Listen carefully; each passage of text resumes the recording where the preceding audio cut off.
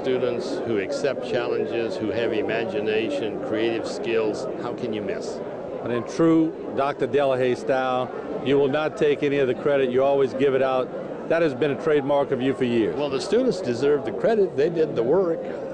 All I did was nudge them here and there. On a light note, when me and Tim Hemel were in the back of the class playing around with his watch and all, and I thought for years you never knew we were cutting up back then until recently you told someone that we used to play around with this watch with music on it. You really knew everything that was going on in your class. Usually I did, and the best writing you ever did was when I had you do a word portrait of Tim Hemel. It was fantastic. In fact, I used that as a teaching tool for quite a number of years. Well, thank you. It's a compliment, and thank you for the years that you put in and for all of the times you stayed on us with that red ink pen to make sure that we got the message.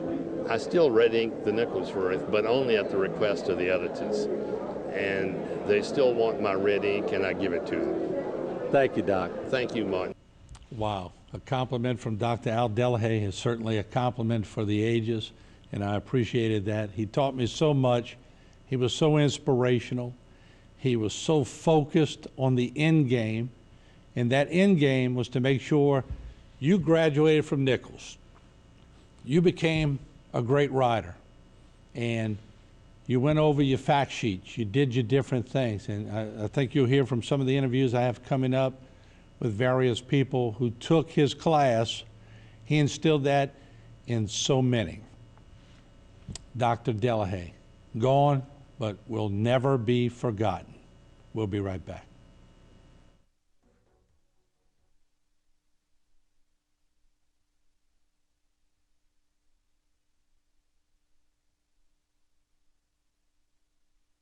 The all-new 2022 Mitsubishi Outlander at Barker Mitsubishi.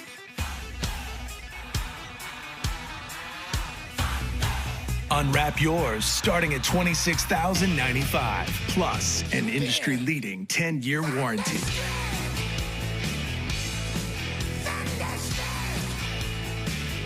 The year-end sales event at Barker Mitsubishi. Get thunderstruck. Drop Shipping and Crating Pros is a highly versatile company that will ship any size, any weight, anywhere. Drop Shipping and Crating Pros is a full-service logistics provider focused on expert packing, crating, and transportation solutions. The local oil and gas industry utilizes our professional crating and shipping services that support their offshore and international needs. Drop Shipping and Crating Pros is authorized and recognized to construct shipping crates built for exports. Drop Shipping and Crating Pros, now at our new location at Capitol Boulevard. Was your business interrupted by Hurricane Ida? You may be entitled to compensation. Insurance companies may try to pay you much less than your losses, or even deny your claim altogether. St. Martin and Bork and Hoffa's Duvall are partnering together to fight for your fair payout. Go to myidaclaim.com for your free case review today. Never give up because your insurance company has denied your claim, and never accept a lowball offer. Let St. Martin and Bork and Hoffa's Duvall help you weather the storm. Visit myidaclaim.com today. Domestic violence is daunting, and the psychological effects can do enduring damage. Obviously, all abuse needs to end. But how? The Terrebonne Parish District Attorney's Office is dedicated to ending domestic violence and helping those who have already experienced it. Our office supports many programs that educate and adjudicate abuse towards women. If you are a victim of abuse, call the Terrebonne Parish District Attorney's Office at 873-6500. West Park Climate Controlled Self-Storage is a state-of-the-art storage facility with clean, convenient, and secured climate-controlled storage. Open 7 days a week with professional storage counselors to assist with all of your storage needs. I'm Tammy. Come see us at West Park Storage for all your packing and storage needs. Hi, I'm Kelly. We also have parking for RVs, boats, and cars with 24-hour access. Hi, I'm Tricia, the manager of West Park Storage, and we would like to thank you for 16 years of great service, and we hope to provide many, many more. HTV, bringing you local news and sports for over 36 years. From tragic events to heartwarming stories from the community, sports from the regular season and into the playoffs. We were there each time COVID struck. And when Hurricane Ida devastated the area, HTV was there before and after the storm, bringing you live storm track updates and coverage of the aftermath. When other news outlets left, HTV was there, helping those in need. So for your news, Stick with the ones you know, the ones that know you.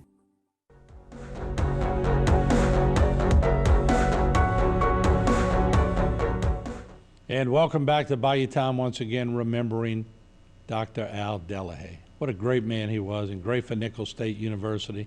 And we're joined now by Dr. James Stewart. There you see Dr. Stewart, department head, professor of mass communications at Nicholls State University. And Dr. Stewart, first of all, welcome to the program. Good seeing you under tough circumstances because, as you well know, being in your position at Nicholls State University, Dr. Delahaye was one of a kind, and certainly sad to see him depart us here on earth. Yes, it's tough for all of us who knew him. He was close to so many people, and in making the phone calls after his passing, you just realize how many people that he came in contact with. He had a profound impact on their lives. Yeah, you know, and just knowing how colorful he was, but at the same time, he was so structured. And we often talked, I was looking at an old interview I did with him when he was honored by you all at Nicholls State University. And he was so matter of fact about being honored. And that's the Dr. Delahaye that we all came to love, because he just was out there doing his job. His job was very serious. He didn't let politics get involved in his job. He did it very straight. When you went to his class, he allowed you to clown around a little bit, which I have to admit I did a little bit. But when it was time to get in line, you better get in line, because that red pen was going to be all over the paper. So he had a way of teaching, but he got his point across. Yes, he did. And you mentioned that dinner, and I remember very well you being there.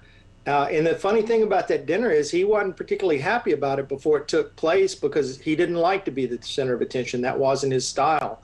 But when the event took place and all of his former students had shown up, and they had the opportunity to tell him what he meant to them in their lives, he was just thrilled. I mean, that was a huge, essentially, well, for lack of a better description, a family reunion of all the people who had some sort of connection with him, and that was a great, great evening. You know, as soon as I got the message from Dr. Clune via yourself, I called Tim Hemel, who sort of grown up in the St. Mary area, and he was a student with me. We met at Nicholls, and we became great friends, and Tim, of course, played baseball. And I never forget, me and Tim would always sit in the back, and Tim had one of those new fancy watches at the time where you hit a button and it would play music, and we'd always have the class in stitches, not knowing that Dr. Delahaye all along could hear it. We just thought he was hard of hearing, and the class would laugh, and Dr. Delahaye would keep teaching and never acknowledge the fact that we were even cutting up in the class. Years later, I interviewed him, and he brought that up. He said, what's Tim Hemel doing now, and does he still have that watch that y'all used to play the music on every day? And it was at that point that I said, Dr. Delahaye, you heard that? He goes, I heard it every day. He said, but I was not going to give y'all the credit to stop the class, and I was not even going to give y'all the acknowledgement that y'all were cutting up in the class. He would have been a great poker player, right? Oh, he would have been. I mean, just two quick stories is that, first off, I knew him for years before I realized he was a Marine. And, you know, as I got to know him as an adult after school, you know, he was very proud of his service and did some amazing things while he was in it. His occupation in the military was listed as combat correspondent. Now, he never went overseas, but he did a lot of public relations work with the Marine Corps. And he got to meet people like Robert Mitchum and other, you know, famous people in Hollywood. But you wouldn't have known that from meeting him the first time, because we knew him as the guy in the coat and the tie who was talking about the AP style rules and, you know, was talking about opera and things of, I guess for lack of a better description, genteel nature. But he was very proud of his service. And the other thing is, he and some buddies of his went to Moscow during the height of the Cold War when Nixon was having a meeting with Khrushchev in what's called the kitchen debate. And he was there with some other people who were guests of the U.S. Embassy for the event of an exposition opening. And as the event was closing down, and people were leaving. He reached over there and swiped 2 of the glasses that Nixon and Khrushchev had been using for toast, and he kept those things for years. So yeah, there were a lot of things about him that you may not guess just meeting him for the first time. You know, and he was just one of those professors that, I'm not going to use the word different, although he was different. He was very focused on what he was teaching. He was very steadfast on what he was teaching, but he wasn't overbearing to where he walked into class and you were intimidated. He once again allowed you to cut up, and when it was time to corral you and get you focused, you knew when those papers were coming out after you had written the story and he was passing them out, you knew you were going to see a little red ink on those papers. And as you got better, you saw less and less red ink, which means you were progressing. He was all about progression. Yes, he was. And, you know, I think my story is fairly typical in that, you know, when I got to Nichols as a freshman, on paper, I don't think I was impressing anybody. But he tracked me down one afternoon at the ROTC building and hand-delivered an application to me for a scholarship.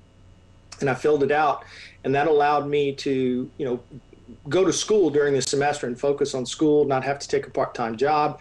And then going forward, you know, he helped me at every stage of my career. And I know he's kept in contact with you and other of his students, and, you know, that he was always there for advice and,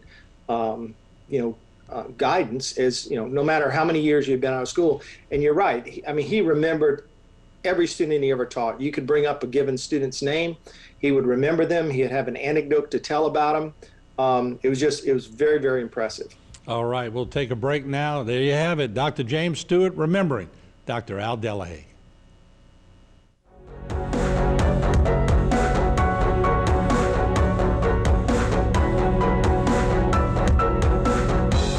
Sharing a little holiday joy starts with arriving in good spirits. The energizing Mazda CX-5, beautifully designed signature interior, and the refined performance of available iActive all-wheel drive. Find yours during the season of inspiration. And right now, get 0.9% for 36 months on a new Mazda CX-5 or Mazda CX-9 at Parker Mazda in Homa, or shop us online at parkermazda.com. If you are suffering from chronic cough, bronchitis, reactive airway, or persistent asthma that's difficult to control, or diagnosed with COPD, please listen carefully. You may be suffering from allergy sinus bronchial asthma syndrome. For as we now know that undetected or uncontrolled infection in the upper airway can affect the lower respiratory tract. If this is happening to you, please call us for an evaluation. Broussard Dove handles business and residential hurricane claims. We have over 14 years experience dealing with insurance claims for hurricanes with proven results. We handled hurricane claims before Hurricane Ida and will be here for years to come after. We've recovered millions for business owners and homeowners.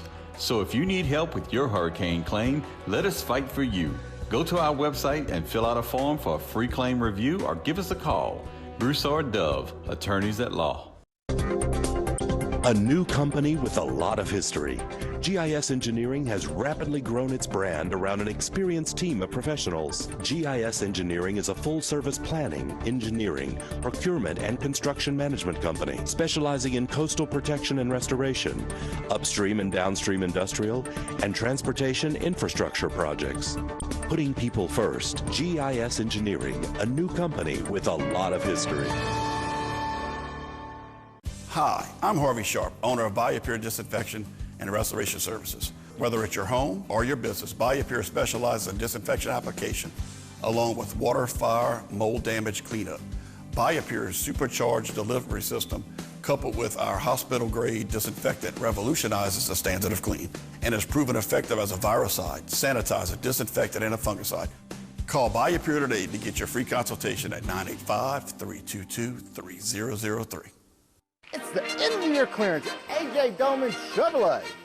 The 22s are rolling in, and it's your chance to save thousands on our remaining 21s, as well as our huge selection of certified pre-owned cars and trucks. Also get an additional $500 red tag bonus cash on most new Chevrolets. Santa says we can hook you up. Bad credit, no credit, we can help. We say yes when others say no. A.J. Doman Chevrolet at the foot of the Morgan City Bridge in Berwick.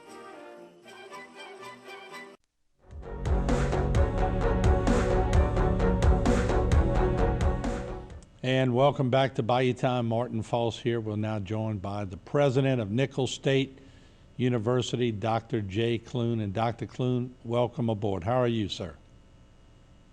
Thank you, Martin. I'm doing well.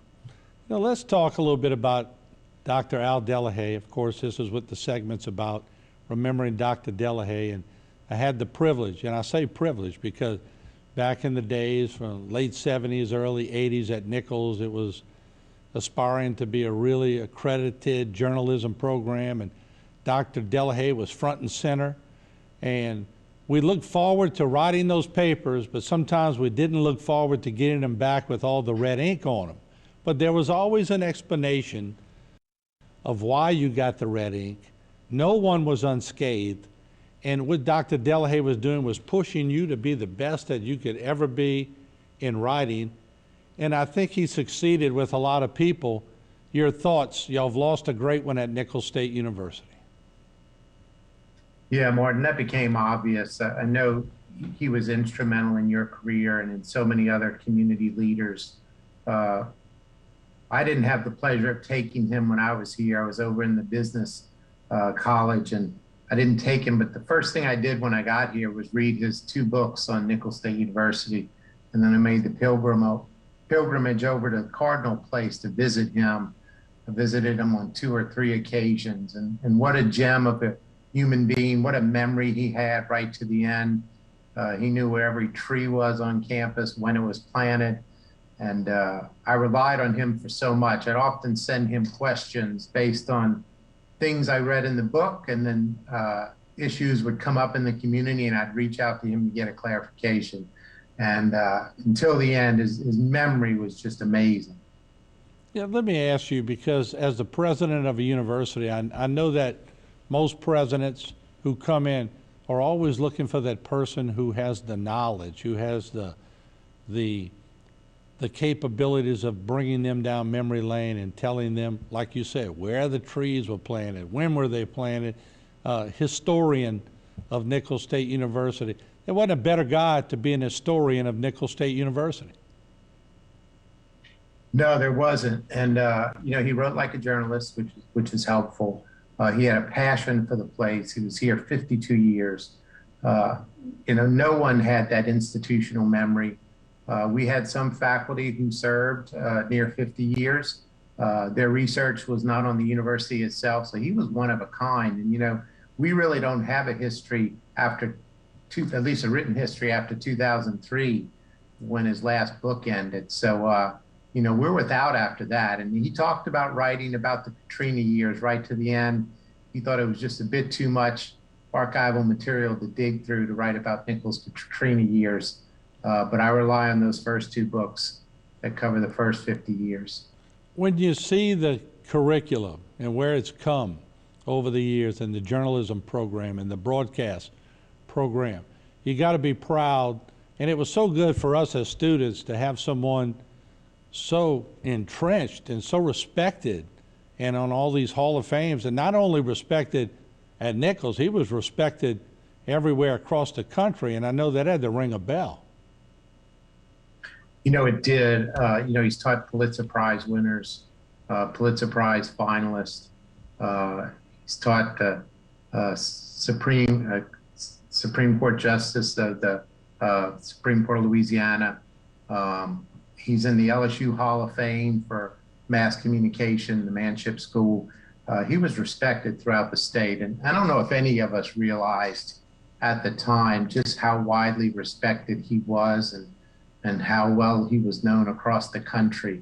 But watching the memorials pour out from people, I know you're going to have Ken Wells on later. Justice Weimer wrote me that morning as well. Just remarkable the number of lives he touched across the country and the impact he had, not only in South Louisiana, but on the nation as a whole. Something that just occurred to me while I'm talking with you, Dr. Clune, is the fact that Dr. Al Delahaye was Facebook before Facebook was invented. He was the networker. He was the one that, Martin, have you heard from Jackie Bauer? Have you heard from Tim Hemel? Have you heard from Floyd Benoit? And he would take that and talk to others. He was constantly networking. He was. You know, he remembered everyone too. He would often tell me when I'd visit, he'd say, you know, I'm a little slow, my memory's a little slow, which meant it took him about 15 seconds to remember someone from 35 years ago. And he knew not only their name, but what they were doing at the time and the last time he talked to them. You know, they're just these remarkable individuals you have as instructors. You know, all of us have one or two in a lifetime, and I think for a lot of people that was the one in a lifetime. Well, certainly, Dr. Clune, we appreciate you joining us, and for the respect that Nicholls State University not only got from Dr. Al Delahaye, but they gave to Dr. Delahaye. We appreciate the fact that y'all did and continue to give him respect. And of course, when he was honored real quick in 2009 as we closed, he really didn't want to be honored. No, he doesn't like that. Yeah, exactly. So thank you, Dr. Clune. We appreciate it. It's a sad moment, but anyone who's ever gone through Dr. Delahaye's classes and who lives in the medium that we're all in, we appreciate the fact that we had Dr. Al Delahaye. Absolutely. All right. Thank you, Martin. Thank you, Doc. All right, there you have it, Dr. Jay Clune. We'll take a break. We have a lot more here on Bayou Time, but we wanted to spend some good time today remembering Dr. Delahaye for all the good that he did. And even if people didn't pick newspaper or TV as their profession, they still were much better off along the way. We'll be right back.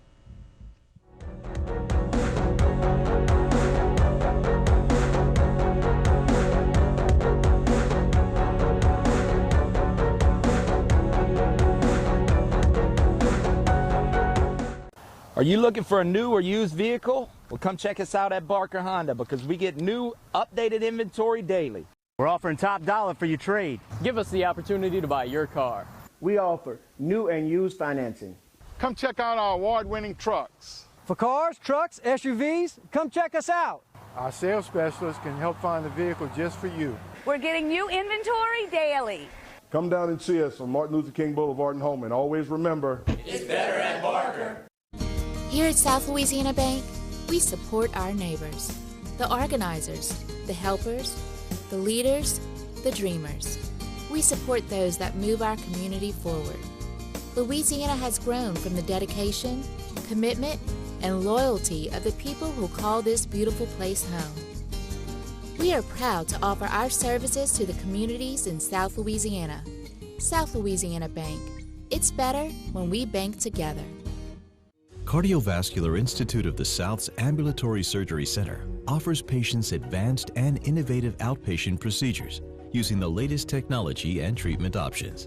The first of its kind in the region, this center provides our patients and their families with high-quality care in a convenient, comfortable, and safe environment at a lower cost.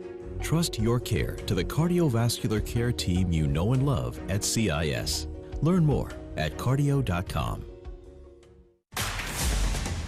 Welcome back. We've missed you.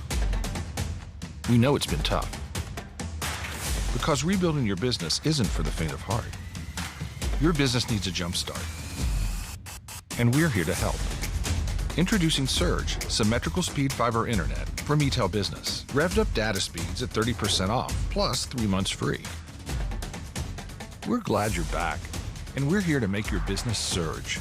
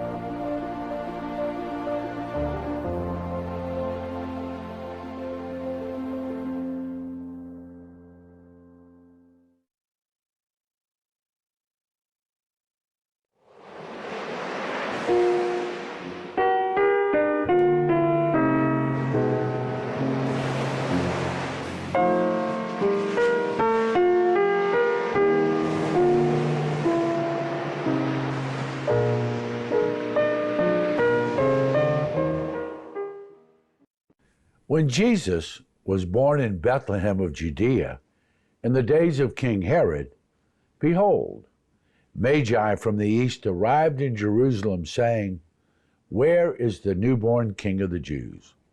We saw his star at its rising, and have come to do him homage."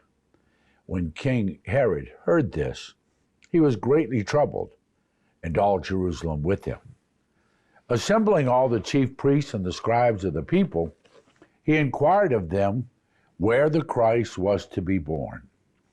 They said to him, "In Bethlehem of Judea, for thus it has been written through the prophets, and you, Bethlehem, land of Judah, are by no means least among the rulers of Judah, since from you shall come a ruler who is to shepherd my people Israel." Then Herod called the Magi secretly, and ascertained from them the time of the star's appearance. He sent them to Bethlehem and said, "Go and search diligently for the child. When you found him, bring me word, that I too may go and do him homage."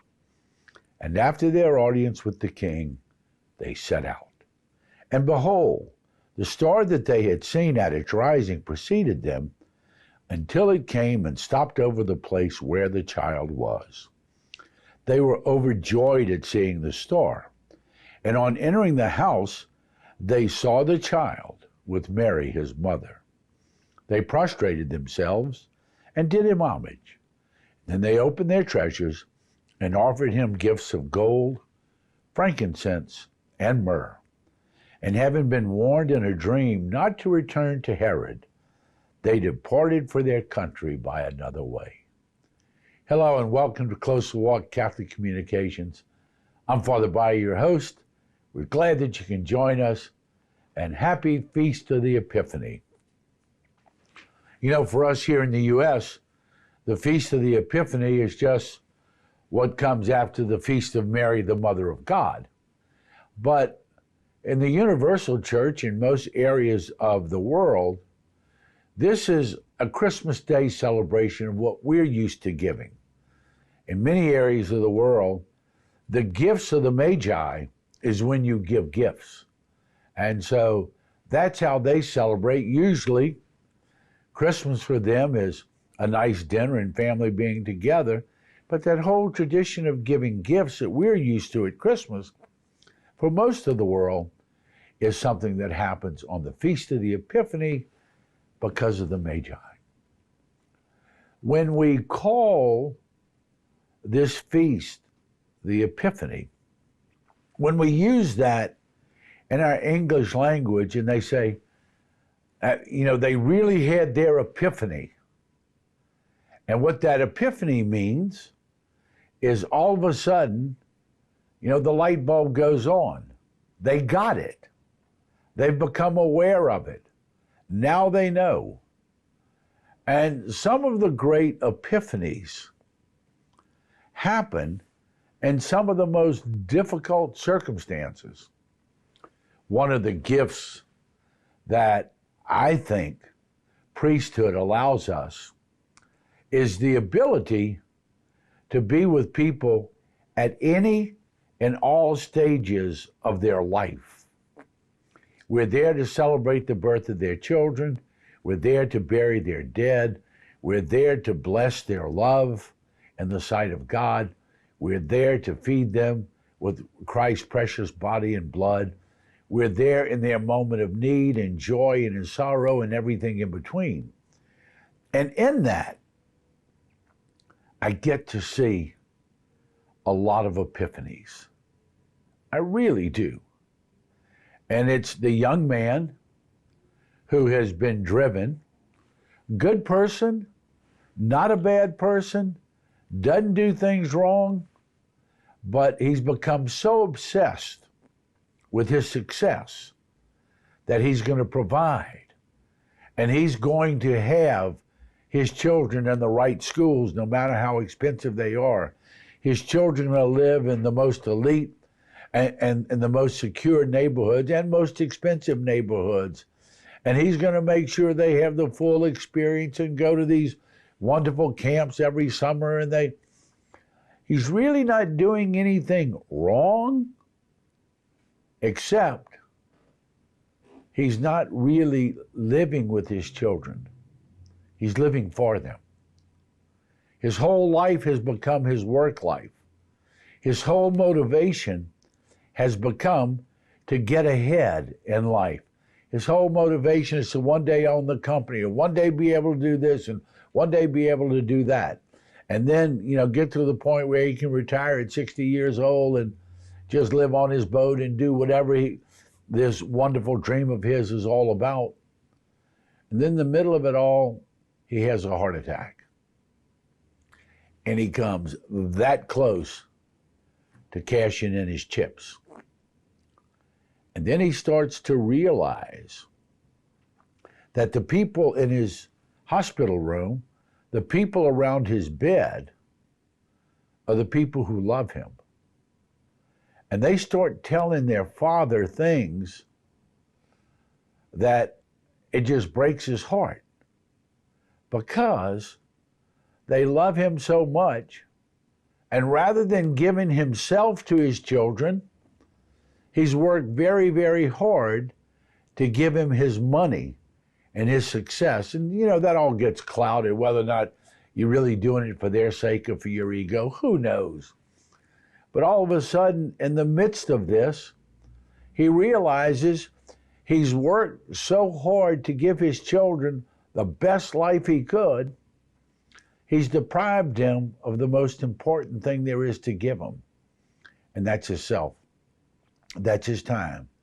That's his attention. He was always working when there were ball games and there were dance recitals and there were coming home from camp. He was always busy, not doing the wrong thing, working hard so that I can afford this for you. But the kids didn't want his money. They wanted him. They wanted him to be part of their life. And that moment, flat on his back, where he's not really sure how much damage has been done and what kind of life he's going to have, the epiphany takes place. I've forgotten what's really important. And my eyes have now been opened. I see that I've been too busy to go to Mass because I've always got this, that, and the other. And Sunday's my only day to relax, and I work hard from can to can't 6 days a week. He's all of a sudden realized, he's had that epiphany. He's realized what's important. One of the things that I've been blessed to be part of in many people's lives is what they call 12-step recovery work. And as you go through the steps of recovery, there is a fourth step that people take. And the fourth step is in the midst of your using or abusing, whatever you've been doing, to take a fearless moral inventory. In other words, you got to sit down and you got to write it all out. You got to say just how disgusting and just how terrible you've been, more often than not, to the people you love the most. How much you've stolen from them, how much you've lied to them, how much you've abused their good nature and the love that they have for you, thinking they were helping. All the time you were gaming them and taking advantage of them. And they thought they were going to go this one more extra step to do it for you because you were going to catch on and realize how much they love you and not take advantage of their love or their good nature. And then the fifth step is to tell another human being. In the Catholic world, we call that the sacrament of reconciliation. We call that confession. We call that coming back to God with our hearts that have been hardened, now purified, now understanding.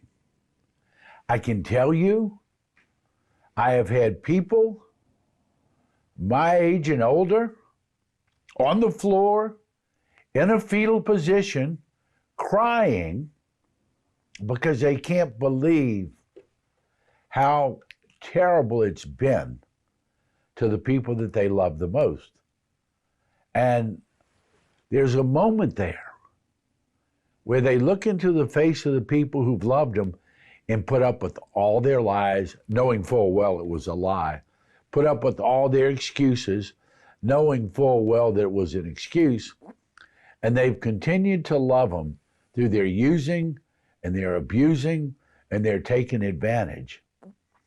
And that moment that they realize that someone has loved me enough in spite of myself, in spite of my lies, in spite of my dishonesty, in spite of my abuse of them, they continue to love me.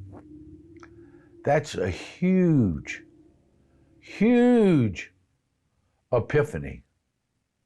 A light goes on that when they realize that these people love them more than this drug, drink, whatever the addiction is, cares or give two hoots in hell about them. That's when the epiphany takes place. The sad reality is more often than not, people have to either go through tragedy, near death, or hit rock bottom before the epiphany takes place. And the beauty of our celebration is what we saw with the wise men. Once you come to see Jesus face to face, your life will never be the same. And that's what we really celebrate. What we read in today's gospel is that once they saw Mary and the child, they didn't go back to Herod. They changed their route. Their life was never to be the same once you come to see Jesus. And for those of you who are products of 12-step recovery, you know that the first step is to admit, without Jesus, I'm powerless. You call it a higher power. We call it God. And when you get to see the face of God, your life is changed. And there is a really big difference between having religious practices and being able to see the face of God. And that's what the Epiphany invites us to. Once we not only know the prayers and the songs, but once we actually see God, we're going to do things a completely different way.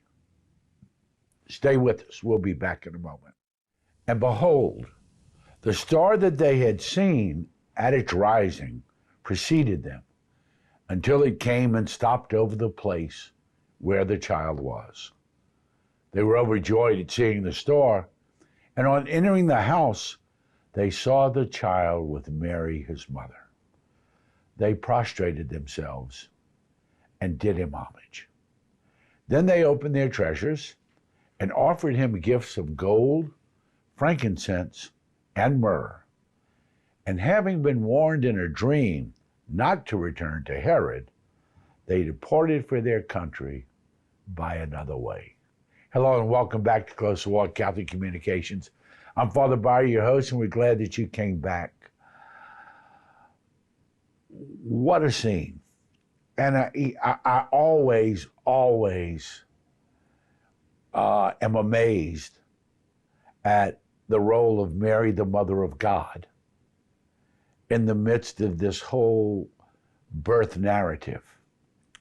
Now, we understand that the angel Gabriel appeared to Mary and told her she was going to give birth. You shall call him Emmanuel, a name which means God is with us, and upon whom the rise and fall of many will come to rest. Boom. End of communique. Then Joseph, not real sure about this. The angel of the Lord appears to Joseph and says, take Mary as your wife, for the child within her. Boom. End of communique. Now here they are. They've given birth, as most poor people would, just in, a safe place out of the weather, which happened to be a stable. And they're rejoicing in the birth. And here comes these wise men. Scripture scholars tell us that they were probably the early astrologers. They were the ones who could look and say, it's going to rain, there's wind, it's going to be hot, it's going to be cold, whatever. And so they were considered wise men because they didn't have Doppler effect weather in those days, okay? And so because of their wisdom of the skies and their observance of the skies is what brought them to search for the star. And now they come and they bring gifts of gold, frankincense, and myrrh. Well, what am I supposed to do with this? Is this my reward for being faithful? Are you giving this to me so that, but because now, somehow God sent you to pay me back for saying yes to the angel Gabriel? And do you take the baby? Is he some child king? She doesn't know the answer to any of that. But she knows that people like her never had gold, frankincense, and myrrh. And so there's great confusion. And then you start to understand by the gifts the purpose of this salvation event, who this person was, and how it's going to end. The gold was the stuff only for kings. People didn't walk around with a wedding band made of gold in those days. Only kings were allowed to have anything associated with gold. Frankincense, it was incense. It was what they burned in the temple as an offering to God. People didn't, like we did in the 60s, have incense to cover up the smell of stuff, okay? I mean, this was only for temples where you burned incense. And that incense, my prayer, like incense, rising to the gods. So I've been given stuff for a king. I've been given stuff for a god. And then they gave myrrh. And quite simply, myrrh was a type of balm that you put on a dead body to keep the smell down until you actually did the burial. That's what it was. Myrrh was for the preparation for the dead before burial. And now they've got it. They knew he was the King of Kings. They knew he was the Son of God. And they knew he was going to die for his people. And that was the gifts of the Magi. So it wasn't just recognizing where the star came to stop. It was recognizing who he was and what he would do for us. And many years ago, Dr. Martin Luther King had a quote. He said, unless a man has something he's willing to die for, then perhaps that man has no reason to live. I think it's a prophetic quote. We've seen that through the history of our country as you visit cemeteries around the world of people who died in various wars for us, for our freedoms, for our liberties. If I were to go out and ask you sitting there at home, What are you willing to die for? If you had to give up your life, who would you give up your life for? Or what would you give up your life for? I'm going to venture to say, outside of my children and my family, there are probably not a whole lot of answers out there. And most people have said, you know what? If it's me or my child, take me in a heartbeat. You ever seen these commercials for these children's hospitals? And the kids have cancer, and they brought their child to this hospital, and the parents are trying to talk on camera about what it means for their child to have been there, and you want to cry with them because you see just how important it is for these people to be able to have a place to go, to change and to save their child's life, and how just, everything else stops in your world. I'm here for my child. And, I'll find a way to work. I'll find a way to do whatever I need to do. But right now, the most important thing is my child. And I get a little emotional with the parents when I can't imagine being a parent and thinking my child has a disease that's going to cut their life way too short. I have been in emergency rooms in the wee hours of the morning after a tragic accident with the family, and the child's in surgery, and they know there's been head trauma, and they know there's been internal damage, and they're not going to know the answer until they get in their surgery and see exactly how much has happened and what we can do and what we can't do. And I've been there with parents who say, take me. I've lived my life. Let my child live. They know it doesn't work that way. But at that moment, faced with the possibility of burying their child, they are as serious as they can be when they offer to give up their life for their child. No ifs, ands, and buts about it. They would do it.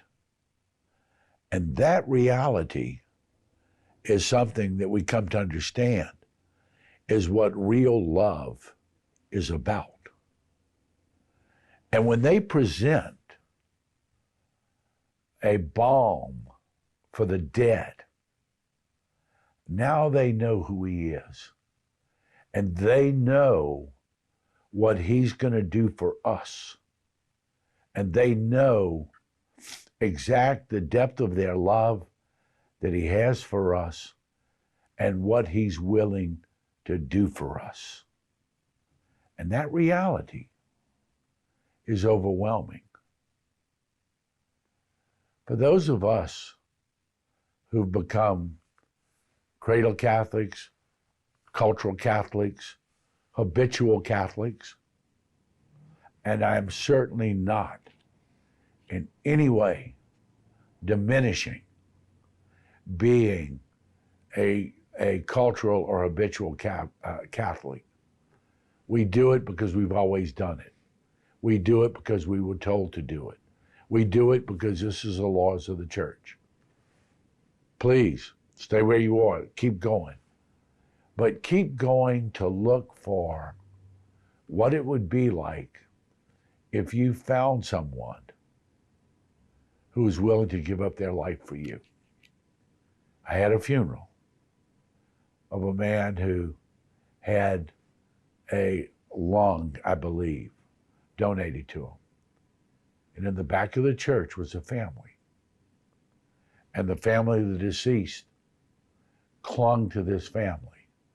I didn't know what was going on. I didn't know the history. But come to find out, this family in the back, their 19-year-old son was in a car accident. And they donated his lung. And this man lived for another 20 years to be with his family because of the lung he was donated.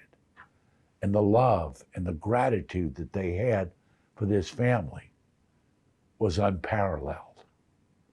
And if we ever understand truly what our Lord was willing to do for us, there should be nothing that we wouldn't do out of love for him. And now I would like to conclude with dedicating this show to someone that I love who's been a great influence in my life. In third grade, I had a teacher by the name of, well, she was Mickey London at the time. She got married when we were in third grade, and she invited us to her wedding, and she became Mickey Kaplinger. And she moved on, moved to New Orleans, and when the founder of this show had died, they were in search of a new on-air personality, and Mickey brought him to me. Mickey died right before Christmas this year, and I want everyone to know that Mickey Kaplinger was a wonderful, wonderful lady who was a tremendous influence in my life. Godspeed, Mickey. Thank you for being with us, and may each day bring you closer in your walk with the Lord. God bless.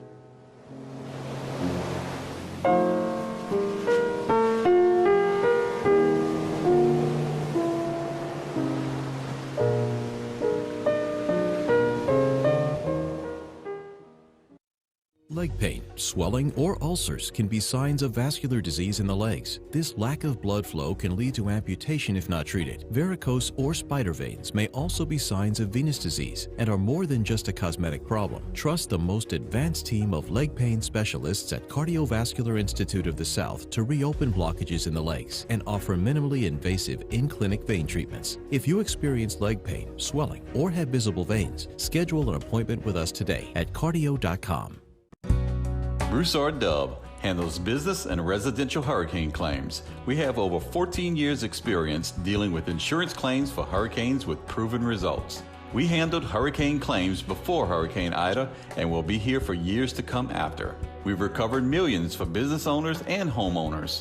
So if you need help with your hurricane claim, let us fight for you. Go to our website and fill out a form for a free claim review or give us a call. Broussard Dove, attorneys at law. Welcome back. We've missed you. We know it's been tough. Because rebuilding your business isn't for the faint of heart. Your business needs a jump start. And we're here to help. Introducing Surge, symmetrical speed fiber internet from eTel Business. Revved up data speeds at 30% off, plus 3 months free. We're glad you're back, and we're here to make your business surge. Sea-Level Construction provides turnkey services for the heavy civil construction industry. Working in the industrial and municipal markets, the Sea-Level team performs a range of services such as pile driving, drilled deep foundations, structural steel fabrication, structural concrete, marine construction, and site work development. Sea-Level also has a marine yard in Houma called Eagle Dry Dock and Marine Services that offers services for the marine transportation and construction industries. Call Sea-Level Construction today to set the foundations for your next big project. For years, Tony Alford and Priscilla Larpenter have been the foundation of what is now Alford & Associates. Their passion and vision have been embedded company-wide. It's about making sure that our community is strong and protected for the next generation. I have such respect and pride for our company, and I'm excited to bring new and innovative ideas to our clients. It's quite simple. It's the mindset of our organization to protect you from life's hardships. Your benefits are our business. At Big Wheels Travel Center, the fun and excitement are just around the corner in Bayou Blue. Big Wheels is open 24 hours a day and features 24-hour security, clean restrooms, and a wide selection of beer, soft drinks, and chips for all your needs. While you're there, visit the casino for daily cash prizes and drink specials 7 days a week. You'll get the feeling as if you're in a lush Vegas-style casino. Big Wheels also has one of the largest subways in the area. So stop by Big Wheels Travel Center, where everyone's a winner. Bayou Time Sports is brought to you by Terrible General Health Systems Community Sports Institute in conjunction with Barker Honda.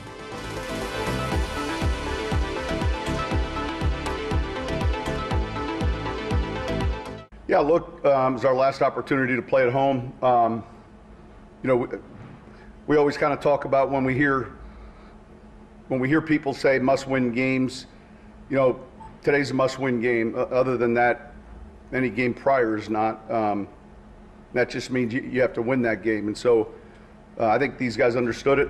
It was a good win. It was a good win to get.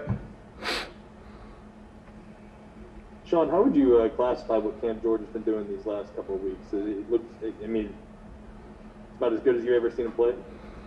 Oh, listen, he's played well for a long time here, so it'd be hard to give it one of those evers, but he's certainly playing awfully well, and it's been important to how we play defensively. It's been important to how we play as a team, so it's impressive.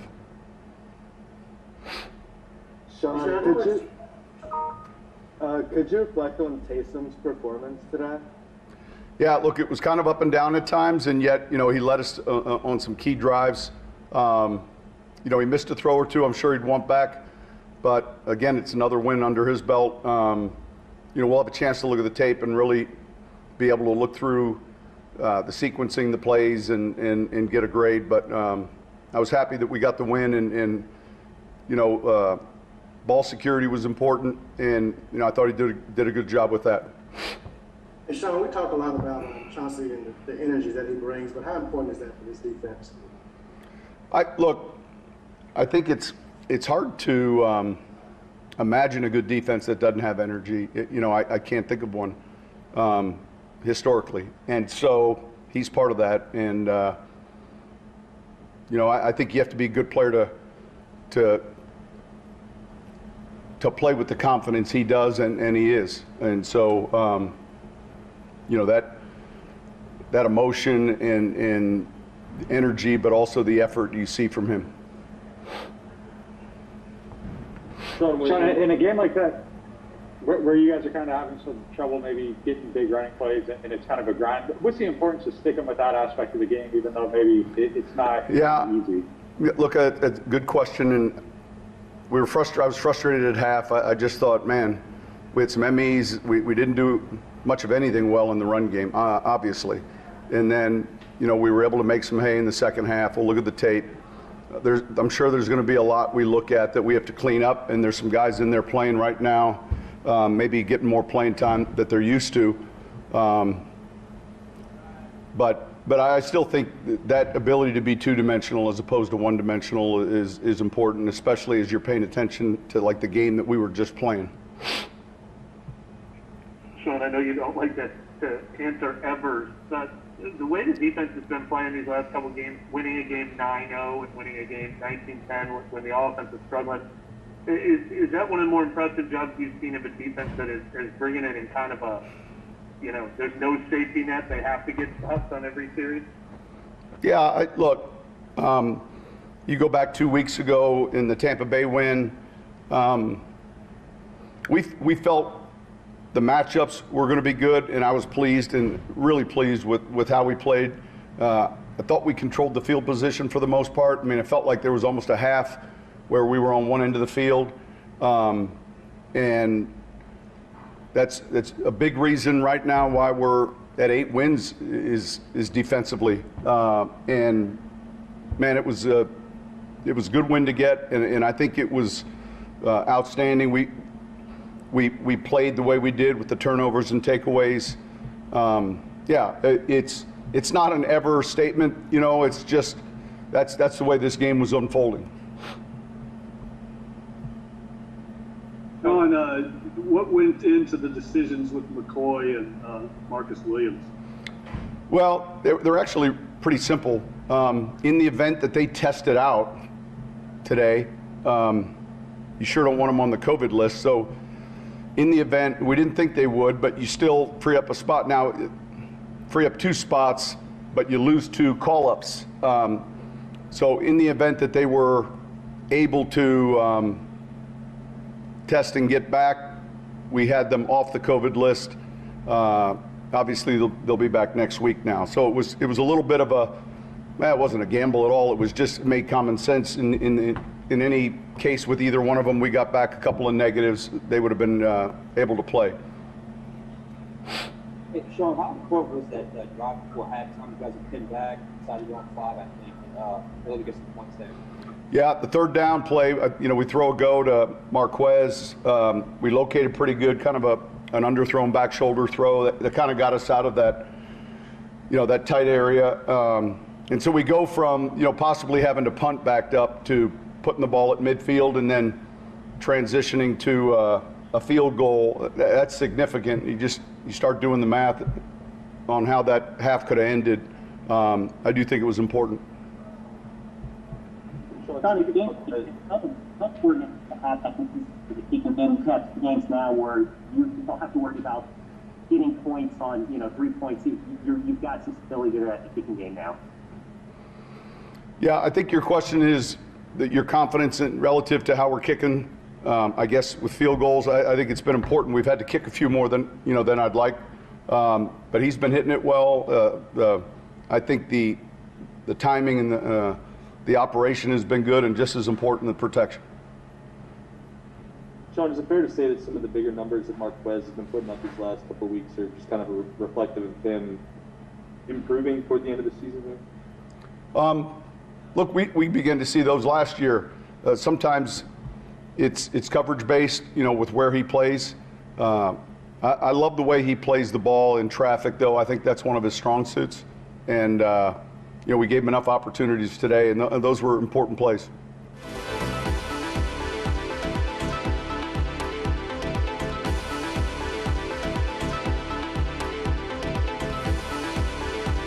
Are you looking for a new or used vehicle? Well, come check us out at Barker Honda because we get new, updated inventory daily. We're offering top dollar for your trade. Give us the opportunity to buy your car. We offer new and used financing. Come check out our award-winning trucks. For cars, trucks, SUVs, come check us out. Our sales specialists can help find the vehicle just for you. We're getting new inventory daily. Come down and see us on Martin Luther King Boulevard in Holman. Always remember, it's better at Barker. Here at South Louisiana Bank, we support our neighbors, the organizers, the helpers, the leaders, the dreamers. We support those that move our community forward. Louisiana has grown from the dedication, commitment, and loyalty of the people who call this beautiful place home. We are proud to offer our services to the communities in South Louisiana. South Louisiana Bank. It's better when we bank together.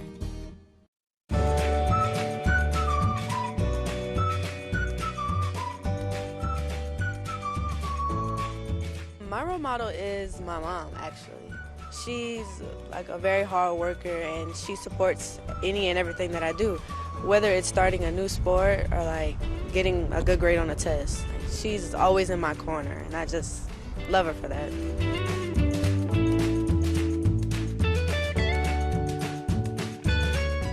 Hi, I'm Harvey Sharp, owner of BioPure Disinfection and Restoration Services. Whether it's your home or your business, BioPure specializes in disinfection application, along with water, fire, mold damage cleanup. BioPure's supercharged delivery system, coupled with our hospital-grade disinfectant, revolutionizes the standard of clean and is proven effective as a virucide, sanitizer, disinfectant, and a fungicide. Call BioPure today to get your free consultation at 985-322-3003. If your child is suffering from recurrent croupy cough, bronchitis, reactive airway, or persistent asthma that's difficult to control, please listen carefully. Your child may be suffering from adenoid sinus bronchial asthma syndrome, as we now know that undetected or uncontrolled infection in the upper airway can affect the lower respiratory tract. If this is happening to your child, please call us for an evaluation. I feel so overwhelmed. Being a mom, wife, employee, and now a teacher is exhausting. How do I keep my family safe from everything going on in the world? Do any of these thoughts sound familiar to you? If so, you are not alone. The South Central Louisiana Human Services Authority offers support, counseling, and treatment geared at helping you where you are right now in the midst of this pandemic and your own personal crisis. The South Central Louisiana Human Services Authority, helping people, changing lives. Bayou Time Sports is brought to you by Terrible General Health Systems Community Sports Institute in conjunction with Barker Honda.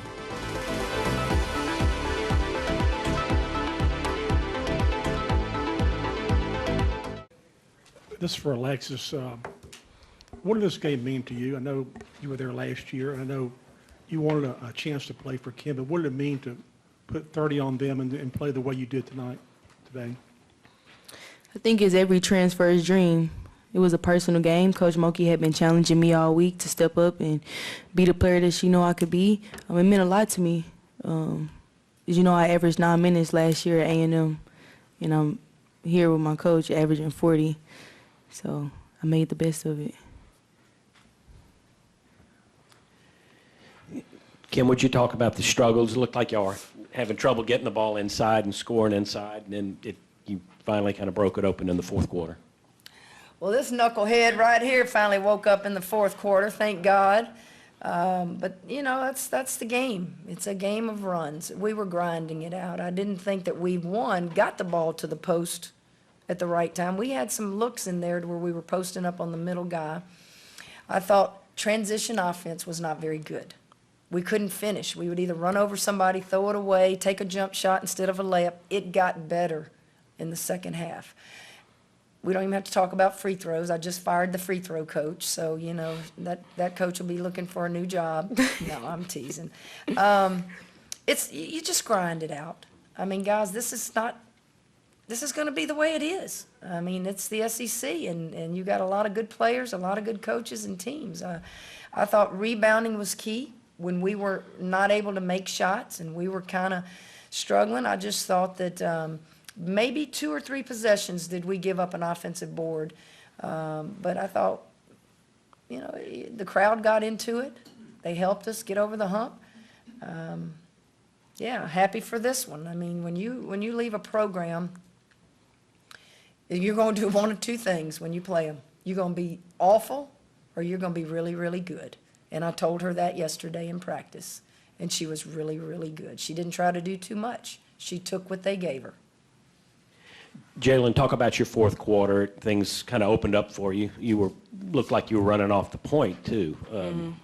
How did that go for you? I just knew I had to do something to help my team. Points weren't coming for me in the first quarter. I was down on myself, but I shook everything off and got back what the team needed me to do. And I know Lex was hitting threes, KP was hitting threes. They was all just scoring. So I took into the role of kind of facilitating until I got going. So, Coach, they entered the game shooting over 40% for the year from 3. Great backcourt players. Just what did you see from y'all's defense and how y'all defended the 3 and how y'all defended their backcourt? Well, defending the 3 has not been something, I shouldn't say that. The Florida Gulf Coast game made us look really bad defending the 3. And so our percentages, if you look at stats, we're struggling if you just look at that, but it goes back to that Florida Gulf Coast team. I thought today we did a better job of getting under and up screens. Several times we got hung up on screens and they exposed our post play. But those 3 guys can shoot it with the best in the country. I'll say this, our speed and our quickness and our hands, we have quick hands, will always allow us to be able to defend people no matter what their size is on the 3. It's, you know, just size doesn't bother us on the perimeter because of the speed and quickness. But I thought we did a pretty decent job. I really did.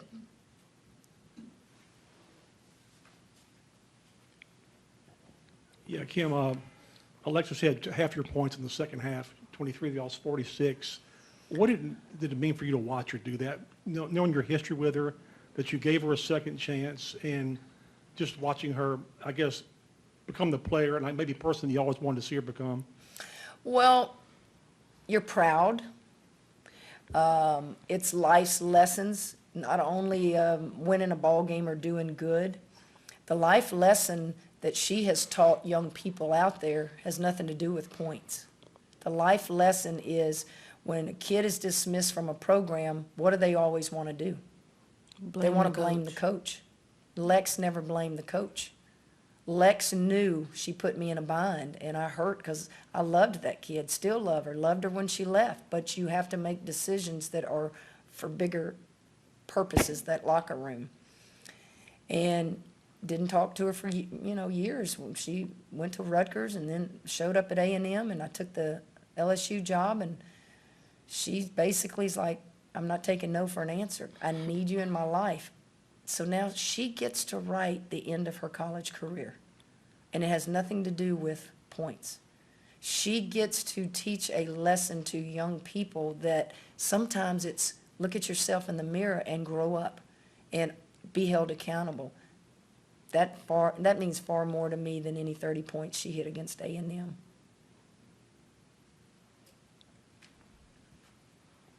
Now, the happiest person in the arena today, I would think, is her mama. Her mama's probably still up there in those Bob Uecker seats, screaming and hollering. So, you know, it's good for mamas and families to see their kids do well. This goes for both the players. Just what was it like playing against their zone, and just kind of how soft they were, not soft, physicality, but just in how they were playing on the perimeter. Just what was that like for you? Well, I would say for me, they was more sagging off into the fourth quarter. So, I mean, we do have to get better at the 2-3 zone and knocking out shots, but in the fourth quarter, I think we handled it pretty well, and we started hitting. So, I think we just started off slow, making slow reads, wasn't penetrating the zone. It's the only way you'll beat a zone. You got to penetrate the gaps and, you know, get into the middle of a zone. I feel like we weren't doing it, so we started hitting some outside shots, and it started opening up for us. It was kind of tough, but we made it tough. Yeah.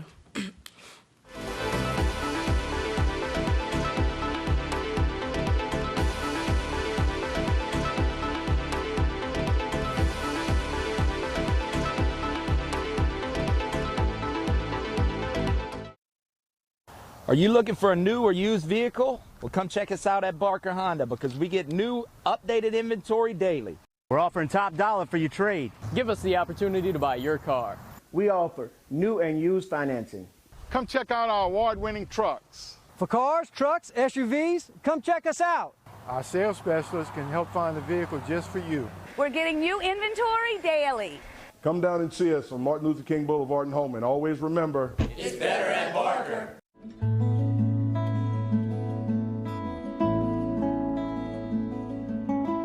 I feel that I'm motivated to do well in school by the hope that I can use that to help others. Of course, I love to be educated for myself, to know great things and move forward in my life, but I feel like at some point I will use that to help and educate others. The plan right now is to attend Harvard to pursue a degree in psychology.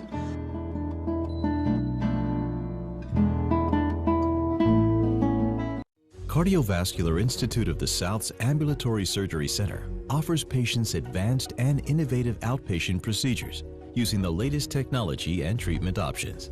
The first of its kind in the region, this center provides our patients and their families with high-quality care in a convenient, comfortable, and safe environment at a lower cost.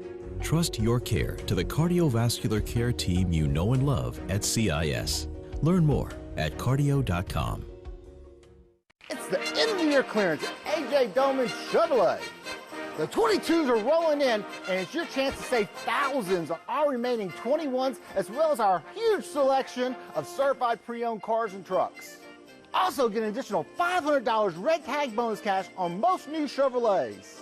Santa says we can hook you up. Bad credit, no credit, we can help. We say yes when others say no. AJ Doman Chevrolet at the foot of the Morgan City Bridge in Berwick. Clean up on aisle 3.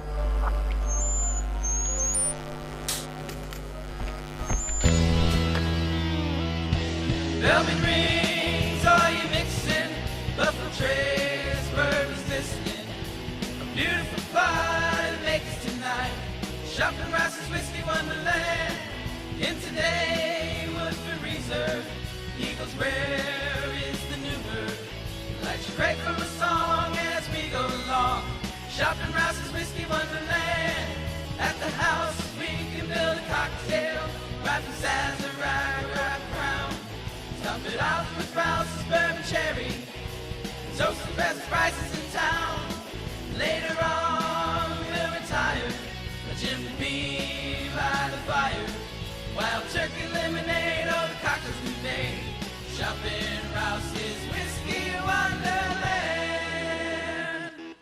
Value Time Sports is brought to you by Terrible General Health System's Community Sports Institute in conjunction with Barker Honda.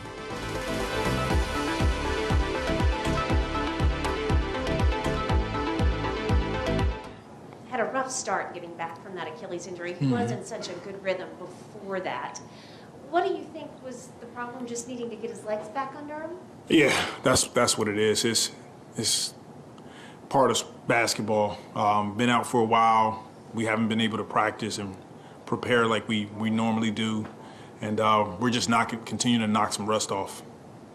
Without getting yourself fined, you were pretty angry at one point, one of the most animated we've seen you towards the end of the fourth one, what seemed like a no call about BI. Is there anything you can tell us about what had you so hot?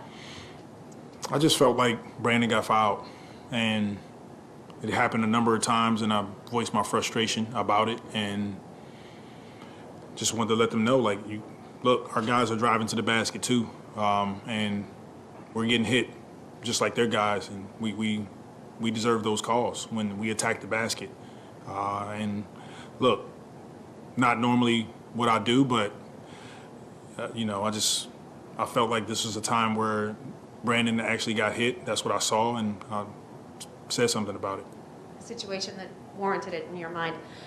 Your bench tonight, I know it wasn't a victory, however, they performed admirably, outscoring the Jazz bench, and the Jazz reserves are a very good unit. Is that some growth that you can build off of there with your younger ones? Yes, most definitely. I thought our bench came in and gave us a huge lift, great energy. They were fighting, they were scrappy, and it's what we needed our guys to do. We're still shuffling lineups right now with guys being out, but I thought for the most part we competed, we played hard. We came up short because we're rusty and we got to make shots against this team. Yeah, I mean, Utah is a team that can really score the ball. Just what do you think about your team's defensive effort tonight? I thought it was solid. Unfortunately, just not enough. They made plays down the stretch, and it's why they're a very good team. They executed, they're well coached, but we fought, we scrapped. It was right there at the end. We just came up a little short. I asked you before the game about that backup point guard situation. What did you kind of see out of Jose in the minutes you gave him tonight? I thought he was good. He came in, he ran the offense. He's a very sound defensive player, got up in the guys, and the Conley and the Mitchell and those guys, Clarkson.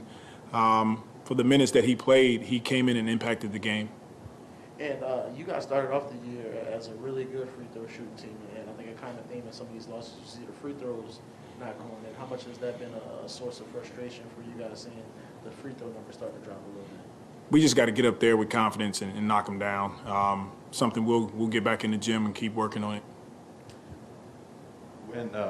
When you were a player, even I guess through your coaching, do you feel like when a coach gets attacked, it can be a moment that the team rallies behind, if it's, I guess, done in a certain way or at a certain moment in a game?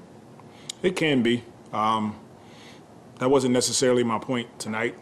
My point was I'm going to take up for our team when I think things aren't fair or things aren't right. I could be wrong, but it looked like Brandon got fouled. And it's only so much that I'm going to sit back and take. And that was a situation where I just let it be known I thought he got fouled. That was it. Coach, against Milwaukee, I think you guys shot a season-high 51 threes. Tonight, you shot 46 of them. Is that by design, or is that just what you guys are basically taking what the defense has given you in those two games? Yeah, Milwaukee is a team that, you can correct me if I'm wrong, but they allow the most three-point field goal attempts. So they do a great job of protecting the paint. And you're going to get open threes, you got to make them. Utah is similar, where they have Gobert down there. You're driving, you're kicking, you're getting open shots, and we got to continue to create quality shots, which I think we're doing, and we got to knock them down. Going back to the backup five spot, I know Willie came in when JP was in foul trouble early. I think that was matchup based, and then allowed you to go to Jackson when they go small. Is that five spot still is it going to be matchup based kind of going forward, or is it was you kind of just going off the feel about who you're getting in there? Yeah, it's more of a feel thing. Jackson matches up well with this team. His ability to switch red screens. If it's Whiteside, it may be a little different, but because he was out, our feel is to play Jackson, and he's been playing well.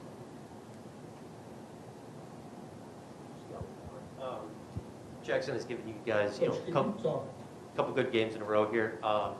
Just what have you seen from him in terms of being able to to string together a couple positive games for you? Yeah, he's coming in with great energy. He's rebounding the ball. He's rim running, all the things that we're asking him to do, and he's making quick decisions offensively, so that's great for us. And then his size and his athleticism allows him to be able to switch on to some perimeter players, and he does a great job of guarding them. Got a Zoom question? Coach, could you talk about the gauntlet that you're in right now, and how important is it from the confidence of the team to get a couple of these games? Yeah, we have some good teams coming in. Our guys are well aware of it, and we've been in a situation before where we've played against good teams on the road at home, and we just have to come out and play our style of basketball. I thought tonight we were just a little off our game. I spoke to the guys in the locker room about it. Everybody's navigating these circumstances in the NBA right now, and we got to continue to grind through it, and we will. Is that still part of the not having as many practices? You think about being off your game in the last 2 weeks that you maybe wanted to do? It's tough. All teams are dealing with it, but the fact of the matter is we had our guys out there. Credit to Utah. They came in and played a great game. We're a little rusty, though.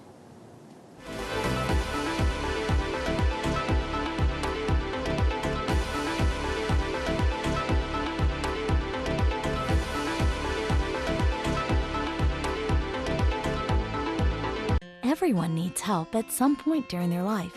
The anxiety and sadness that you may be feeling right now can be conquered with the help of experienced counselors. The South Central Louisiana Human Services Authority call line is standing by right now, ready to assist you.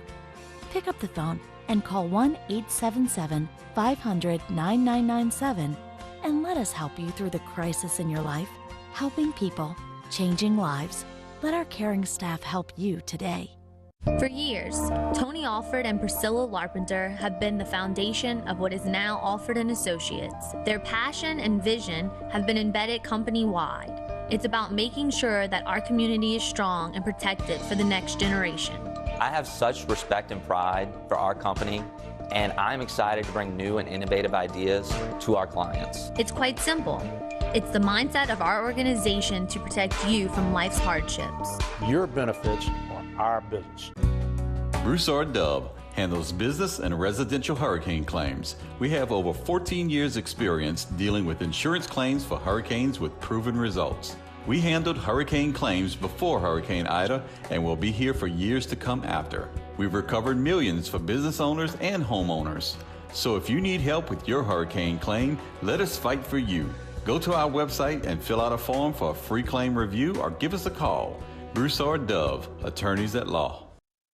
Domestic violence is daunting, and the psychological effects can do enduring damage. Obviously, all abuse needs to end. But how?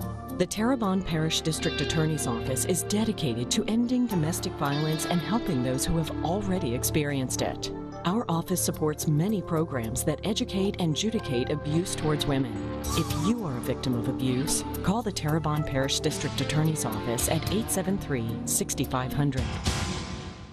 In the aftermath of Hurricane Ida, insurance companies may try to pay you much less than your losses or even deny your claim altogether. St. Martin and Bork and Hoffest of All are partnering together to help you during this difficult time. Our hurricane insurance recovery attorneys will fight for you and your loved ones. Go to myidaclaim.com for your free case review today. Never give up because your insurance company has denied your claim, and never accept a lowball offer. Let St. Martin and Bork and Hoffest of All help you weather the storm. Visit myidaclaim.com today. Save during Kia's Command the Season sales event at Barker Kia. Get 0.9% financing for 60 months on 3 of our most popular models. 2022 Kia K5, Sportage, and Soul at Barker Kia in Homa, or shop online at barkerkia.com.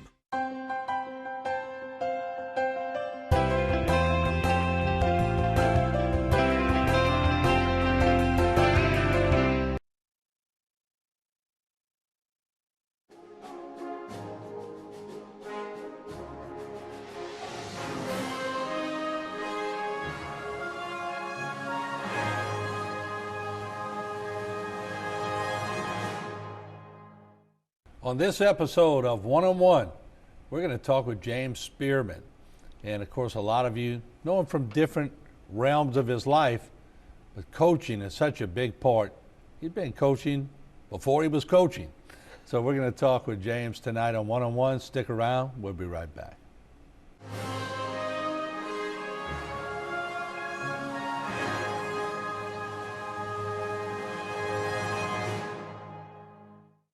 One-on-One is brought to you by the law office of Waits and Downer.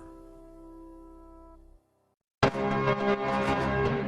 person who's been catastrophically injured is the one who needs experienced help. My grandfather was 100% about compassion for the client, and so am I. And one of the secrets is to always know your case better than your opposing counsel knows his or her case. Helping people, fighting for people. Money can't buy that. Waits and Downer. When you walk in our door, you're part of our family. At Big Wheels Travel Center, the fun and excitement are just around the corner in Bayou Blue.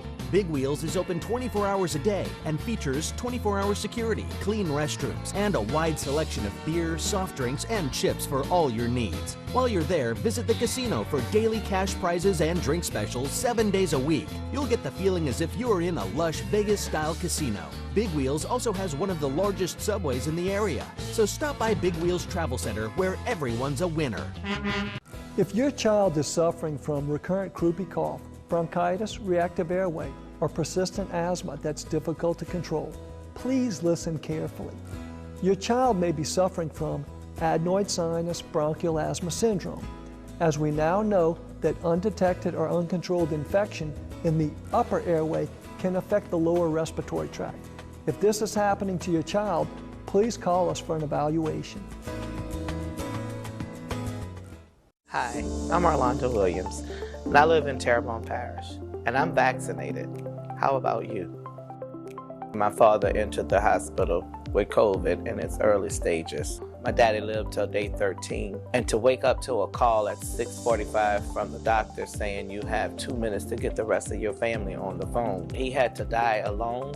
I made it my mission to make sure no other family had to feel this.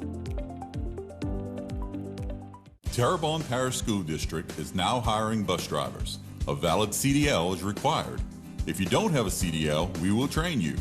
You must be able to pass a medical health exam and a drug test. Salary range is $19,253 to $29,859. Benefits include free health insurance and retirement. Contact the TPSB Transportation Office at 985-876-7400.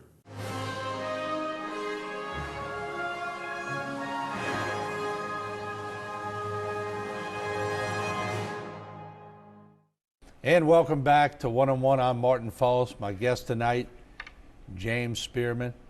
Call him Coach. Coach, good to have you here. Good to be here, Martin. Let's talk. You know, I see you from time to time, and of course, being involved in getting my start in girls softball when we filmed all those dynasties that were taking place at Vanderbilt. You've been involved in coaching and softball and for a long, long time. I think I started in 1983 in Hark. They had 9-year-olds to 15-year-olds competing against on the same team. But where did it all get started? Where were you born? Where are you from? Let's start off there if we could. Well, I was born in Waynesboro, Mississippi, 1956. Eventually moved here with the oil field with my parents and attended South Terrebonne High School. Played sports there. Eventually married Pam Abear, which is now Pam Spearman. She's a nurse. Right. A good one at that, too. Yeah, I like to think so. Yeah. Then after that, we had 2 daughters, one being Heidi Spearman, which is Heidi Rhodes now, and then later on, Carrie Spearman, Carrie Odemall now. And they both were in sports. And before, looking, you were just telling me how your grandchildren are turning double plays early in life now. Yeah, you know, I've got a little granddaughter, Briley Odemall, and 8 years old. She's turned a couple double plays each and every tournament. Won some MVPs, and she's got good coaching right now. She's playing for Brock Landry and Sadie, Gabby Lemaire and my daughter Carrie Odemall. They're a travel team. They just got back from Houston, as a matter of fact. Went to Ruston this year, so they're heading to the World Series next week. Wow. What got you involved? I mean, I sort of knew you. I don't know my first recollection of you. Might have been through your sister Jane. I don't remember. She knew everybody. Right. When did you first have an inclination that, hey, I'm a good athlete, but I also like the coaching part of it? I think when that started was going around playing in men's slow pitch softball, and my daughter, oldest daughter, Heidi, was traveling with us. We'd go to these tournaments, and in between the games, I was always throwing the ball with her. And then eventually it just turned into where she had a competitive streak in her, and so decided that I was going to let her try her hand at softball. So we went to the rec league, and from there it just it took off from there, actually. I saw a need here in Houma for a travel team later on, and so then I eventually formed one. The first one was called the Scorpions. We was together for a couple of years and went up to Chicago, Illinois, won the national championship, and came back, and then we formed a team called the Stacked Deck. That name only lasted briefly because we were a pretty good team, and other coaches would try to get under our skin by saying that we were promoting gambling because we had a deck of cards on the jersey. So to appease everyone, we just changed that name to Louisiana Magic in 1990, I believe, and the rest was history after that. But it inspired me to be there because we started going to these tournaments that we'd get beat bad, and so we decided that we needed to be on that competitive level. We needed to bring in more people. Around what years was that, James, that you really started getting competitive, especially in girls softball? Well, again, it was probably 1987 or 88. We started trying to get competitive. It was 1990 that we decided that we really wanted to get competitive, and that's when we started Louisiana Magic. And then from that point, we just got better and better. We got up to 5 teams. We had a 10 and under all the way up to 18 and unders. I was throwing one of the largest fast pitch softball tournaments in the state and probably in several states. And we'd have what we call a college exposure tournament on the Friday nights. They would come down, we'd put the college coaches up, and ultimately it was to get these girls some exposure to colleges and be able to further their education while playing softball in college. You know, when I was filming Vanderbilt, right after I got out of Nichols, had my first camera. And even before that, I borrowed one from Dr. Gary. Yeah. He had one of those first cameras with the big old VCR. Right. And I would haul it to the Vanderbilt games. And there's Coach Albert. And he had a guy named Mr. Buckmaster who was teaching the girls how to fast pitch. Now, up until this point, nothing against the girls. It hadn't reached them yet.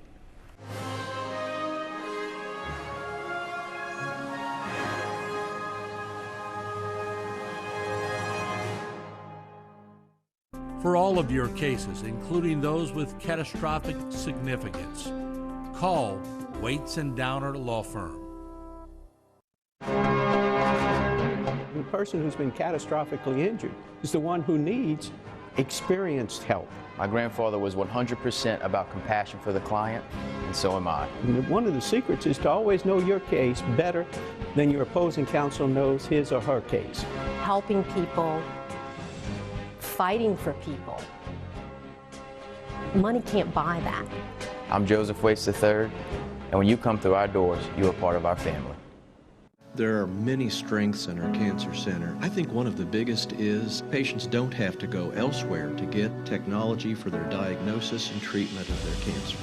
Our treatment machine, the linear accelerator, allows us to pinpoint and treat cancers with more accuracy than ever was possible before. Mary Bird Perkins Cancer Center provides leading-edge technology with the highest quality care and the best treatment options unique to each patient. Will I ever see my family again? Do they even remember I'm here? I feel so alone. Do any of these thoughts sound familiar to you? If so, you are not alone. The South Central Louisiana Human Services Authority offers support, counseling, and treatment geared at helping you where you are right now in the midst of this pandemic and your own personal crisis. The South Central Louisiana Human Services Authority, helping people, changing lives. Hi, I'm Harvey Sharp, owner of BioPure Disinfection and Restoration Services. Whether it's your home or your business, BioPure specializes in disinfection application along with water, fire, mold damage cleanup. BioPure's supercharged delivery system, coupled with our hospital-grade disinfectant, revolutionizes the standard of clean and is proven effective as a virucide, sanitizer, disinfectant, and a fungicide. Call BioPure today to get your free consultation at 985-322-3003.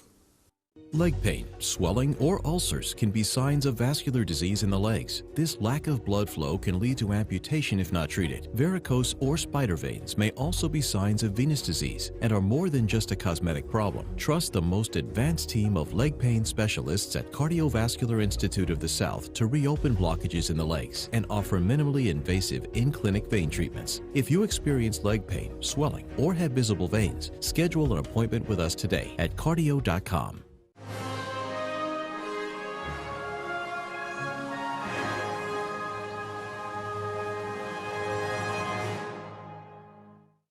Vanderbilt started having these dynasties. Right. And Michelle Broussard comes on the scene. And we nicknamed her Fireball because everything she threw was fast. Mm-hmm. But if you look at today, everybody's throwing fast. That's right. So I heard your name quite a bit in those circles in the 80s. Of course, I already know Coach Albin and what he was doing at Vanderbilt, later at Bourgeois, Mr. Buckmaster, James Spearman. These girls were competitive. They were dying to get in there and do it, weren't they? Absolutely. No doubt about it. I knew Buckmaster. He was from up around the New Iberia area. Mm-hmm. I think he had thrown a little bit in the Navy. Mm-hmm. I think that's what he told me. I met him but many years ago. But then I decided that we needed to learn how to do it here in Houma, Louisiana. Mm-hmm. So I started fooling around with it, and I would get out at my house and throw a rag ball, literally a rag ball, against my house, and I would throw 300-400 pitches a day just to try to learn how to do it. Mm-hmm. And eventually, I tell the people all the time, I got the most useless talent in the world. I can throw a rise ball, a drop ball, a curve ball, a screw ball, knuckle ball. I can throw all that, still at 65 years old. Yeah. You know, but it's really a useless talent for me, but it has really served me well teaching the girls how to do it.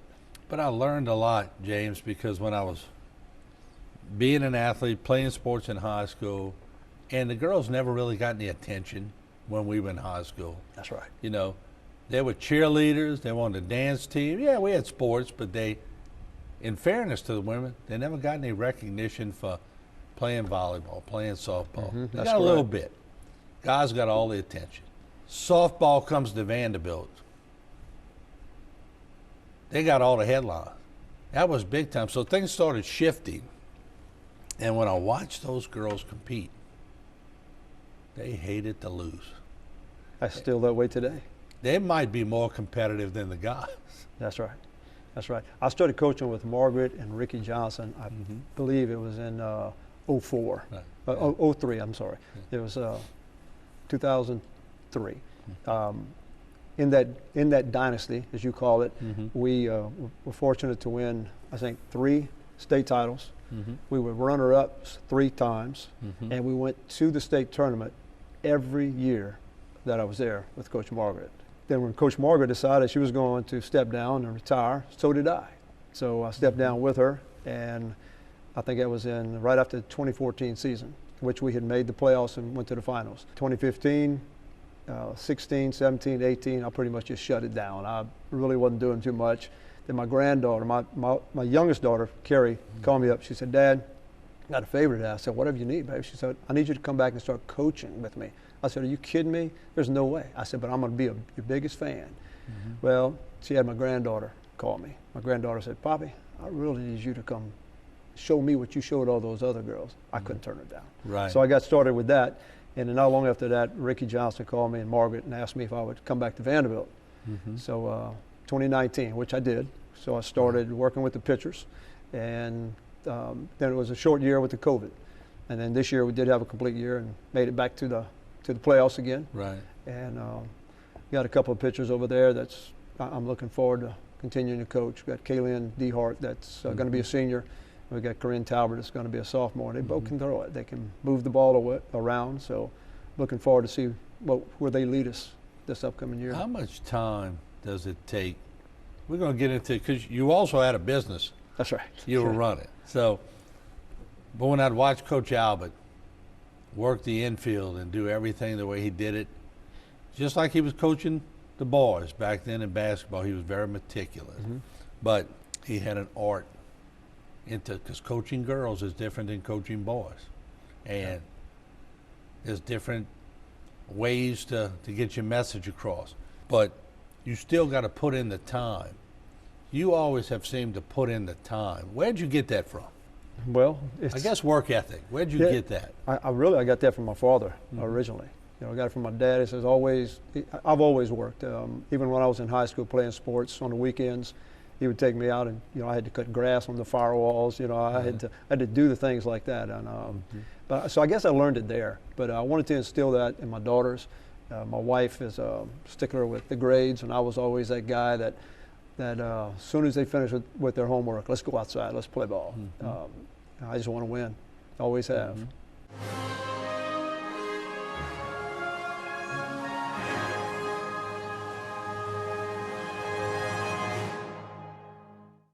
For all of your cases, including those with catastrophic significance, call Waits and Downer Law Firm. The person who's been catastrophically injured is the one who needs experienced help. My grandfather was 100% about compassion for the client, and so am I. And one of the secrets is to always know your case better than your opposing counsel knows his or her case. Helping people, fighting for people. Money can't buy that. I'm Mary Riviere, and when you come through our doors at Waits and Downer, you're part of our family. There are many strengths in our cancer center. I think one of the biggest is patients don't have to go elsewhere to get technology for their diagnosis and treatment of their cancer. Our treatment machine, the linear accelerator, allows us to pinpoint and treat cancers with more accuracy than ever was possible before. Mary Bird Perkins Cancer Center provides leading-edge technology with the highest quality care and the best treatment options unique to each patient. Domestic violence is daunting, and the psychological effects can do enduring damage. Obviously, all abuse needs to end. But how? The Terrebonne Parish District Attorney's Office is dedicated to ending domestic violence and helping those who have already experienced it. Our office supports many programs that educate and adjudicate abuse towards women. If you are a victim of abuse, call the Terrebonne Parish District Attorney's Office at 873-6500. West Park Climate Controlled Self-Storage is a state-of-the-art storage facility with clean, convenient, and secured climate-controlled storage. Open 7 days a week with professional storage counselors to assist with all of your storage needs. I'm Tammy. Come see us at West Park Storage for all your packing and storage needs. Hi, I'm Kelly. We also have parking for RVs, boats, and cars with 24-hour access. Hi, I'm Tricia, the manager of West Park Storage, and we would like to thank you for 16 years of great service, and we hope to provide many, many more. HTV, bringing you local news and sports for over 36 years. From tragic events to heartwarming stories from the community, sports from the regular season and into the playoffs. We were there each time COVID struck. And when Hurricane Ida devastated the area, HTV was there before and after the storm, bringing you live storm track updates and coverage of the aftermath. When other news outlets left, HTV was there, helping those in need. So for your news, stick with the ones you know, the ones that know you.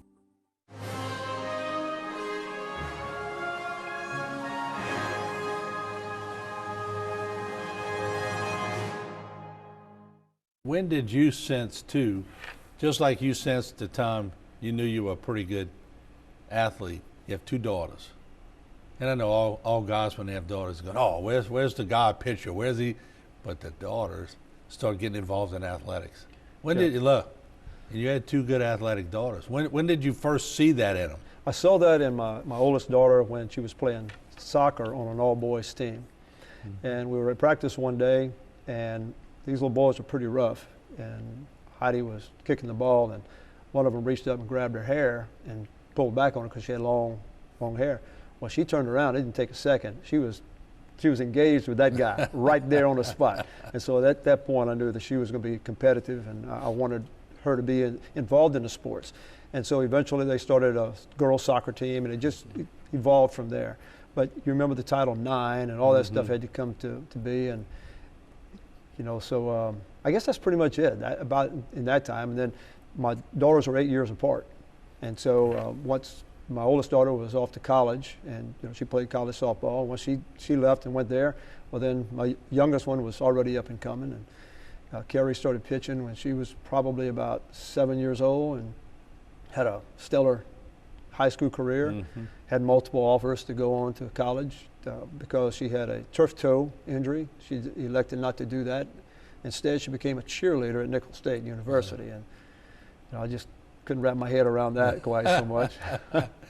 You always had coaching mentality, but let's talk about the private sector a little bit. Let's talk about where did you work for people just seeing you for the first time. Give me the jobs that you've been through. Well, I haven't had a whole lot of jobs. Right, correct. I was, I had owned a business called Sealand Mechanical, and later on sold that to Sam Sanderson and Gary Swesh. Right. And then from there, I went to work in the oil field and the distribution side of it, and eventually went in business with a company, distribution company, and stayed with that, I guess, till 2015, I guess, and they had a group that come in and bought us out, and now I'm retired. So that's pretty much it with my work. But even when you were working, you were always talking sports and everything. How much a part of your life was sports? It has always been a part of me. I mean, the girls' softball has been a part of me, like I said, from my oldest daughter was 9 years old, so that was probably in the mid-'80s that it really got started in that. And of course, I'm a hunter, I'm a fisherman, and I do all of that, and both my daughters did the same thing. And but when I'm looking at softball, and every year it gave me the incentive to get better. I've coached some of the better athletes in the parish, and they were good athletes. I didn't make them the pitchers that they were, but I helped them get there. Just some of the names that come to be. In fact, I have a list of softball pitchers, just the pitchers. That's not to mention the hundreds that I've actually coached. But one that comes to mind is Lacey Gurrow.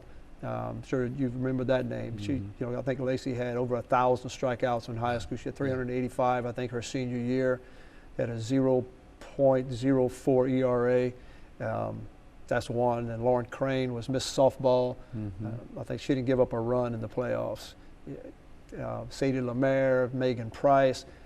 Those are all girls that were just outstanding athletes, and I just helped give them the tools to get them where they needed to be. But when you coaching and they're learning a new craft, so to speak, and I know you start them off a little earlier, but can you visibly or emotionally sense when they're finally getting over the hump and they're gaining that confidence? Sure can. What's that like to go through that with them? That's awesome. This is what happens. So whenever if I start them out young and they come to me as a beginner, then of course it's all about the mechanics. Doing the mechanics part of the pitching is paramount. You have to get it right. But every girl may have a different grip. They may be more comfortable with a certain grip on a certain pitch. But as they learn it and they're going step to step, I would say by the time, if I get a girl at, let's just say she's 10 years old and she's working her way up, I really don't show them a lot of the pitches, but we start with the spins. So as they progress and get older, that's when they start learning how to spin the ball and the proper spin on it. And it's easier transition from one pitch to the other based off of the pitch that I'm teaching them to start with. When you're basing that off of a curveball, say like in baseball, and you go to softball, how much different is the spin and what does it do for the pitcher? The spin is virtually kind of the same. The curveball for baseball, of course, it pretty much goes from up to down at an angle. Fast pitch softball, you can do the same thing, but you can break it even, where it stays even across the thighs, or you can break it down, or you can break it up. There's a difference, but it's not a big difference. Boys baseball, of course, is going overhand, and girls is underhand. Throwing the curve, you coming around the outside of the ball, whether you go in baseball or you come in softball. You're coming around the outside of the ball, whether you're left-handed or right-handed. But the spins is what it's all about. I can take a girl that's throwing the ball 56 miles an hour with a really tight spin, moving the ball, and she can be as dominant as a girl throwing the ball 64 with very little movement. And you mentioned those speeds. I remember all the rumors flying around in the days of Michelle Broussard that she could throw 80 miles an hour, but we all know when you really get an accurate, shot, you're right. If somebody's throwing in those 60s, they come in with some heat right there. That's right. Yeah, 60 miles an hour on up is considered pretty decent speed. College today, to be on the elite, the Alabamas, the LSU, 65 to 70. Montana Fouts with Alabama, I think she just was clocked at 75 miles an hour throwing the ball. So there are people that can get it up to that high, but your average college pitcher is throwing the ball between 60 and 63. That's your average college pitcher. There are some girls that go to college and they throw it 58, 59 miles an hour and very successful because they have good spin. Yeah.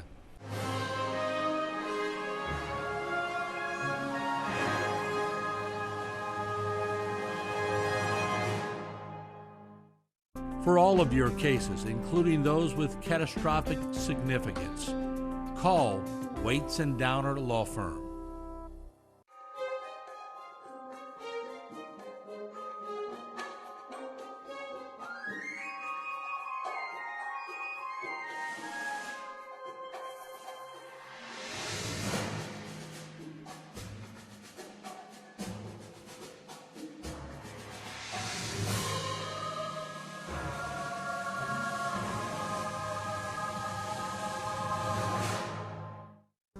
This one-on-one program has been brought to you by the law offices of Waits and Downer.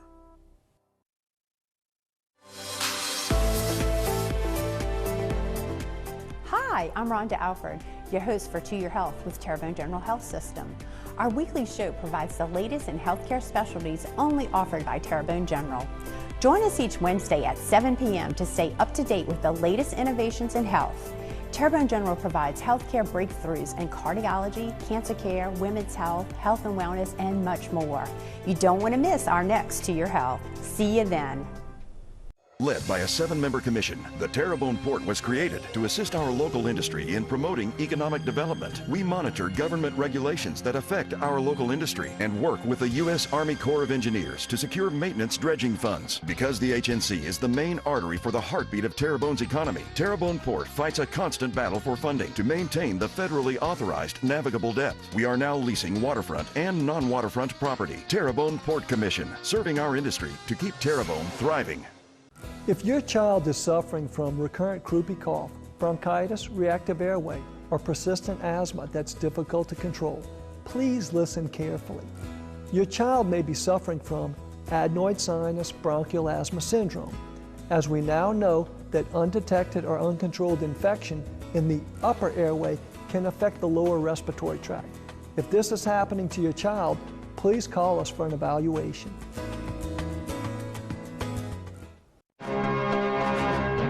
No law degree, no amount of experience can supersede the compassion that our firm gives to its clients. One of the secrets is to always know your case better than your opposing counsel knows his or her case. We try to carry those values that we've learned at home into the practice of law. And every client that walks through our door gets 100 years experience when they visit us.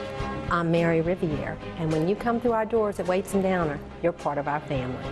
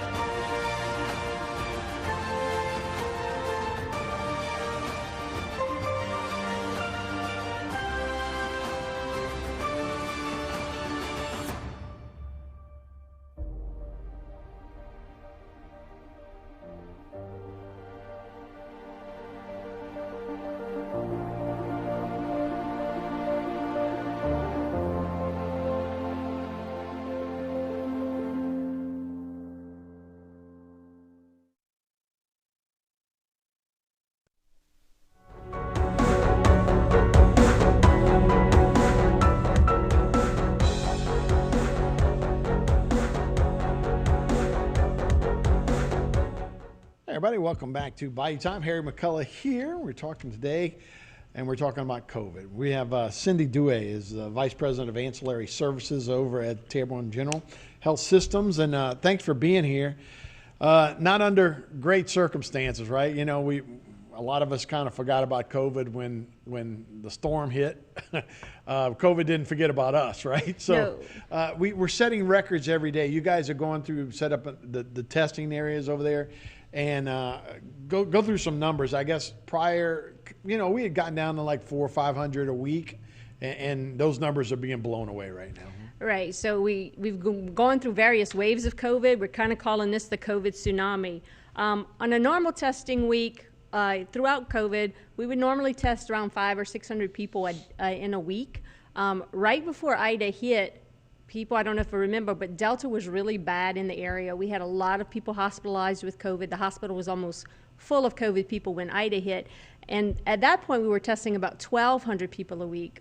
Since we've come back from Christmas, however, in the last week alone, we've tested over 1,400 people for COVID in a 7-day period. Now, and what's the positivity rate? Because I imagine this is also a time of year where we're having these roller coasters of temperatures, right? So people are getting sick, probably, oh my God, do I have COVID? Right. But we also been getting together with Ida, people cohabitating, obviously families for Thanksgiving and Christmas. So what's our positivity rate?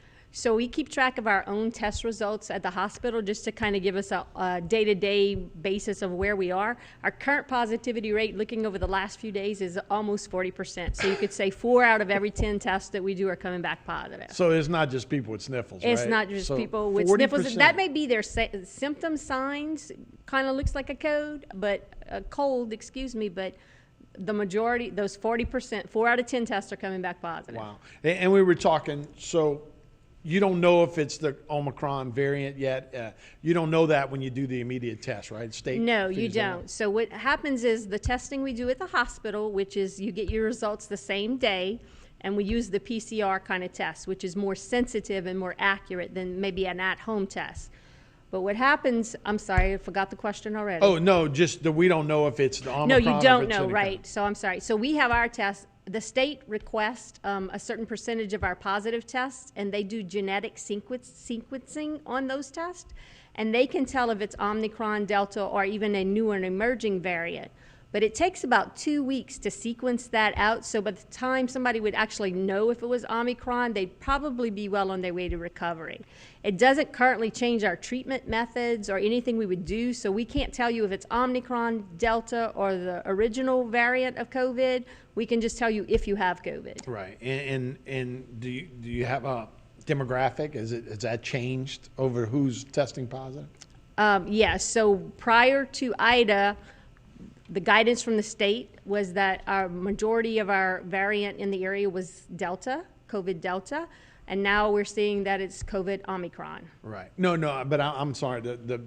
Is it a bunch of kids that are going to school, or is it older folks? It's all over the place. We've had patients test positive as young as 3 months, 12 weeks, all the way up until I think we had a patient over 100 test positive. So it's kind of all over the place. Right. The large majority of people who are getting tested right now seem to be in a younger age demographic, and maybe just due to socialization, being out in the public. You know, the mask mandate was lifted.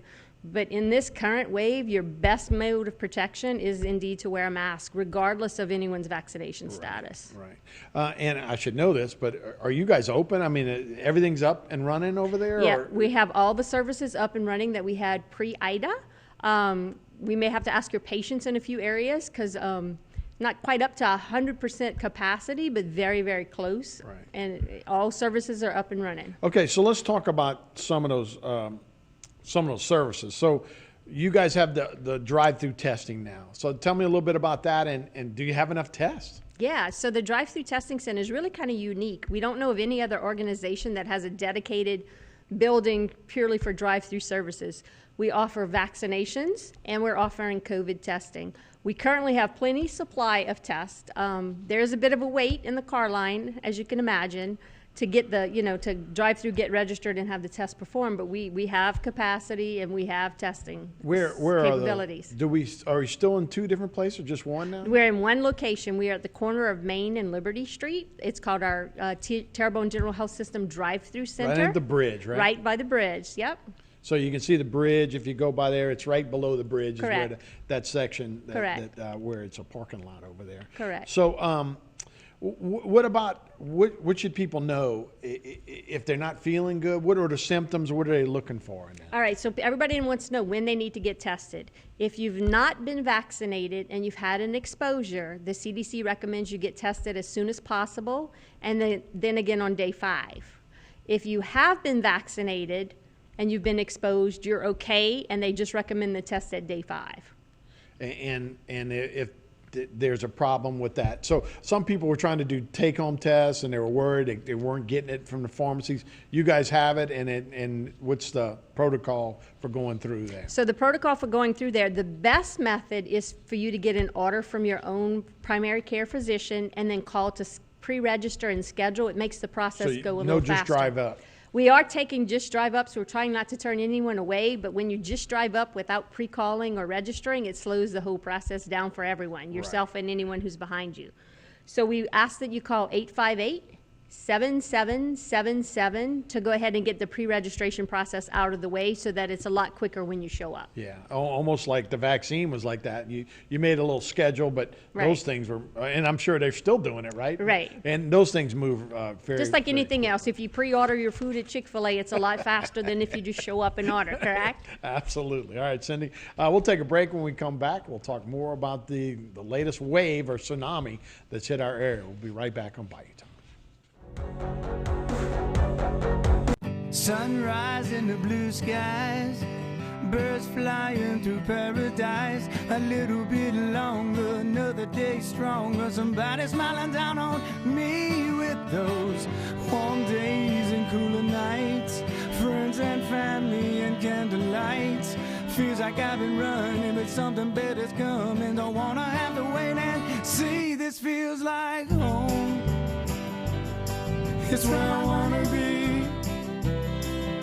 And all the troubles that come and go can never take you away. This feels like life, like it's meant to be. Cause when I see you smiling, you know I can't deny it. Feels like coming home to me. This feels like home. Feels like home. U-Drop Shipping and Crating Pros is a highly versatile company that will ship any size, any weight, anywhere. U-Drop Shipping and Crating Pros is a full-service logistics provider focused on expert packing, crating, and transportation solutions. The local oil and gas industry utilizes our professional crating and shipping services that support their offshore and international needs. U-Drop Shipping and Crating Pros is authorized and recognized to construct shipping crates built for exports. U-Drop Shipping and Crating Pros, now at our new location at Capitol Boulevard. Over the years, Louisiana's Cajun Bayou has seen more than its fair share of challenges. We're no strangers to adversity, and we know what it's like to struggle. These are unprecedented times, and while people will say this time is like nothing they've ever seen, we've heard that before. And just like all the other times, we'll get through this. Remember the good times. Remember Lafouche. Welcome back. We've missed you. We know it's been tough. Because rebuilding your business isn't for the faint of heart. Your business needs a jump start. And we're here to help. Introducing Surge, symmetrical speed fiber internet from eTel Business. Revved up data speeds at 30% off, plus 3 months free.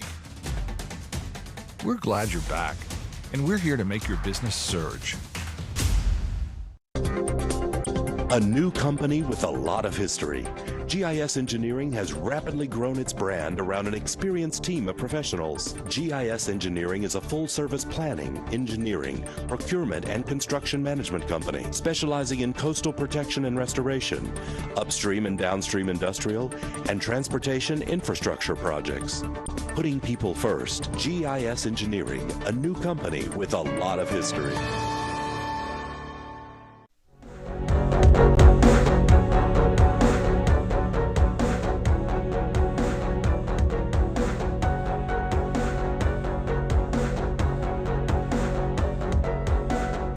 Everybody, welcome back to the show. Harry McCullough here. We're talking with Cindy Dewey, of course, the Vice President of Ancillary Services over at Terrebonne General Health Systems. Thanks for joining us, Cindy. You know, we're just talking a little bit about the COVID and this new variant and how important it is because it affects everything, right? I mean, if you test positive, you go to work, every half year, if you're in a small business and everybody gets sick, your small business is out of luck, and there's no bailout coming, not that I know of, right? As far as the PPE loans or PPP loans, whatever. So it's very important that we stay on top of this, right? And so what's a typical way somebody can come over there and get information from you guys? Information regarding COVID? Yeah. Okay, so the best. And a test. Yeah, and a test. So a test, you know, you call your provider, you get an order, and then you call the 858-7777 number to get pre-registered and done. There's information about COVID in general on our Terrebonne General Health System website, which is tghealthsystem.com, and there's a wealth of information on the CDC website, which is cdc.gov. But for talking about COVID and to helping to stem this current wave or tsunami, whichever word you want to use for it, three things. Mask, especially indoors, right now would be a great method of protection for everybody. Vaccines, of course, have been proven safe and effective. A large majority of our people who are positive or unvaccinated or not fully vaccinated. And then the third thing, of course, is testing and isolation and or quarantine, depending on, you know, your symptoms or, you know, if you've been vaccinated or not. Yeah, I seem to think that a lot of people now think it's inevitable, and look, Ida hit, and it was one of the worst things that ever happened to our area in a long time. I think a lot of people just went, I'm done with this. I got to take care of my life right now. Right. We obviously are seeing a little boost from that, right? We talked about some people had to move in together. Right. People over the holidays were just like, I'm going on with my life. We still need to start taking those precautions again. We do need to take precautions. It's a balance, just like anything else in life, risk versus reward.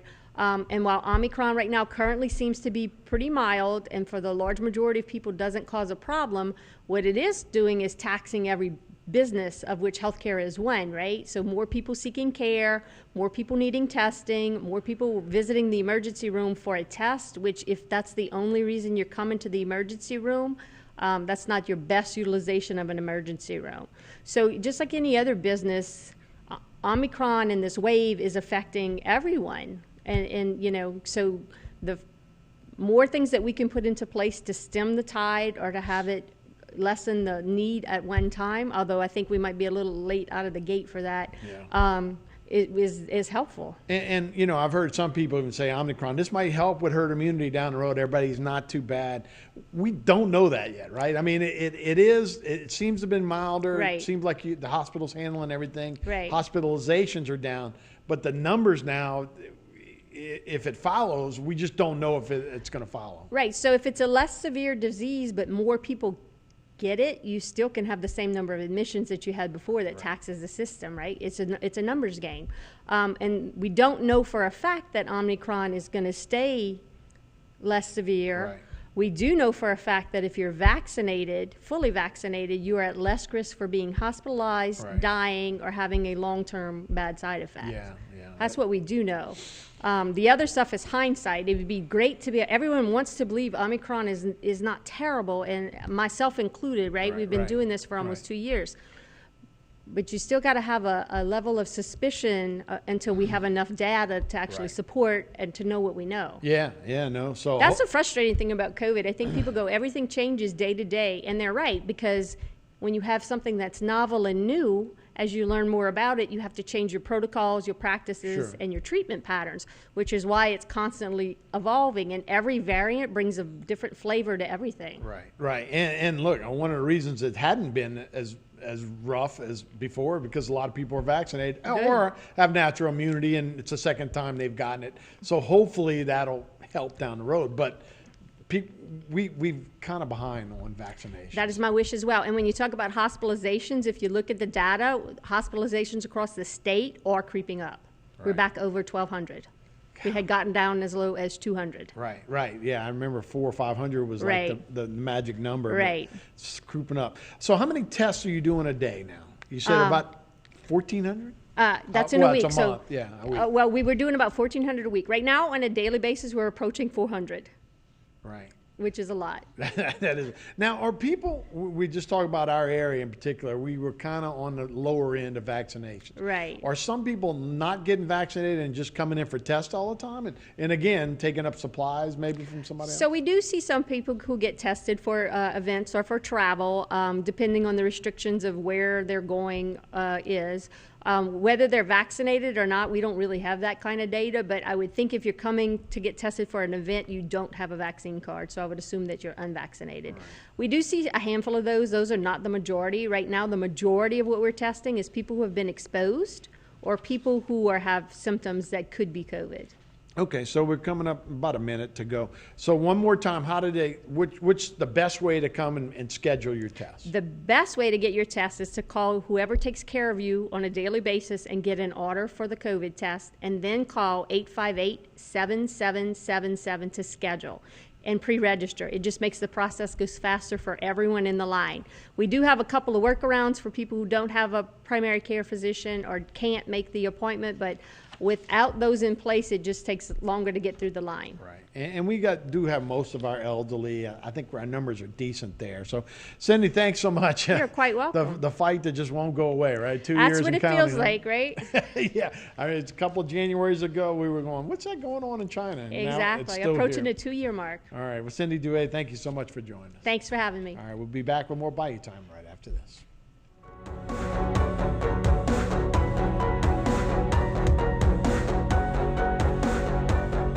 At Big Wheels Travel Center, the fun and excitement are just around the corner in Bayou Blue.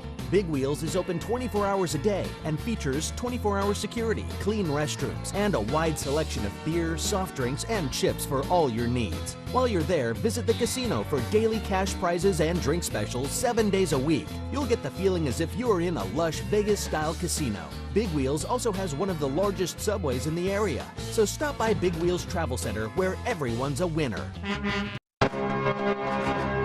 The person who's been catastrophically injured is the one who needs experienced help. My grandfather was 100% about compassion for the client, and so am I. And one of the secrets is to always know your case better than your opposing counsel knows his or her case. Helping people, fighting for people. Money can't buy that. Waits and Downer.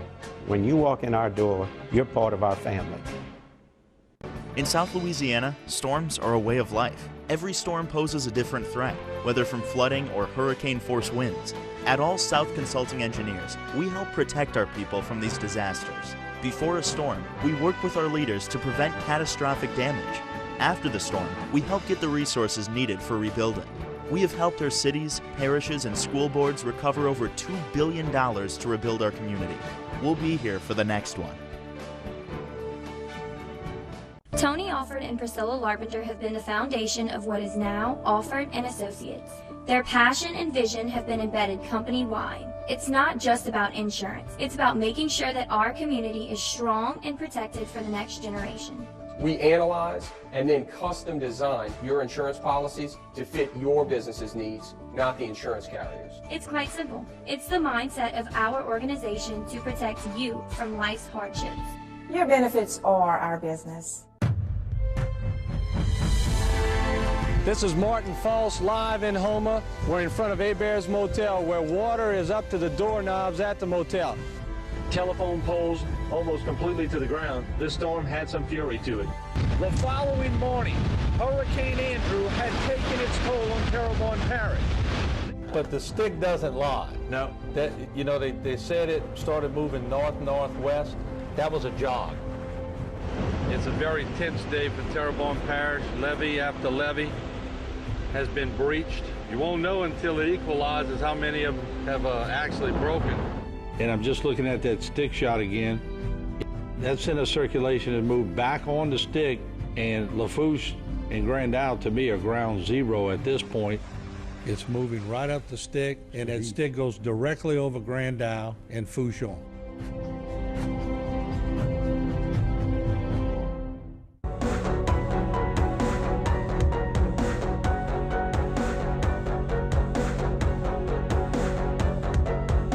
Hi, everybody. Welcome back to Bayou Time. Harry McCullough here. We're talking a little fire safety. And for that, we bring in Mike Palmer, who's the fire prevention officer with the Bayou Cane Fire Department. Hey, Mike, thanks so much for being with us.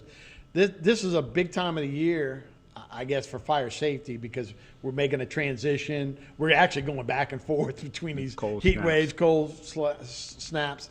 Folks are starting fires, you know, in their fireplaces, all that kind of stuff. So talk to me a little bit about fire prevention. We recently just had a tragedy on Christmas Eve. So just talk to me a little bit about what we should be looking at this time of year. Yeah, unfortunately, we had a fire Christmas Eve in a home involving a space heater. So, yeah, it's important to remember right now a lot of the homes and businesses in the area and in the parish are in different states of repair. Some people still don't have walls. Some people still don't have insulation. So they'll do whatever they need to do to heat their home. It's important to remember with a space heater, they're fine to use, but they need to be plugged directly into the outlet. Try never to use an extension cord or a surge protector because they're just not made for the type of current that the heater puts out. And they'll overheat and can start a fire. That's interesting. So sometimes you do feel extension cords that be a little hot. That's what you're talking about, right? There's an overload on that? And it'll melt the insulation and start a fire. I got you. You know, a lot of us are down to space heaters right now. I know I don't have a ceiling right now. I got some visqueen over the ceiling that had fallen in. So the garage seems to come in. So it does seem cooler right now. It's colder in the house during this cold snap. So that's what people are dealing with, right? So, I mean, you're trying to find any way to stay warm. Yeah, it's tough. And you need to remember to keep a buffer, 3 feet of anything flammable from the heater, and never leave it unattended. When it's on, someone needs to be keeping an eye on it, stay in the room, make sure nothing happens. Okay. What's another big issue? And I guess I know I was telling you during the storm, we were about 3 weeks to a month without any power, so we were living off of generators. Carbon monoxide's always a big issue, whether it be a storm or with these space heaters. Like yes, and well, not so much with space heaters, but if you have gas heater in your home. Anybody's roof who took some type of damage, there's a pretty good chance that the vent was damaged too. So the carbon monoxide may not be venting out the house like it should be. So you should have it serviced before you run the heater and make sure you have a carbon monoxide detector in the house. I know every time we either fall forward or spring forward, we always try. You always say check the batteries in your alarms. Is that different now? Should you be changed? You know, checking things right now anyway. If you have a newer alarm, smoke alarm, or a carbon monoxide alarm, they come with 10-year batteries now. So, not necessarily change the battery, but you need to test it. Push the button, make sure it works, and if it doesn't, replace it. Right. Some of those now come with duals, right? So what's the difference Yes. between a fire alarm and a carbon monoxide? The smoke alarm detects the smoke and alerts you if there's smoke in the house. Every time I cook. Right. Carbon monoxide alarm detects the silent killer. You can't smell it, can't taste it. You don't know it's there until it's too late. So the carbon monoxide alarm is important. And they do make dual models now that you can pick up to take care of both. At Bayou Cane and anywhere, you know, around Terrebonne Parish, what if I suspect I have an issue at my house? Can I call you guys and say, hey, can y'all come check these things out? You call 911 if there's any type of emergency to get it checked out. we'll come out. We have meters. We can do what we need to do to make sure you're safe and go from there. Yeah, you would tell me like just somebody was running a generator on the outside. They thought it was outside, but it was right next to their door or whatever, and the carbon monoxide got in. They called you, and how did you? Yes, we have meters on every truck that can detect carbon monoxide. So if you suspect there's any kind of issue, just call 911 and we'll come out. What about fires this time of year? Is we got plenty of extra wood to burn this winter, Yeah. right? What about fireplace safety and what about that? Fireplace, same type of rule with the heater. If you took roof damage, you need to check your chimney, your flute. To make sure it's make going sure the out. flute's open. Take a look. Make sure the smoke's actually coming out the top, and it's not going in the crawl spaces or in the attic. And if there's any type of damage to it, just make sure you get it repaired by somebody who is authorized to do that. Yeah, because if you have the top that got ripped off and maybe even it got fixed, but you might have damage further down that you stack. can't see. And it's not, if it gets out there, you're right, it could get in your crawl space. That could be a real dangerous issue. What about just regular, fire? I guess we should have a screen on our fire and just basic safety for that? Yeah, for the fireplace, you should always have the screen closed when the fire is on. Give it a 3-foot buffer from anything flammable, and never leave it unattended. And we were just kind of joking about there's plenty of firewood because of fences or whatever, trees that have all been knocked down. But is there anything you shouldn't be burning in a fireplace setting? You should only burn natural wood. Nothing, fence boards, anything with any type of oils or paint should not be in the fireplace. And what can that damage? I mean, well, it'll damage you. It's poison. Right. Well, that's what I'm saying. So, but if you burn that kind of stuff, like treated lumber and that kind of stuff. Yeah, it has chemicals in it that are really bad for you. Yeah, no, that's not good. So, anything else that we need to know about safety-wise during this cold weather snap?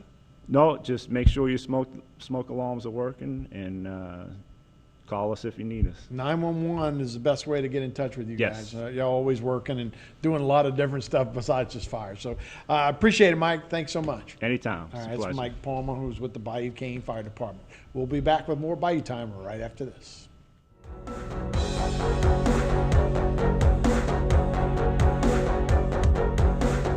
It's the end of the year clearance at AJ Doman Chevrolet. The 22s are rolling in, and it's your chance to save thousands on our remaining 21s, as well as our huge selection of certified pre-owned cars and trucks. Also get an additional $500 red tag bonus cash on most new Chevrolets. Santa says we can hook you up. Bad credit, no credit, we can help. We say yes when others say no. AJ Doman Chevrolet at the foot of the Morgan City Bridge in Berwick. Led by a 7-member commission, the Terrebonne Port was created to assist our local industry in promoting economic development. We monitor government regulations that affect our local industry and work with the U.S. Army Corps of Engineers to secure maintenance dredging funds. Because the HNC is the main artery for the heartbeat of Terrebonne's economy, Terrebonne Port fights a constant battle for funding to maintain the federally authorized navigable depth. We are now leasing waterfront and non-waterfront property. Terrebonne Port Commission, serving our industry to keep Terrebonne thriving. West Park Climate Controlled Self-Storage is a state-of-the-art storage facility with clean, convenient, and secured climate-controlled storage. Open 7 days a week with professional storage counselors to assist with all of your storage needs. I'm Tammy. Come see us at West Park Storage for all your packing and storage needs. Hi, I'm Kelly. We also have parking for RVs, boats, and cars with 24-hour access. Hi, I'm Tricia, the manager of West Park Storage, and we would like to thank you for 16 years of great service, and we hope to provide many, many more. Terrebonne Parish School District is seeking individuals for the following maintenance positions: licensed plumber, electrician, carpenter, HVAC techs with chiller experience, HVAC techs with general experience. These positions have great work environment, excellent benefits, retirement, and insurance. Apply online at tpsd.org. Terrebonne Parish School District, a great place to work. We have big news here at Terrebonne Ford. You can now get a $1,000 auto bonus cash when you order a new Ford. This means you get to design the new Ford that you want. Color, trim, options, you design it the way you want it. And your new Ford will get priority in the building process. so you get your new Ford sooner. Plus 1,000 order bonus cash. Order online at terrebonford.com or come see us at Terrebonne Ford in Houma. Whether it's directions for out-of-towners or coffee for morning people, the Civic Stop has what you're looking for. From propane, air pump, 24-hour pay at the pump, and Speed Pass. We accept Fuel Man and also have an ATM on site. Fishermen stop here for bait and ice specials with a fill-up. Stop in for a free 6-ounce cup of coffee till 8 a.m. And don't forget about Subway. Not only do we serve great Subway sandwiches, but breakfast too. So stop in and see the difference with friendly and helpful employees at the Civic Stop, 3040 Barrow Street next to the Civic Center in Houma. Alright, what's up, y'all? It's August 7th. We're out here in Grand Isle, about to go put a sword on the deck. It's a really calm morning. It's 1 to 2 footers out here, and we got a good boat crew lined up. So stay tuned for another episode of Keep On Casting.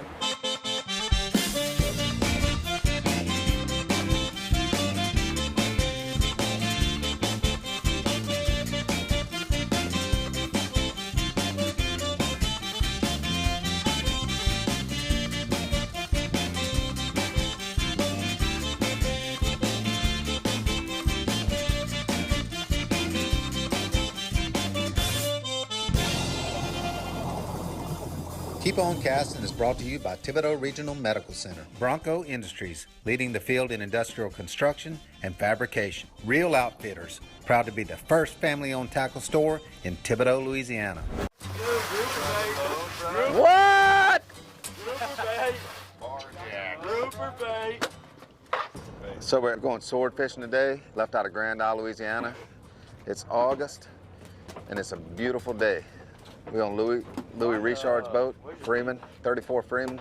By the way, Billy Freeman, I'll take one of these, send it to me, put a deposit on it, but I want one now. So anyway, we're catching bait. We're out here by a loop buoy, get some nice little bait. It never hurts to get hardtails at all. Put the hardtails in your box. Do not throw them away if they die. You stick them in the front ice chest because it's great bait. Oh yeah, boy. That's the bar jacks. So we caught our bait. We got some nice little bar jacks, some hardtails. We're gonna head on out. Like I said, it never hurts to have bait. Do not throw your bait away till you're coming in.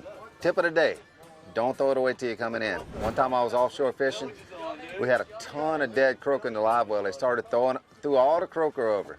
And these huge yellowfin tuna are rolling up and smoking these croaker, and we didn't have a croaker. Didn't have a dead croaker nut. I'm talking rolling over like this. We were like, don't do that. All right, we're all baited up. We're about to go hit the sword spot, hopefully put 1 or 2 in the boat, and then we're gonna go do some snapper fishing. So stay tuned. Make sure it's Well, that's good. It's good? Skate the bait.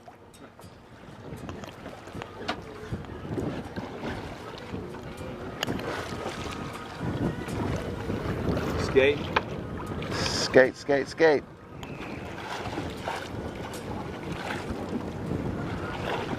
Bait's in the water. Throw your weight away from the boat. And we're dropping down. We're gonna put this bait in the thermocline and put it on the buoy and let that one sit. All right, guys, so we just tried our first drift. We gave about 30, 40 minutes. We did have a good bite. We put up the bait, it was still intact. No clear signs of a hit on it, but we did see one off of the rod movement. Other than that, if you don't really have much action going on within 30 to 40 minutes, you typically want to go try out a new spot. Sword fishing didn't quite work out today. We saw very few bites, nothing we could work with. So we're out here trying for some snapper.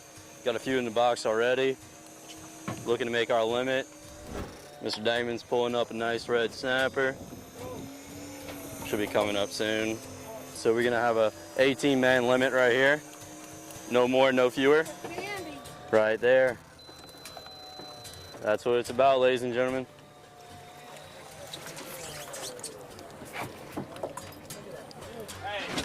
All right, guys, let's take a look in this ice box. So we got a few in there right now. We're gonna unhook this one. So we got 1, 2, 3, 4, 5 in the box. We did catch a beeliner earlier and a big porgy. Out.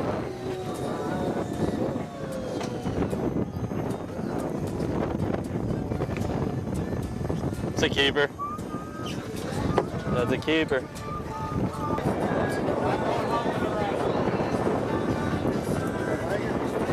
Yeah, that's a keeper. All right, guys, so right here, we're in the middle of the storm. Storms are brewing, and Luke's pulling up a nice red snapper right here, so.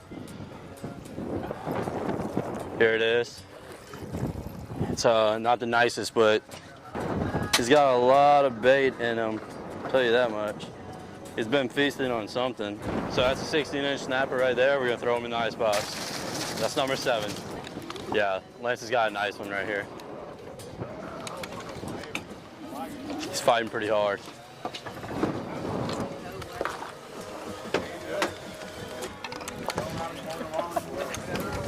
Ooh.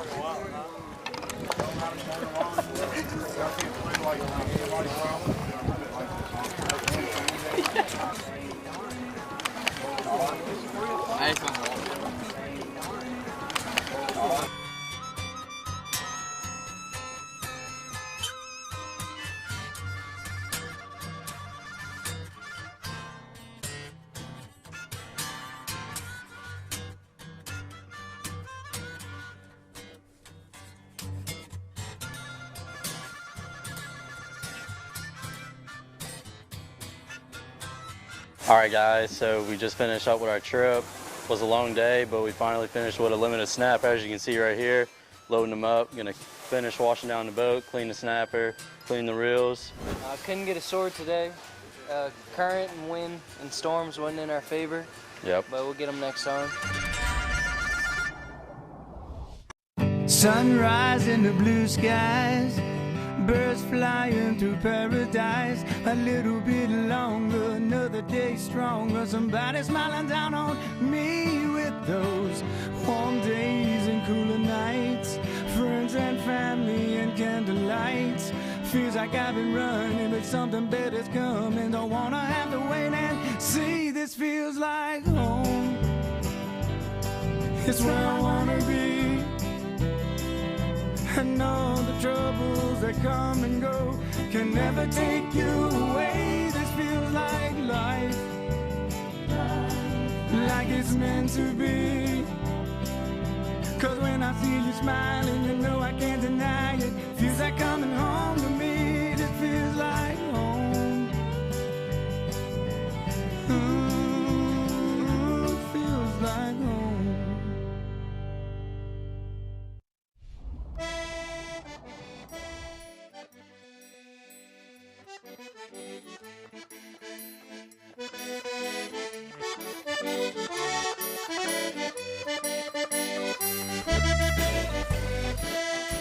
The Salty Kids Rodeo is the weekend after the Tarpon Rodeo. It's a rodeo just for kids, so we decided to load up the girls and go out there and catch some fish.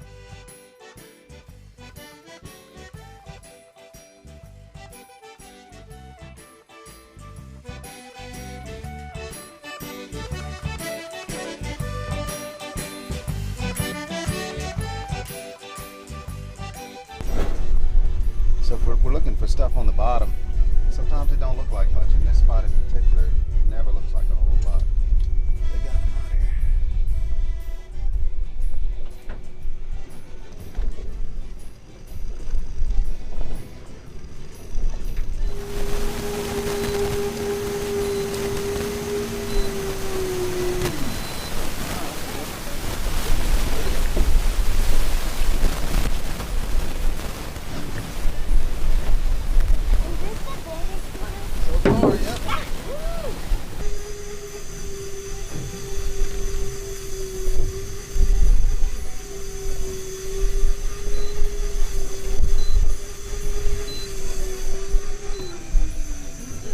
Ooh.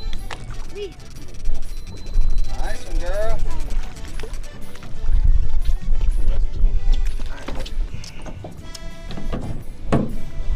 Snag it. Got him. Good job. I told you we was gonna put on that bait for a big fish. Hey, what you think about that? He was diving in the rig. See his head? Let me see. See his head all scarred up? Oh, yeah.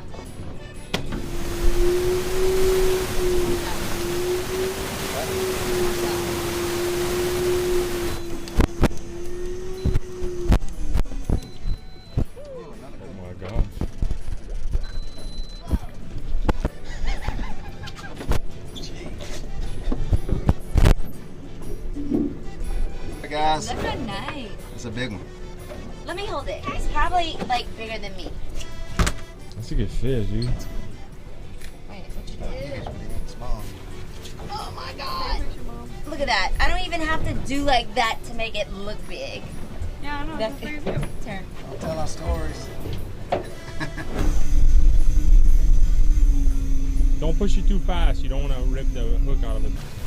All right, I guess. Watch it. Gigi. Oh my god. Okay. Put that up. Put that move.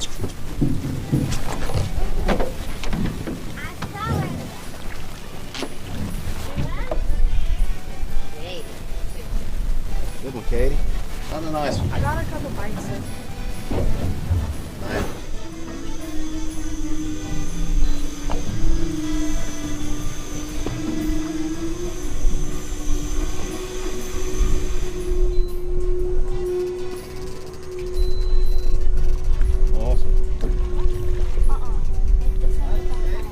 Swing them over.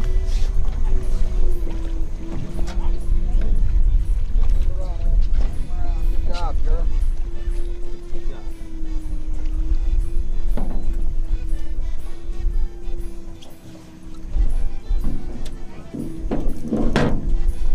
Good one, girl. Nice snap. Good job, Katie.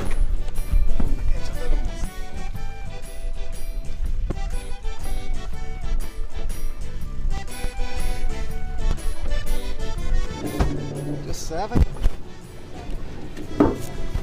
and ice test, that would be 8.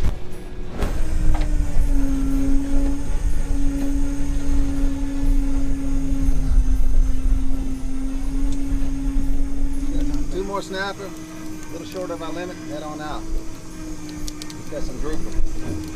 Hopefully. There it is.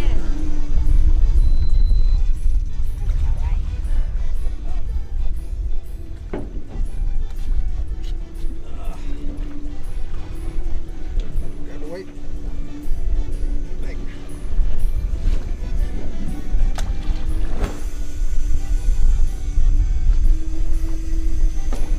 There you go. Thanks. Oh, stop.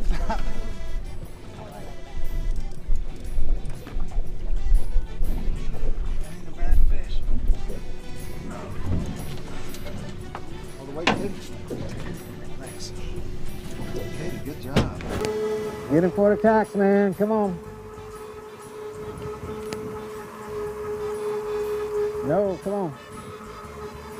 Come on.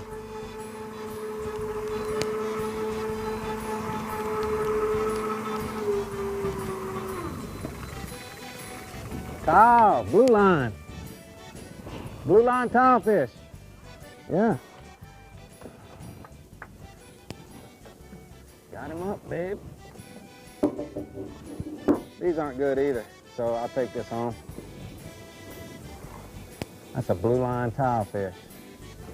So a lot of times we're catching golden tile, but these blue lines are really good to eat. Nice blue line tile. We're fishing the bottom spot way out here. This is just a ledge that drops off. We found some fish on the other day. Sometimes you come here, there's nothing. Sometimes you come back. I was talking to Ed Petrie, and he said, dude, the grouper are down there. He said sometimes they bite, but when they stop, they stop. So they got a lot of bottom fish down here. We just caught a blue line tile. See what comes up this time. It's always Christmas in the Gulf of Mexico. Oh, not what we wanted. Oh well. He's a big one.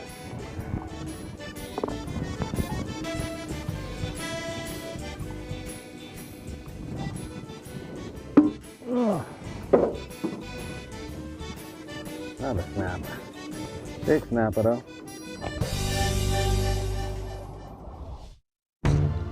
You know Grafton Dermatology as one of Louisiana's premier skincare and skin cancer treatment centers. Grafton Dermatology will bring your beautiful body to its healthy fullest. Grafton Dermatology provides advanced treatment for all skin conditions, repairing, healing, enhancing. Grafton Dermatology, defining healthier skin and beautiful bodies for over 15 years.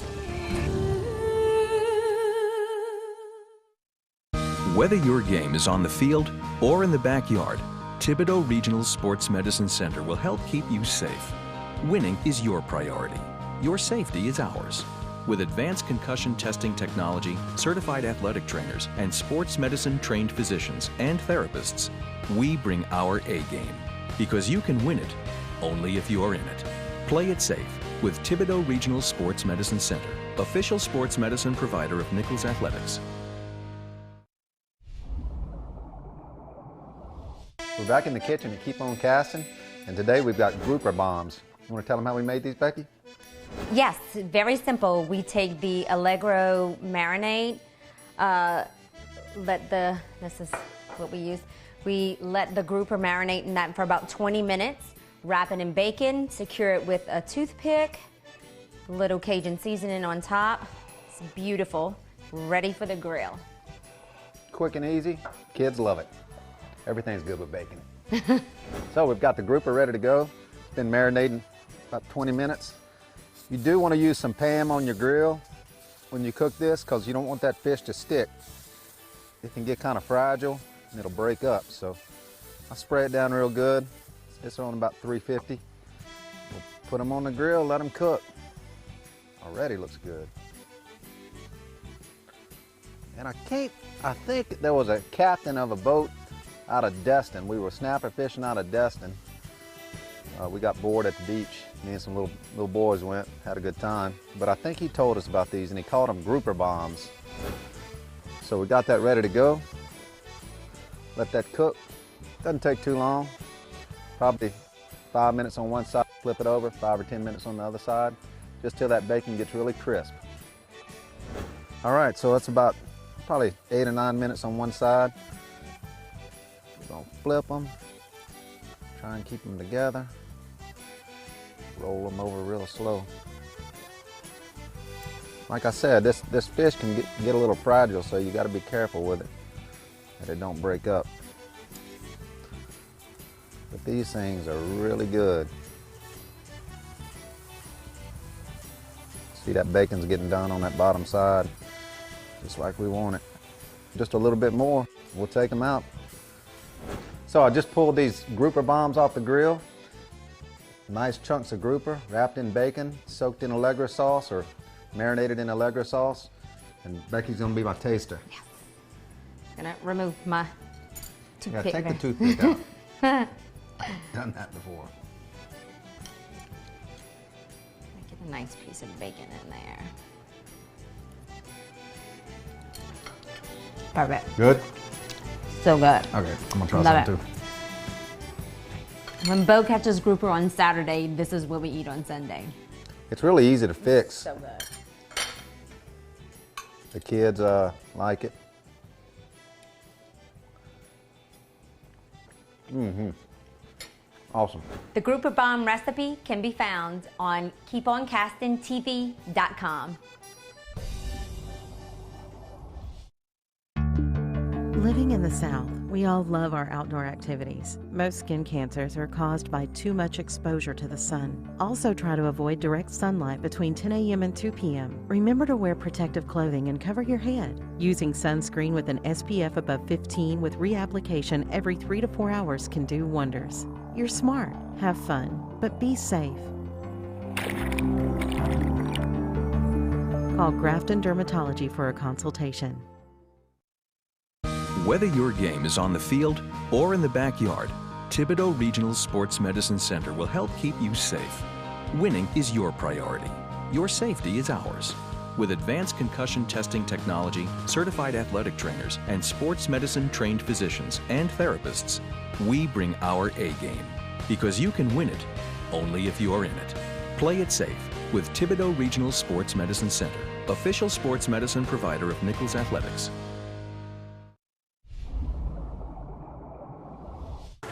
So we're gonna make a grouper rig, which is basically the same thing as a snapper rig. We just use a little smaller hooks. So the first thing I do is tie a loop in the bottom for the weight. And I use a double surgeon's knot, which is just 2 overhand knots in a double line. 1, 2. Cinch that down with enough room to get over the weight. Then you go about this high above the weight. You're going to tie another double surgeon's knot. 1, 2. You want that about 4 or 5 inches long. Come up a little bit more, do another one. This saves you a lot of money from buying those pre-rigged deep drop lines. So we're going to take a little bit smaller hooks, not too small. 8/0 maybe a 6/0. You come through from the front to the back, and then when you come over, it's kind of like making a snail knot. When you pull it, it puts torque on the hook that way. Same thing on the second one. Come through from the hook side, double line. If I can get it through. Same thing, come back over. It's like a snail. Put the weight on this end. Where we're going, we're deep dropping, so use a big weight. Slip that over, and what that allows you to do is when you get ready to come back in, you can take it off of this pretty easy. Then we got the leader in, tie it to the swivel.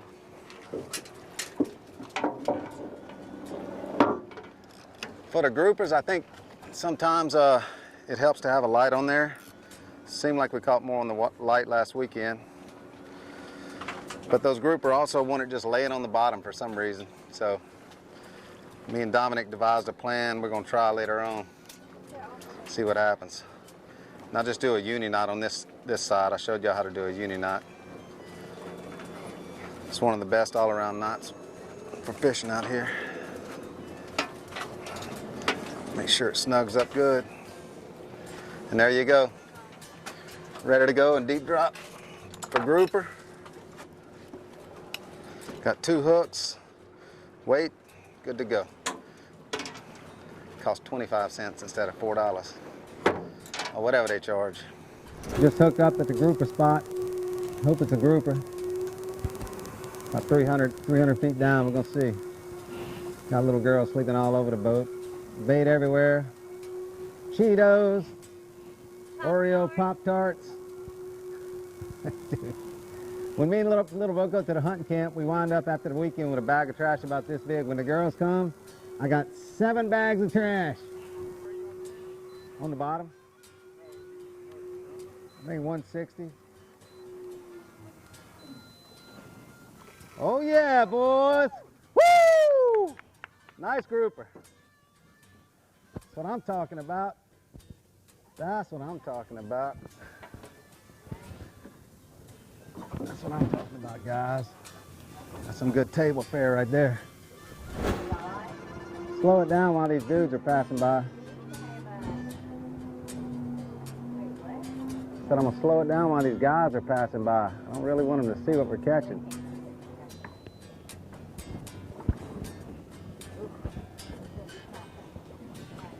It's a snap. Snap a snap. That's a big one. Put that in the box. Oh yeah.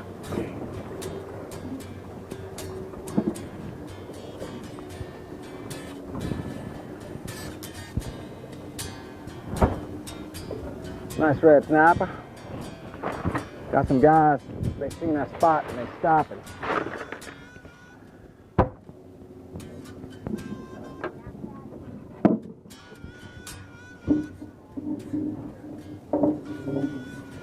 Real.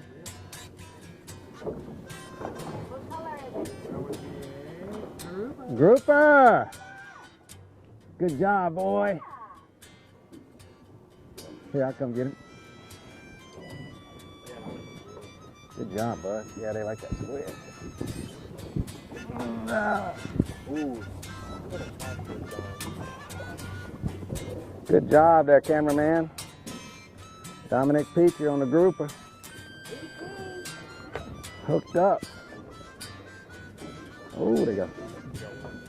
That's good table fare. Actually, it's no good, so I'll keep all these filets.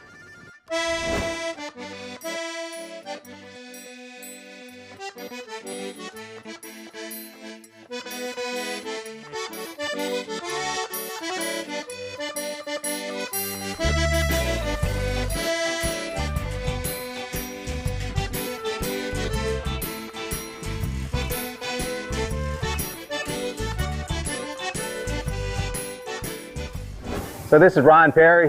He runs a rodeo and kind of started it 3 years ago. Ron, tell us what it's all about. Well, we began this rodeo really as a way to raise funds for pediatric trauma care. We had a daughter really badly injured probably 6 years ago. Really came close to not making it. She had some really good care back in Baton Rouge. Some very good care with the trauma surgeon, the trauma team there. We kind of made a commitment to them.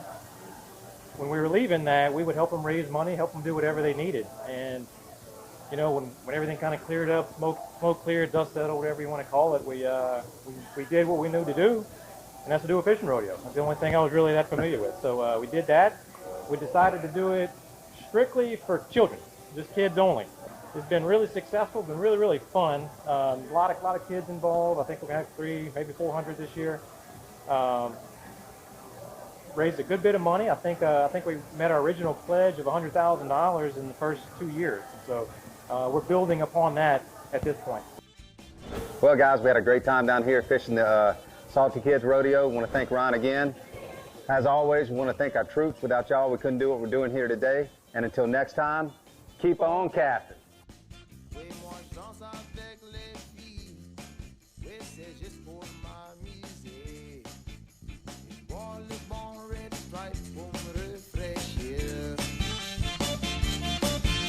Molam le fait dodo, puis molam les haricots.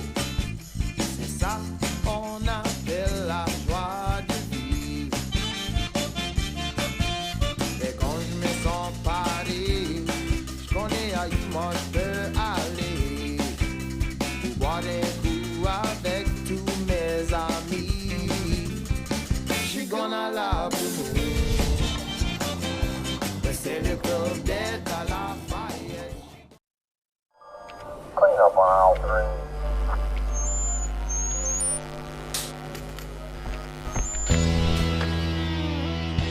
Velvet rings, are you mixing? Buffalo trays, birds listening. A beautiful fire to make us tonight. Shopping Rice's Whiskey Wonderland. In today, Woodford Reserve. Eagles, where is the new bird? Light your break from a song as we go along. Shopping Rice's Whiskey Wonderland. At the house, we can build a cocktail. Right from Sazerac, right round. Top it off with Rouse's bourbon cherry. Toast the best prices in town. Later on, we'll retire. A Jim and me by the fire. Wild turkey lemonade, all the cocktails we made. Shopping Rouse's Whiskey Wonderland.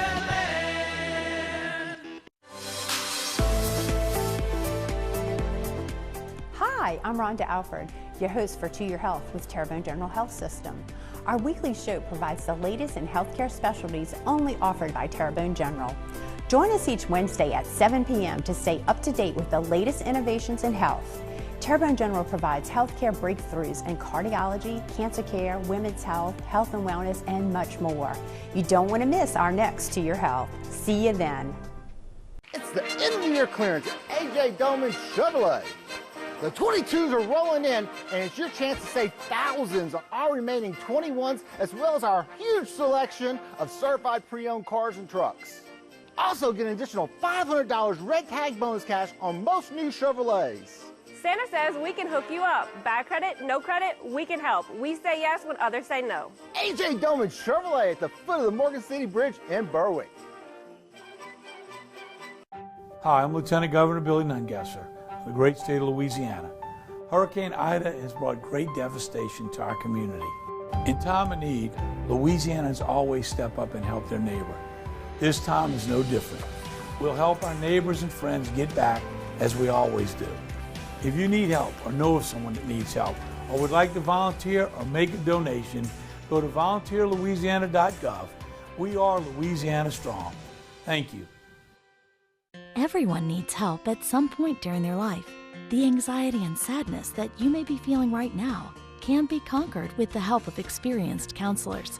The South Central Louisiana Human Services Authority call line is standing by right now, ready to assist you. Pick up the phone and call 1-877-500-9997 and let us help you through the crisis in your life. Helping people, changing lives. Let our caring staff help you.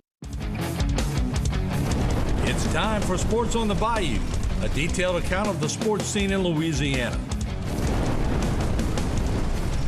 Mike Detillier, Bobby Hebert, and Rich Maury will break down the weekly Saints game, brought to you by the American flag, as well as the St. Martin and Bourke weekly LSU breakdown. Harry McCullough will bring us the Louisiana's Cajun Bayou Lafourche Parish segment, featuring key games of local interest. Dr. Pat, our favorite ENT, is always on top of the asking all them questions. Why you asking all them questions? Making statements. Stan Gravois will bring us local pertinent medical sports information as well as high school sports. Morton Falls, that's me, will open up the mics in the crowd to see what's on the fans' mind. More talk and plenty of audience questions. Live from the Eugene and Lorraine Falls studios in Houma, Louisiana, it's time for Sports on the Bayou. And here's Mike Detillier. Good evening, everyone, and welcome to another version of Sports on the Bayou. Mike Detillier, along with the Cajun Cannon, Bobby Hebert, Rich Maury, will be back with a lot to talk about here on Sports on the Bayou. In the aftermath of Hurricane Ida, insurance companies may try to pay you much less than your losses or even deny your claim altogether. St. Martin and Bourke and Hofestadal are partnering together to help you during this difficult time. Our hurricane insurance recovery attorneys will fight for you and your loved ones. Go to myidaclaim.com for your free case review today. Never give up because your insurance company has denied your claim, and never accept a lowball offer. Let St. Martin and Bourke and Hofestadal help you weather the storm. Visit myidaclaim.com today. Hi, I'm Harvey Sharp, owner of BioPure Disinfection and Restoration Services. Whether it's your home or your business, BioPure specializes in disinfection application, along with water, fire, mold damage cleanup. BioPure's supercharged delivery system, coupled with our hospital-grade disinfectant, revolutionizes the standard of clean and is proven effective as a virucide, sanitizer, disinfectant, and a fungicide. Call BioPure today to get your free consultation at 985-322-3003. Sports on the Bayou is brought to you by Louisiana's Cajun Bayou. You'll remember Lafourche. And by St. Martin and Bourke, attorneys at law. Know your rights. Sports on the Bayou corporate sponsors are South Louisiana Bank, i.e. Terrebonne General Health Systems and their Community Sports Institute. Barker Honda, the Barker family tradition of quality. Alford and Associates for all of your insurance needs. And BioPure, disinfecting environmental services.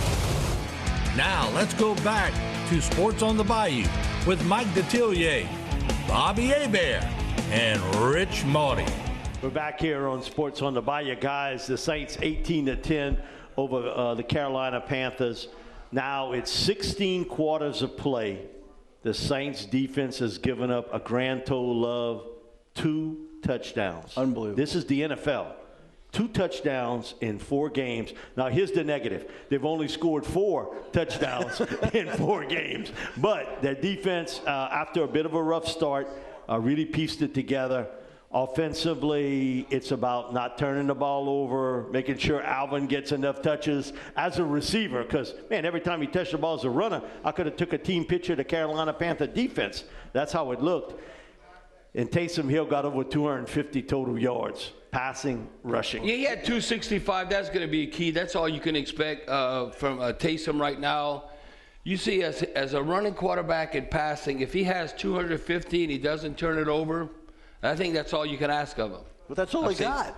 Well, no, that's true. That's true is all he got. They shut him down. That's what he has to do. That's what he has to do. We +4 for the season. We were +2 for the game. At one time, we were +7. But that's going to be key going forward against Atlanta.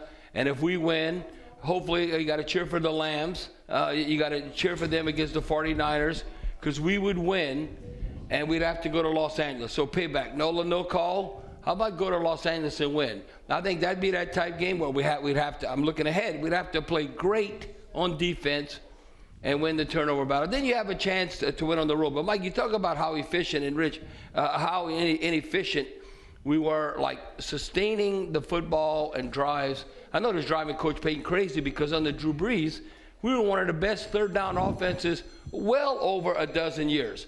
It was like us. It was like the Patriots. Guess who they had? Tom Brady and Aaron Rodgers with the Packers. But at one point on Sunday, they had failed to convert on 20 of 21 third downs.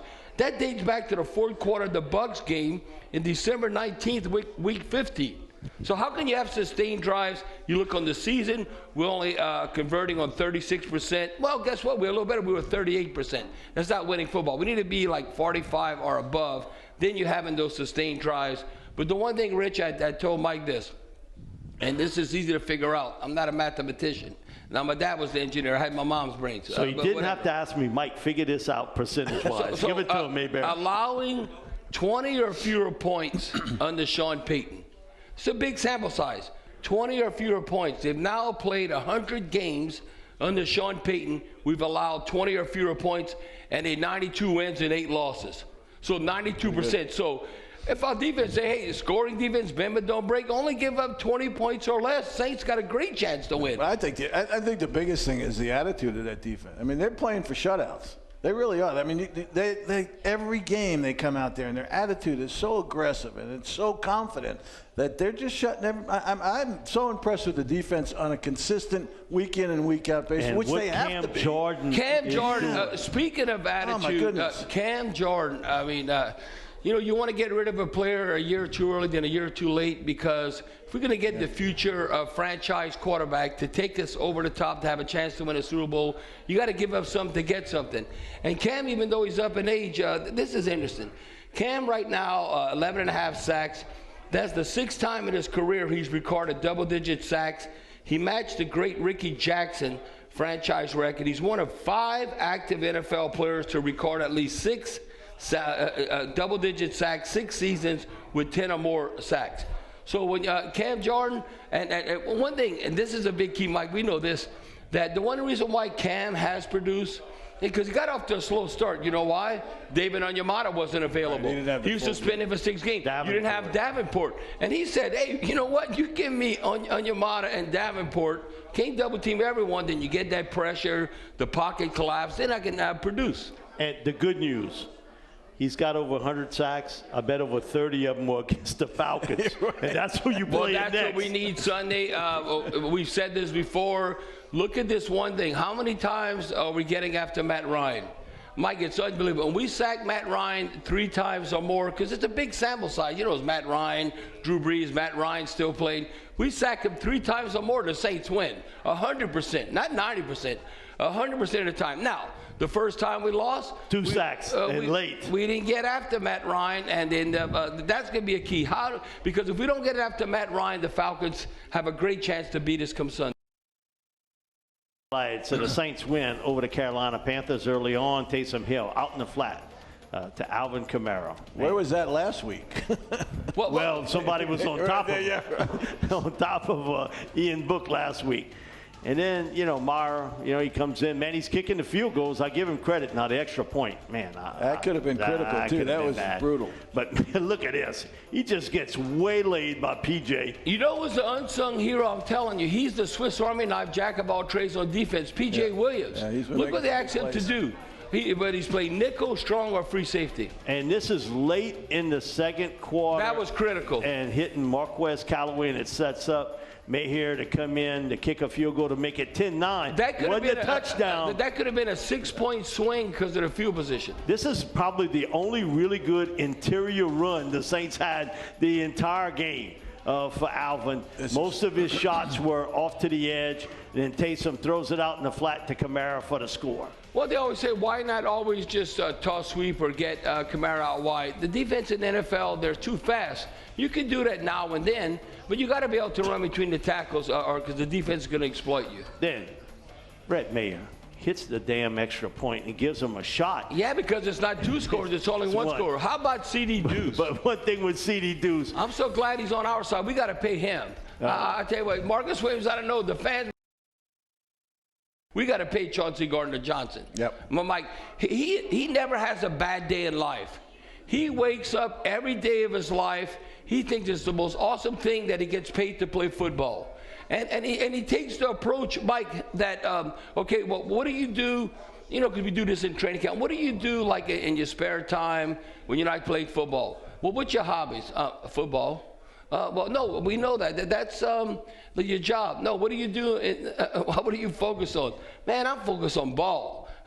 Listen, I'm a football player. I remember one time you making a comment, man, they don't pay you this kind of money if you stocking the shelves at Walmart. Come on now. I'm playing in the NFL. I'm playing in the NFL, and I love my lifestyle. I love my lifestyle. I want to be a pro football player as long as I could be. Yep. And he backs it up. The fans, how can you not embrace?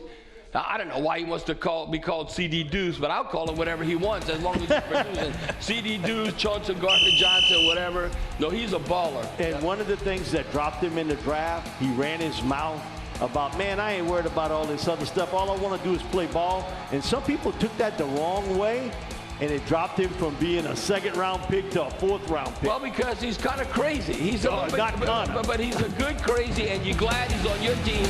You don't want to be on the opponent's team.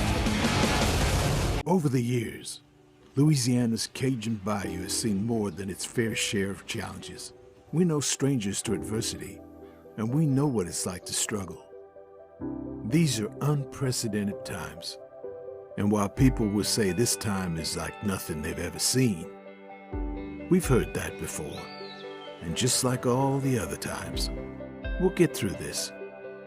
Remember the good times. Remember Lafourche. Tony Alford and Priscilla Larpenter have been the foundation of what is now Alford & Associates. Their passion and vision have been embedded company-wide. It's not just about insurance. It's about making sure that our community is strong and protected for the next generation. We analyze and then custom design your insurance policies to fit your business's needs, not the insurance carriers. It's quite simple. It's the mindset of our organization to protect you from life's hardships. Your benefits are our business. Sports on the Bayou is brought to you by Louisiana's Cajun Bayou. You'll remember Lafourche. And by St. Martin and Bork, attorneys at law. Know your rights. Now let's go back to Sports on the Bayou with Mike Detillier, Bobby Hebert, and Rich Maudie. We're back here on Sports on the Bayou, guys. LSU in the Texas Bowl against Kansas State. More and more. Tonight? We're going to watch that Tuesday night? More and more we've talked about it, that would be some academic issues here with LSU. Anywhere from 13 to 16 players academically ineligible for this game. Now, LSU's not going to announce it, but I can say it. And they've been knowing this for a couple weeks, that some of the guys have not been going to class. And Coach O in his final farewell to the team said, hey, listen, guys, I can't do anything anymore. But the new guy coming in, you're going to find out that he's not going to let anything slide. Well, you can't let anything slide because we all had a self-imposed one-year bowl ban, remember, because of the NCAA investigation. They got to play by the rules right now. And you know what's sorry. And because of the basketball situation. Yeah, and then some players don't realize. They all think they're going to the NFL. Every one of them. What's the percentage? You know this number. What's the percentage of college students, college football players that make the NFL? 2%. Yeah, probably. That's So 300 out I of think you need to go to school and maybe have some insurance policy to get a real job in the real world if you have to, and you can exploit because you are an LSU Tiger. You can't just blow off school. Come on, You've got to go to class, and that has been the issue. And I know it's ongoing with them. I do know the new coach has laid the law down that I'm not going to let it slide. This is going to be checked daily. He might not let it slide, but he better win. But but also, too, the opt-outs. Neil Farrell, training for the NFL draft, who really played great for him at defensive tackle. Damone Clark, I think more than any other player I've seen in a year time frame, has really helped his draft He status. maybe has more upside even than Patrick Queen, Mike, who came on. He's a lot with bigger the Ravens. dude, I know that. Yes. And he gets it now. He gets it. It took him a little while. And then Ty Davis-Price just a couple of days ago announced he's coming out. And listen, I would never criticize you for coming out early, just like if you decide to stay. My thing about it is you better understand you might not get picked as high as some people are telling you, family members, agents, whatever, and be prepared to make a team as a free agent somewhere. Well, and you look at it, the Texas Bowl. There's a little history there. The Tigers, if you look at overall just playing in bowl games, 28 and 23-1 in bowl games, including one appearance in the Texas Bowl. Do y'all remember? Well, I remember watching this game, and he was kind of running all around for his life. The Tigers beat Texas Tech and Pat Mahomes. Yep. Patrick Mahomes, 56-27. That was December the 29th, 2015. They played in the Texas Bowl, beat the Red Raiders and Pat Mahomes. That's when Leonard Fournette had 5 touchdowns in that game to win that bowl game. Now, if you look at LSU and Kansas State, we haven't played too often, but Kansas State is 9-13 in bowl games, including they played in the Texas Bowl. They're 1-1, so this is their 3rd appearance. But LSU and Kansas State have only met once in football. The Tigers beat the Wildcats. I was in college in 21-0, September 13, 1980 in Tiger Stadium. Well, that's what they played in 1980. Is this rumor correct that Miles is going to do the coin toss? Well, why would they do that, Rich? It's a rumor. I'm trying to start something. Oh, trying to start something. Okay, I know he's all right. one of your favorite coaches, ex-coaches. No, favorite coaches, but he has more problems than me. That's saying a lot. Because that is really saying a mouthful. On the field, off the field. Les Miles ain't worried about me no more. He's like retired now. He just got to keep his marriage together. Yeah, well. Well, one thing with Les, $19 million. He didn't avoid many people, but one guy he did avoid.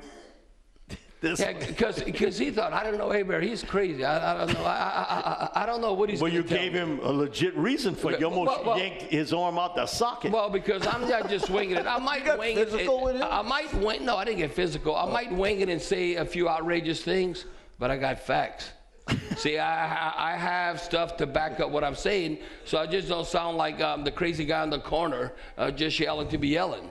So, no, Les knows that. One of the things that's going to be interesting is how LSU uses the transfer portal, because now that's becoming a bigger and bigger transfer portal, Mike. How about look? He's going to be $1 million quarterback. Caleb Williams. Caleb Williams from Oklahoma. I don't know. He might go with Lincoln Riley to USC. Oh, I bet he does. Georgia's stepping up right now, and all of a sudden, you know, the alumni know, Mike, I don't know where this is going to end or what's going to come about. It is the wild, wild west of the NFL, so to speak, in college football. It'll be interesting. Rich, think about this, and Mike, we're talking about this. They have guys now coming out of high school could potentially, on their potential, be millionaires before they even play in college. Right, so how much you think some school or some alumni is going to give Arch Manning?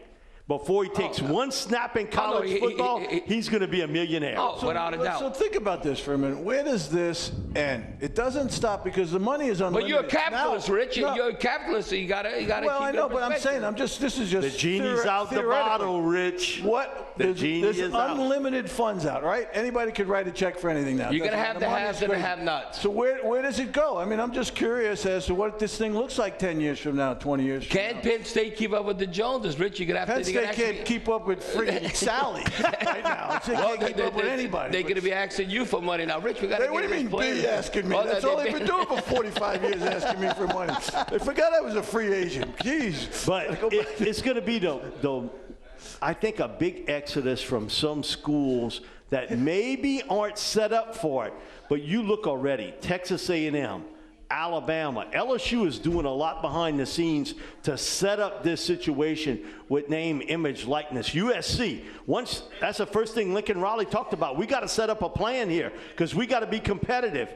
Ohio State, Michigan, they've set it up. Teams like Penn State, they're going to get picked clean of that top. But they have set it up. It's Well, whether they do it right. They do it right now. And a team like USC, Hollywood, and all that, these young players and all, then you get Steven Spielberg and all around, and the alumni asking them for money, and then Bobby, all you of a could have sudden been you a go to Hollywood USC. star back if it was your day.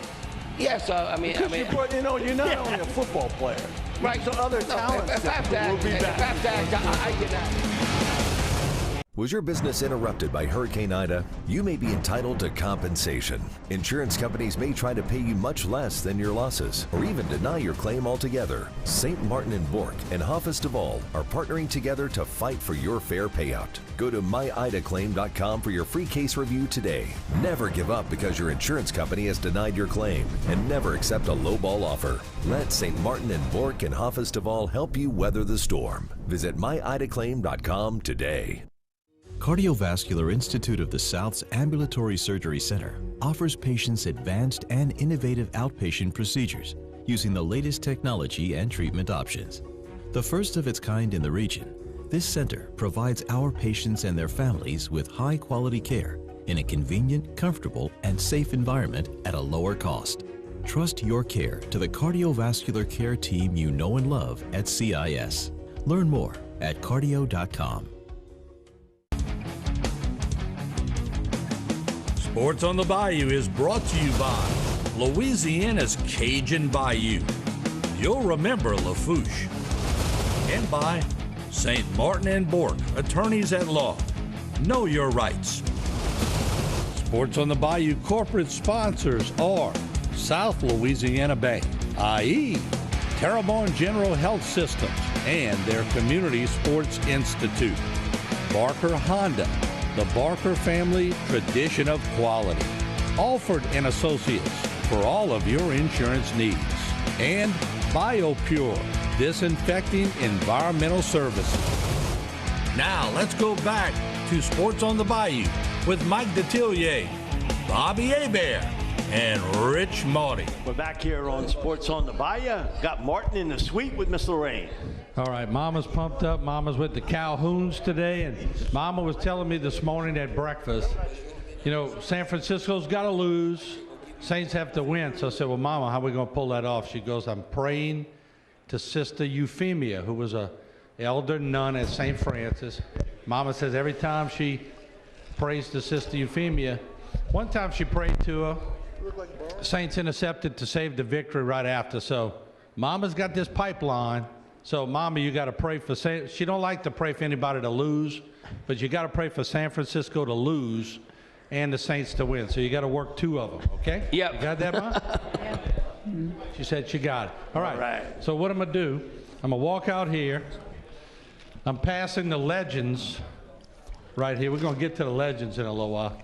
It's a lot of knowledge there at one table and a lot of stories to go with it. I want to come to Cody Gray. One of our naming sponsors. You know, Martin, before you get to Cody, Rich just told me, here's in the Bayou, Lafourche and all. Is that, you could say, like Joe Burrow. Is that Joe Burrow's like cousin? It sure does look like Ian looks like Joe Burrow. Brother. His little brother. He'd be wearing his jersey. So I'm going to get Jay just to extend a little time because Cody is one of our sponsors, Louisiana's Cajun Bayou, along with St. Martin and Bork. Can we have a round of applause for the naming sponsors? All right, Cody, stand on up. What's happening in Lafourche? Y'all got some good things going. Sure, so there's always something going on. It's a little chilly there right now, but we're doing pretty good. So we had a great Christmas, a great New Year's. We're very, very appreciative for all of the visitors that came out, that supported all of our local businesses during the holiday season, that bought local, that showed up in a big way, that helped, especially, you know, as we recover from Ida and as those businesses get back to normal. We're just very appreciative of all the visitors and all of the locals that went out and bought locally this year. But we are cautiously and optimistically wading into 2022. We have great hopes and great plans, and we look forward to welcoming everybody back to the Bayou. And how does it feel sitting right next to Joe Burrow? It's, you know, I mean, it's a lot to take in. It's a lot to take in, but I'm very privileged. He looks a little more like Kevin Bacon to me. instead of. What you think? Well, it'd be like if Joe Burrow and Kevin Bacon made a baby. Oh, there you go. Yeah. There you go. I mean, I'll tell you what. He'll start signing autographs at the visitors center. Yeah. Thank y'all for what y'all do in Thank you. Lafourche. Hey, look, he said it was cold in Lafourche, like Lafourche is the North Pole. It's cold. It's cold down the bayou right now. It is. Terrebonne, Lafourche, it's cold. All right, so we're going to add a little time on here because I know Joe's dying to hear about some of these umpires and referees. And oh, wait, we're doing that next segment, Harry? Okay, we're going to buy a little time here. We'll take a break. When we come back, then we'll be ready for Harry. Over the years, Louisiana's Cajun Bayou has seen more than its fair share of challenges. We're no strangers to adversity, and we know what it's like to struggle. These are unprecedented times, and while people will say this time is like nothing they've ever seen, we've heard that before. And just like all the other times, we'll get through this. Remember the good times. Remember Lafourche. Curtis Calais Welding has been providing contract labor for the offshore oil and gas industry for over 28 years. Curtis Calais Welding is now hiring. All applicants must have a TWIC card and be able to pass an occupational medical exam and a drug screen. Triple C Towing has a fleet of 2 inland tugs to provide service for the oil and gas industry. All vessels are provided with experienced personnel, and we do what we say we will do. Curtis Calais Welding, now hiring, and Triple C Towing, ready to work. Sports on the Bayou is brought to you by Louisiana's Cajun Bayou. You'll remember Lafourche. And by St. Martin and Bork, attorneys at law. Know your rights. Now let's go back to Sports on the Bayou with Mike Detillier, Bobby Hebert, and Rich Marty. Back here on Sports on the Bayou. Martin, I'll throw it to you. All right, we figured since Bobby already tagged Ian as Joe Burrow and I tagged him as Kevin Bacon, we'd let him help us with the corporate sponsors. Yeah, this is the offspring. See what he's got. See if he's got some stage presence, and maybe he could end up in Hollywood, okay? You ready? Yeah. So we got our corporate sponsors, South Louisiana Bank, IE, Terrebonne General Health System, Community Sports Institute, Barker Honda, Alford and Associates, and BioPure. There we go. Atta baby. I wonder if he could dance like Kevin Bacon did in Footloose. Yeah, he probably dances more like Joe, because Joe's a little bit shaky. He can't dance like Hebert can. All right. No, listen, Joe Burrow's stiff compared to me. Hey, major day. You got Joe Burrow You could do it. and Kevin Bacon. You could take that home with you, all right? We're going to come over to Harry. Harry's got a special guest. Yeah, it's good. Get the Gat. I saw your boy Joe Burrow was going to get the Gat this weekend like he did with LSU. Anyway, we got a good guest. Eddie Vera is here. Not the lead singer from Eddie Vedder. But Eddie Vera is the regional coordinator for officials, which is a big deal because a lot like school teachers, officials are kind of aging out right now. Yes. And you guys, you've taken over the job of coordinating that job, and you guys need officials, and you guys on a drive right now. Yeah, we are actively recruiting. If I can back up a little bit, I did post on the Buzz December 20th that we're actively recruiting. Anybody that's interested, if you go to lhsaa.arbitersports.com and look for the registration tab and just follow the instructions. Also, we do have a number of officials that have done college ball, junior college ball, guys that are in their first year of calling baseball. So everyone's welcome. There'll be classroom and on-the-field training. Again, everybody's welcome. We'd be glad to welcome you to the association. And hey, look, let's be honest. You do this to make a little extra spending money. And the pay's decent, I got to say. And not only that, but to me, it's the best seat in the house. There's so much talent in this area. A lot of guys that have gone on to pro ball, that are playing college ball now. Just a tremendous amount of talent. But lhsaa.arbitersports.com. My email, if you will, is Eduardo, EDWARDO, Vera, VERA, 43 at yahoo.com. My number is 985-226-9121. Please email me or call me, and I look forward to hearing from you. Yeah, Eddie, that deadline is on February 8th. February 8th, for yes. folks to get in. To register, correct. So, but there's a lot of different programs, and you're looking for all sports, I'm sure, right? Every sport is low in numbers. The current season coming up is baseball. Again, thank you for pointing that out. The deadline to register is February 8th. And there's different programs. We were talking about it. If you're a military guy, you can go from what's the program? Major League Baseball is offering a program. It's called Battlefields to Ball Fields. They'll help veterans with their registration, with the purchasing of equipment, things of that nature. So really good program. As far as recruiting, I'll be reaching out to the National Guard. I'll be going to Nichols. I'll be going to Fletcher, and even contemplating going to the schools and see if I can talk to the career counselor to see what I can do. It'd be good to get some young guys in there, and I guess that's what we had talked about a little bit before. The young guys aren't coming up. Well, any reason why you're not seeing young guys come into the job? I think a lot of it is unfortunately the horror stories I hear at local ball, rec ball, or what, and it's not like that everywhere, but you do hear it from time to time. Yeah. And you know, look, you not only have just boys sports anymore. Now we're doing girls sports. Correct. Too. So you got double amount of games we used to play. We used to play basketball. We'd have 8th grade, 9th grade, and JV and varsity. Right. But now you have 8 games, not 4 games. And if I may, we cover Terrebonne, Lafourche, St. James, St. Mary parishes. So pretty expansive area. A lot of good baseball to see and partake in. What kind of training goes into the referee? Great question. We have a camp, an umpires camp. We have 8 schools involved, all local schools, of course, and it's going to be held at the Nichols baseball facility. So we'll have classroom portion in the morning, and then we'll have actual application of the instruction with live baseball. So there will be classroom and live baseball application of the mechanics. Yeah, real important thing. So good luck, Addie. I appreciate it. So it's Louisiana High School Athletic Association.orbiter.sports.com. So give them a call and sign up. Appreciate it. Thank you, guys. Thanks so much, guys. We'll be back with more sports on the Bayou. Was your business interrupted by Hurricane Ida? You may be entitled to compensation. Insurance companies may try to pay you much less than your losses, or even deny your claim altogether. St. Martin and Bork and Hafiz Duval are partnering together to fight for your fair payout. Go to myidaclaim.com for your free case review today. Never give up because your insurance company has denied your claim, and never accept a lowball offer. Let St. Martin and Bork and Hafiz Duval help you weather the storm. Visit myidaclaim.com today. Here at South Louisiana Bank, we support our neighbors, the organizers, the helpers, the leaders, the dreamers. We support those that move our community forward.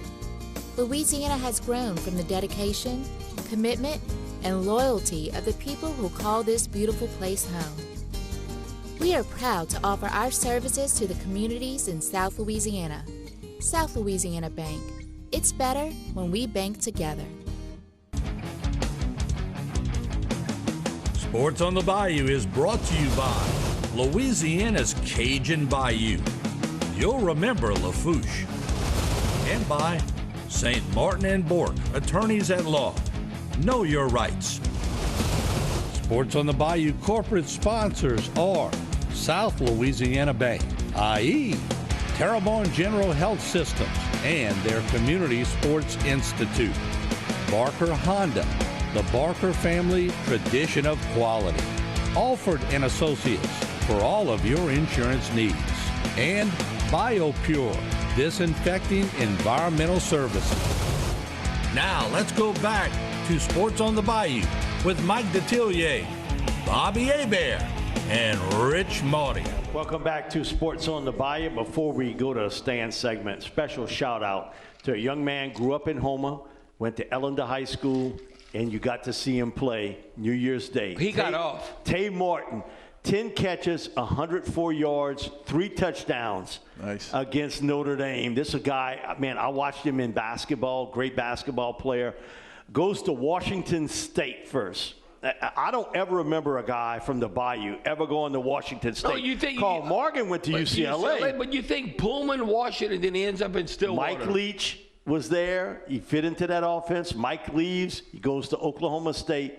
And, man, he's done a fabulous job. So congratulations to Tay. Stan does a super job each and every week talking about the high school ranks. And so we're going to go to him and the setup he has for us. As we ring in the new year, we want to remind everyone that Terrebonne Parish will be celebrating its 200th birthday. That's right, established in 1822, our community will take the occasion to spotlight a different discipline of growth in each month of 2022. Sports will be one of those disciplines, and although our history related to games and athletic endeavors will be celebrated throughout the year, the more specific spotlight on sports will be in October with Les Sports de Terrebonne, the sports of Terrebonne since 1822. We'll be looking back on everything related to competitive sports on the high school level with the early 20th century high school teams. With the inception of Terrebonne High in 1908, we will meander through the history of some of our parish's competitive squads and star athletes. We'll stroll through history featuring some of our schools, such as St. Lucie Catholic's stellar basketball teams of the early 50s, the rise of St. Joseph Benedictine down in Chauvin in the early 60s, and the spectacular athletes that played at Southdown High School before integration. We'll relive stories of stellar performances such as the fastest 4x400-yard relay team in the country in 1973, and highlight the story of the East Side Kid who was the national punt, pass, and kick finalist in San Francisco in 1974. Many didn't know about our area's love affair with boxing at one time. And how about the national spotlight we once had with drag racing in the NHRA? Did you know that the fastest racing team in the world was from right here in Houma? Southland Drags and all the great racing in our area will be celebrated. And we'll certainly look back at our biggest professional sports franchise in the area, the Houma Indians. Many future major leaguers got their start here with the Evangeline League, and many players coming to our parish to play for the Indians have become lifelong residents. And there's so much more: the Bayou Bucks, the Houma Oilers, the high school state championships, the individual sports stars. We'll relive it all in our 200th birthday year. And another big reminder, next week in our Sports on the Bayou segment right here on HTV10, we'll be announcing the 6 members of the 2022 inductee class into the Bayou Region Athletic Hall of Fame. The ceremony is set for Thursday, June 23rd at Cypress Columns in Gray.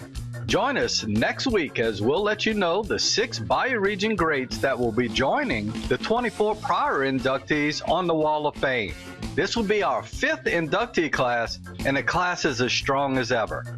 Again, those 6 inductees will be released to the public right here first on Sports on the Bayou next week. Thank you, Stan. Do a great job each and every week, always highlighting the guys from our area, Lafourche, Terrebonne, Assumption. But Martin, I got to ask you, man, can you name me the 4 guys on that state championship relay team? Melvin Johnson, Ricky Britt, Herman Verdon, and Robert Lagarde. You got it. How about that? Good job, Mark. That was household. Down here, you knew it. That was household. But sometimes names, your memories start to go, as you get older. Well, I'm not there yet. Well, hey, Stan wants to add something to that package. Listen, just real quick, the one plea that we do have for everybody, we mentioned that Terrebonne Parish is celebrating 200 years of being in existence. In October, we're going to highlight sports. But what we are asking is anybody out there who has any kind of memorabilia, it's going to be put on display at the main library. We do have an old Houma Indians jersey, which is kind of cool. Yes. We have all kind of things. Bobby, thanks for the helmet. Of course, it's Lafourche Parish, so we can't use it. But it's still, you win a state championship, the game ball, helmet, and all that. It just shows you. You wouldn't want to play in that helmet today. The padding is like no padding. There are sometimes, Rich is going to appreciate this, there's sometimes you say stuff up there, Bobby, and I think to myself, it was that helmet. And I think you're right. I think you're right. If you look at a padding compared to now, I mean, I'm not saying it was a leather helmet you fold in your back pocket or the old straps and all, but it wasn't much different. Look like cushion. No, listen, and just real quick, thanks for that. We have it on display. It's actually where the Hall of Fame is in the hospital. But when we did get it, and I don't know how many people saw it that day when you brought it in, I happened not to be here. It is amazing how far we've come with the technology Yeah. and things like that. Big so time. thank you very much for that. But again, anybody, give us a call here at the station. Give us any way or something you have that you think would be awesome to put on display. We'll put it on display, and we'll get it right back to you at the end. And my last parting statement, Tay Martin, man, what a game he had in the Fiesta Bowl. That was awesome. So, right quick, Mike, where's his draft status? I think he'd probably be a middle round pick. Okay. It's going to be a lot of receivers selected. What I remember about him, he was our Bayou Region most valuable player. He was, you know, because you mostly think of a receiver being a bit of a diva. Yeah. He was the most humble guy. I can't believe he said, I won the MVP. You know who was in that race with him? Amik Robertson. Whoa. Think about that. And Amik's playing now with the Las Vegas Raiders. Well, his stock went up after that game. Yeah, it really did well. And Stan, you might want to catch Coach Alba while he's here to get one of those softballs because they won 112 games in a row. Yes. That would be some good memorabilia to have. So don't ask him for his coaching shorts. He was superstitious. He probably still has the same pair. He might have them on underneath what he's wearing today. Well, real quick, what's interesting is that the other disciplines like commerce and stuff, they have to go back all the way to 1822. For sports, we found out it all starts in Terrebonne Parish in 1908. There were no fishing rodeos before 1908. There was no, and if you talk about fishing and trapping, it was commerce back then, right? Right. It wasn't. So we start at 1908, and that's the inception of Terrebonne High School for having sports in our area. Good. All right, we'll take a break. We're coming back with Dr. Pat. He is warming up over there in the corner. Over the years, Louisiana's Cajun Bayou has seen more than its fair share of challenges. We're no strangers to adversity, and we know what it's like to struggle. These are unprecedented times, and while people will say this time is like nothing they've ever seen, we've heard that before, and just like all the other times, we'll get through this. Remember the good times. Remember Lafouche. Are you looking for a new or used vehicle? Well, come check us out at Barker Honda because we get new, updated inventory daily. We're offering top dollar for your trade. Give us the opportunity to buy your car. We offer new and used financing. Come check out our award-winning trucks. For cars, trucks, SUVs, come check us out.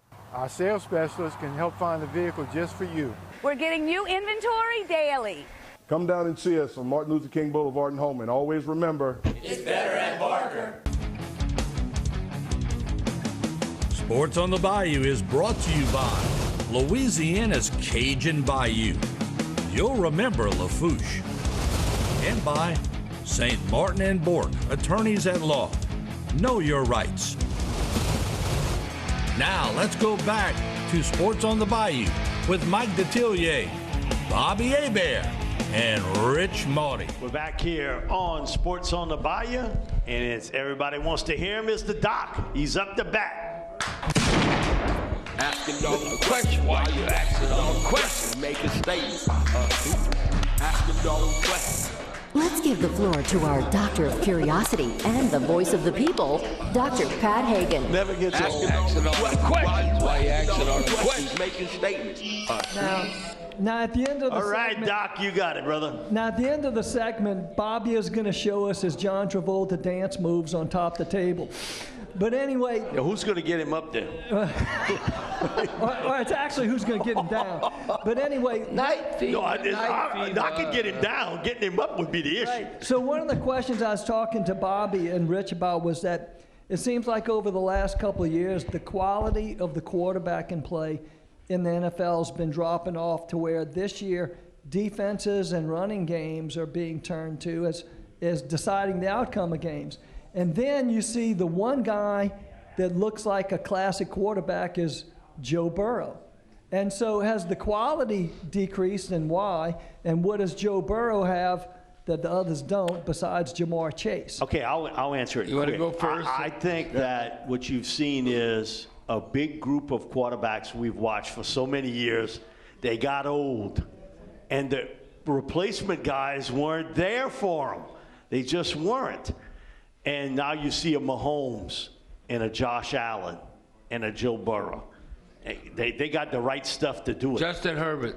And Justin's right there, too. So I think you're going to see this class build, But we got used to watching Manning, Brady, Breeze, Roethlisberger, and you got used to those guys. Yeah. And they've either retired or a guy like Matt Ryan getting old, and the replacements aren't there. They grow, and plus the kids today are not getting a chance to grow into the positions that the Throwing them in right away. They're thrown in, so the game has changed so radically. It's so much faster. I mean, you ask every college kid that comes into the league, quarterback, the game's like boom, boom, boom. So I don't think the young quarterbacks have a chance to get it developed. I think they're equally athletic. God, this never happened at Notre Dame. But they're just not getting the opportunities. They can't throw them in the first year, second year. And I think Sean recognizes that. That's why he really didn't want to play Ian Book. Absolutely. Sean would rather, I'm telling you, in the future, he's not on the Saints roster. The Saints want a veteran. They don't want to groom nobody. They want to win now. They got a championship defense.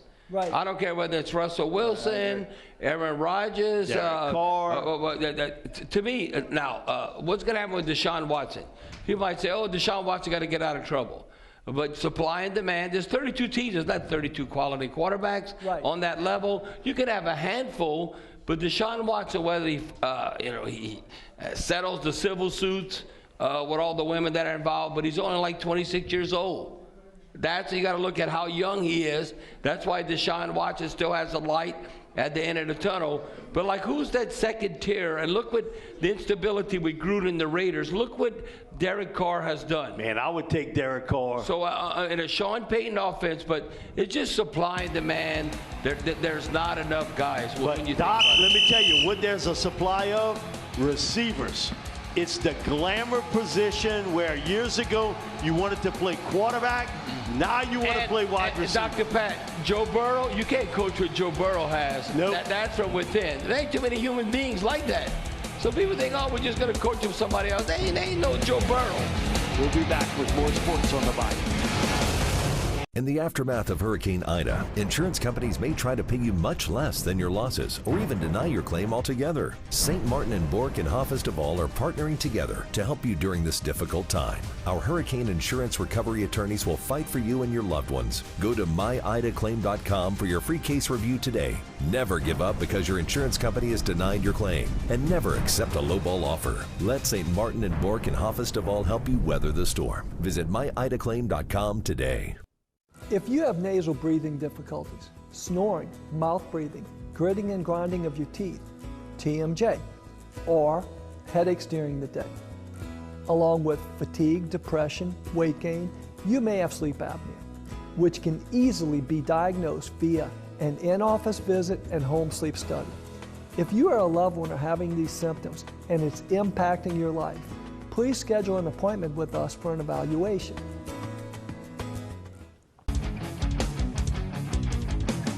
Sports on the Bayou is brought to you by Louisiana's Cajun Bayou. You'll remember Lafourche. And by St. Martin and Bork, attorneys at law. Know your rights. Sports on the Bayou corporate sponsors are South Louisiana Bank, i.e. Terrebonne General Health Systems and their Community Sports Institute. Barker Honda, the Barker family tradition of quality. Alford and Associates for all of your insurance needs. And BioPure, disinfecting environmental services. Now let's go back to Sports on the Bayou with Mike Detillier, Bobby Hebert, and Rich Maury. We're back here on Sports on the Bayou. Martin, throw it to you. You know, Mike, when you asked me about that track team in South Terrebonne, those that came before us, we had some exceptional athletes. Coach Bill Vincent coached at Patterson. Then he went to Lamar. And I want to ask him, who's the greatest athlete you ever coached? Well, this was pre-Dalton Hilliard. So it was Louis Lepre. The Lepre family was sort of like the Hilliard family over there, but they were earlier.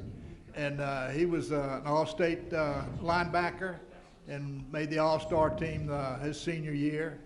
And from there, he went on into business, and they're prominent in the Iberia area and Patterson area and sports sales and what have you.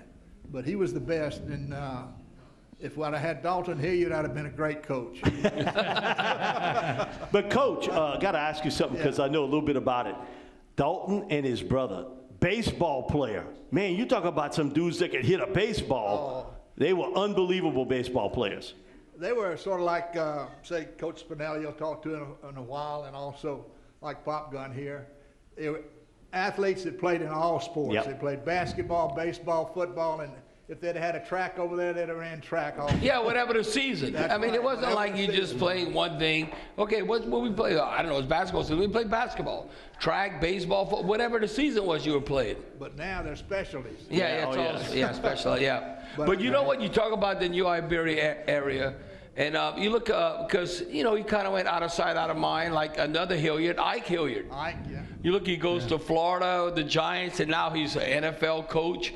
Johnny Hector was from there, Johnny right? Hector, Johnny New Hector. Iberia. He was in our era. Yeah, Johnny Hector was, Johnny I think, could play. when we were in high school, Martin. Yeah, he was a hell of a track guy, too. And they played with the Jets. All right, we're going to move it down. I want to talk to Coach Albert here. And this is a little, now Coach Albert coached some different eras, and I see Terry Brewer and Ed Dagg, two great athletes over there in their own right.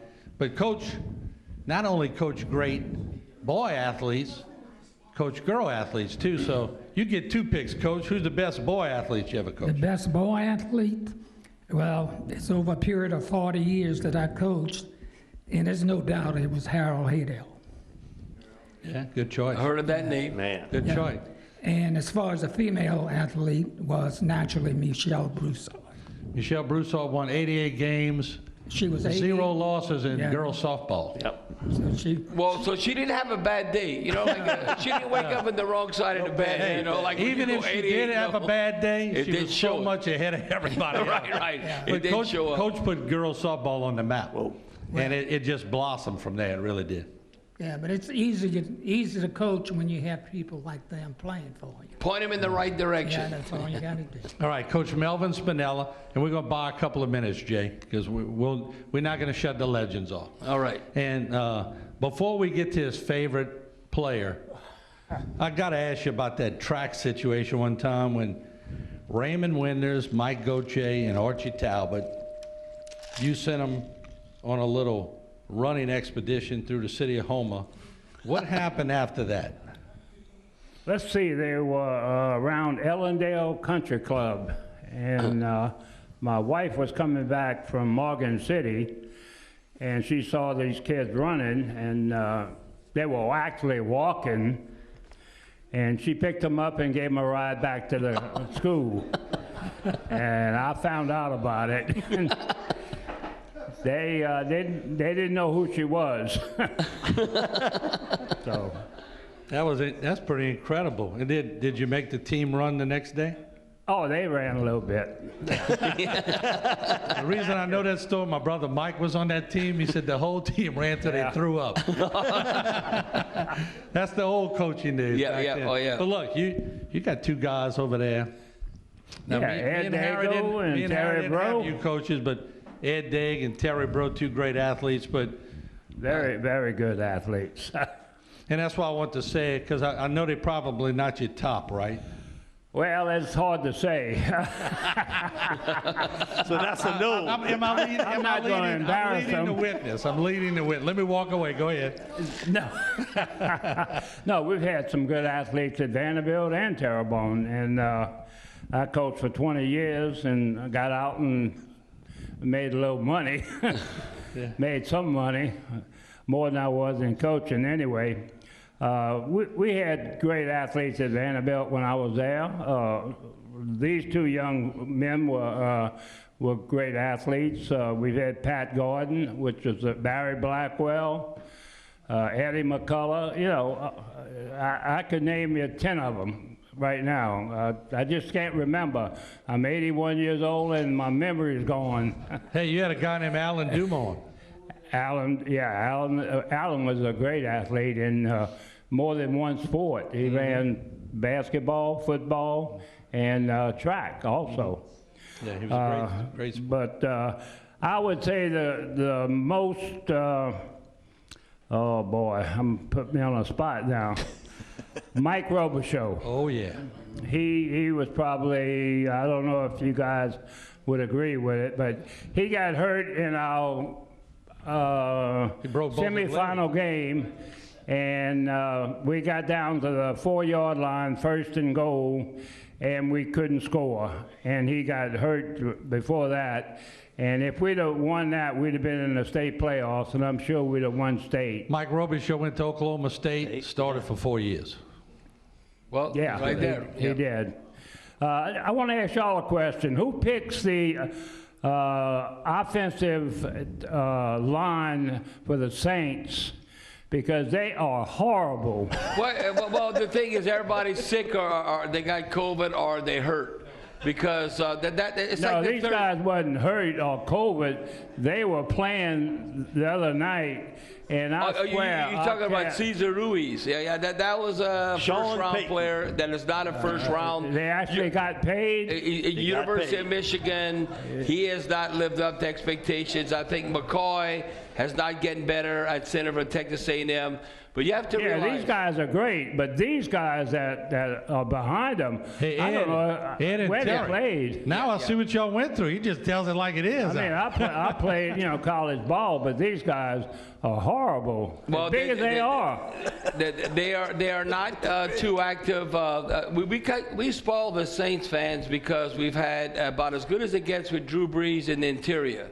When we had Jari Evans, when we had Carl Nicks, when we had Ben Grubbs, when we had Larry Wolford, now we don't have any of those cats. As I go to the break, Max Unger at center. We don't have as I go to the break, I might have to next week. I might have to bring Coach Spinell up and sit him right next to Rich Marty up there. But the one thing, Coach, I can tell you is that now, to be held accountable, you got to be available. If you look at Ryan Ramczyk, he always was healthy. Then he has a knee injury. I think they didn't put him on injured reserve, so he had a setback, and he got hurt in practice, so he hasn't played.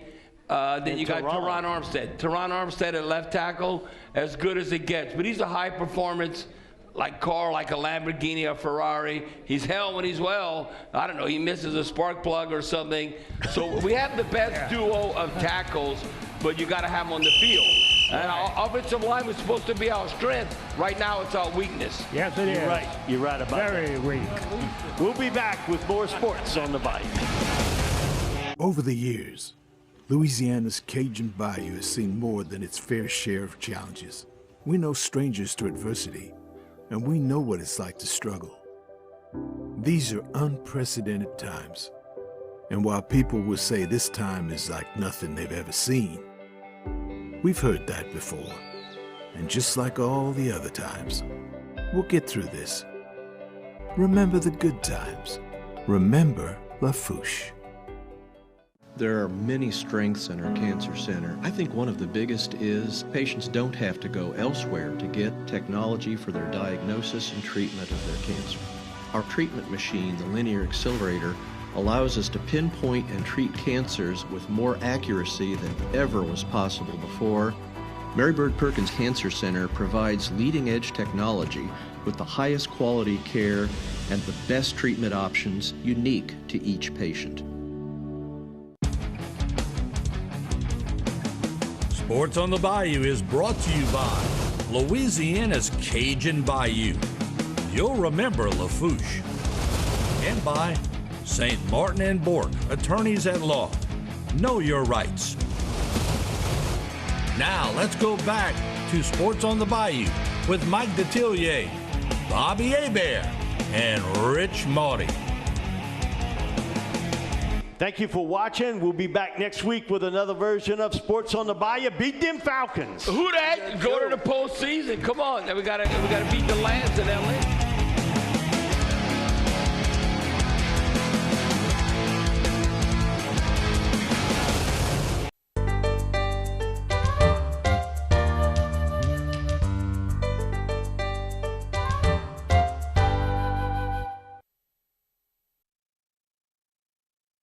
West Park Climate Controlled Self-Storage is a state-of-the-art storage facility with clean, convenient, and secured climate-controlled storage. Open 7 days a week with professional storage counselors to assist with all of your storage needs. I'm Tammy. Come see us at West Park Storage for all your packing and storage needs. Hi, I'm Kelly. We also have parking for RVs, boats, and cars with 24-hour access. Hi, I'm Tricia, the manager of West Park Storage, and we would like to thank you for 16 years of great service, and we hope to provide many, many more. Domestic violence is daunting, and the psychological effects can do enduring damage. Obviously, all abuse needs to end. But how? The Terrebonne Parish District Attorney's Office is dedicated to ending domestic violence and helping those who have already experienced it. Our office supports many programs that educate and adjudicate abuse towards women. If you are a victim of abuse, call the Terrebonne Parish District Attorney's Office at 873-6500. Hi, I'm Orlando Williams, and I live in Terrebonne Parish, and I'm vaccinated. How about you? My father entered the hospital with COVID in its early stages. My daddy lived till day 13, and to wake up to a call at 6:45 from the doctor saying you have 2 minutes to get the rest of your family on the phone. He had to die alone. I made it my mission to make sure no other family had to feel this. Welcome back. We've missed you. We know it's been tough. Because rebuilding your business isn't for the faint of heart. Your business needs a jump start. And we're here to help. Introducing Surge, symmetrical speed fiber internet from eTel Business. Revved up data speeds at 30% off, plus 3 months free. We're glad you're back, and we're here to make your business surge.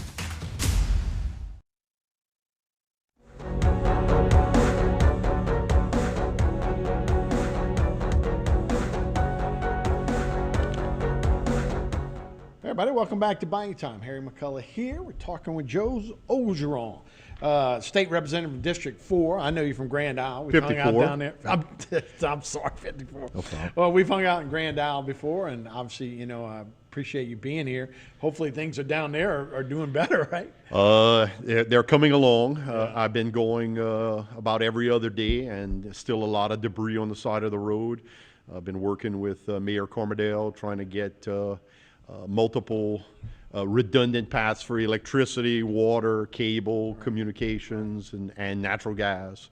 So that's the main thing, some of the infrastructure projects that we're going to be working on. Well, that's great. That swerves us right into where we want to start today. Is about the infrastructure bill. Mitchell Andrews is going to be in charge of a lot of that, which is a local guy. His family grew up on Grand Isle, by the way.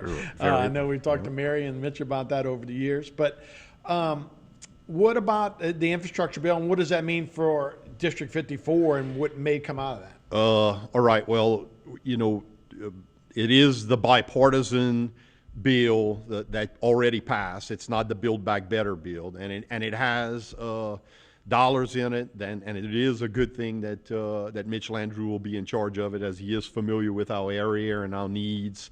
And any of the things in infrastructure we put forward shouldn't be that big of a surprise to them. For within District 54, Grand Isle, the like I said, the resiliency of infrastructure there is one of the things. Probably the biggest one is the water line that runs between Lafitte and Grand Isle. Right now, we did have back in the past, we had a redundant line from the Lafourche Parish system, and whenever they redid those bridges, those small bridges, they didn't put back that water line. And then because they had the Lafitte to Grand Isle line, now the Hurricane Ida has completely devastated that, and there's new plans to redo a line in a better way, more hurricane resilient manner, and trying to get some infrastructure dollars for fresh water between Lafitte and Grand Isle is one of the things I'm working on. Of course, they had already made a plan to reconnect the Lafourche to Grand Isle line, and the piping was laying there during Ida, and they basically, if you go down there, you'll see that it's literally laying along the side of the road, temporarily supplying water to Grand Isle. So, yeah, no, there's a lot. So it was $1.6 trillion, right? And everybody thinks it's just money just falling from the sky. But look, everything they do, FEMA, as we know, is still trying to get money down here from some of those problems from Ida. So it's a federal program. Even though Mitch Landrieu's got some local areas, he's not just going to be able to hand you $1 billion, right? So Right.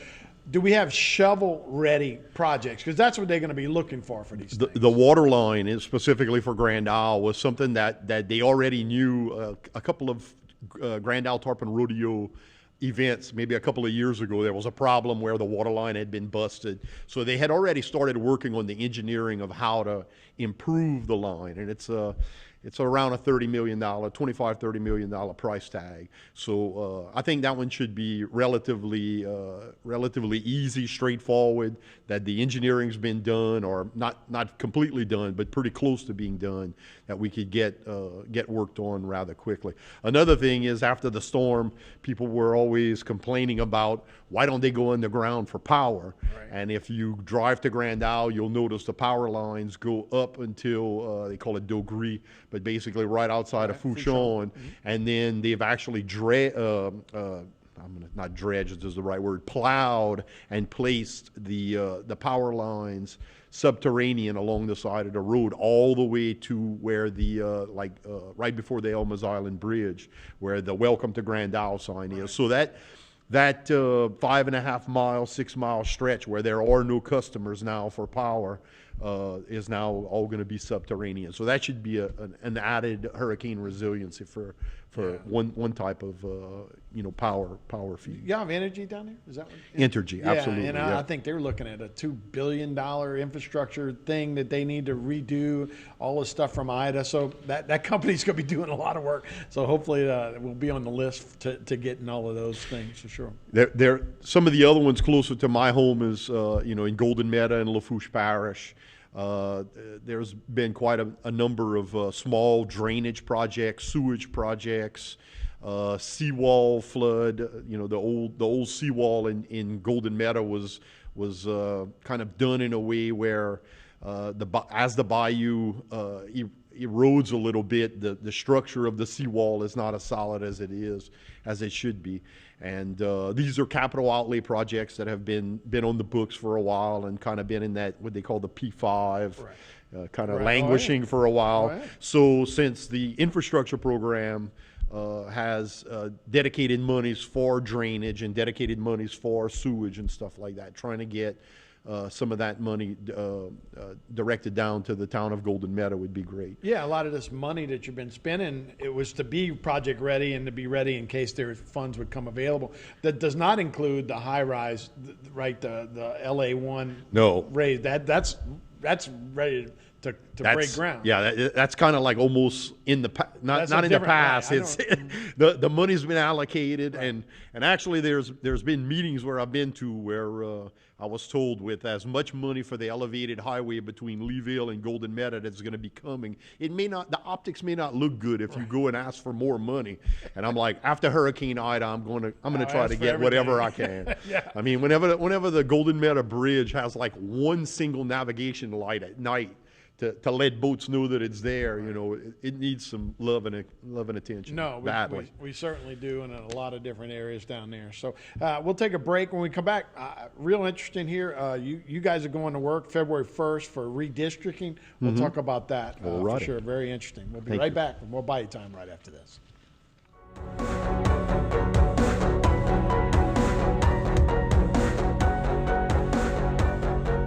The all-new 2022 Mitsubishi Outlander at Barker Mitsubishi.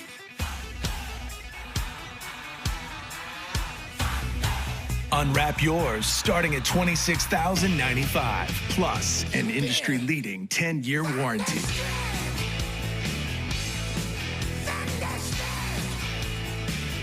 The year-end sales event at Barker Mitsubishi. Get thunderstruck. Drop Shipping and Crating Pros is a highly versatile company that will ship any size, any weight, anywhere.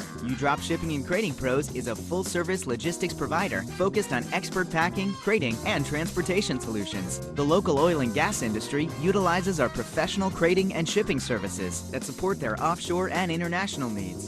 Drop Shipping and Crating Pros is authorized and recognized to construct shipping crates built for exports. Drop Shipping and Crating Pros, now at our new location at Capitol Boulevard.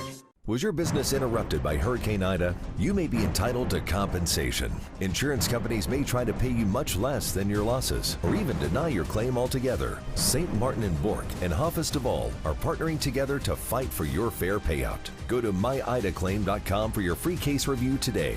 Never give up because your insurance company has denied your claim, and never accept a lowball offer. Let St. Martin and Bork and Hoffest of All help you weather the storm. Visit myidaclaim.com today. Domestic violence is daunting, and the psychological effects can do enduring damage. Obviously, all abuse needs to end. But how? The Terrebonne Parish District Attorney's Office is dedicated to ending domestic violence and helping those who have already experienced it. Our office supports many programs that educate and adjudicate abuse towards women. If you are a victim of abuse, call the Terrebonne Parish District Attorney's Office at 873-6500. West Park Climate Controlled Self-Storage is a state-of-the-art storage facility with clean, convenient, and secured climate-controlled storage. Open 7 days a week with professional storage counselors to assist with all of your storage needs. I'm Tammy. Come see us at West Park Storage for all your packing and storage needs. Hi, I'm Kelly. We also have parking for RVs, boats, and cars with 24-hour access. Hi, I'm Tricia, the manager of West Park Storage, and we would like to thank you for 16 years of great service, and we hope to provide many, many more. HTV, bringing you local news and sports for over 36 years. From tragic events to heartwarming stories from the community, sports from the regular season and into the playoffs. We were there each time COVID struck. And when Hurricane Ida devastated the area, HTV was there before and after the storm, bringing you live storm track updates and coverage of the aftermath. When other news outlets left, HTV was there, helping those in need. So for your news, stick with the ones you know, the ones that know you.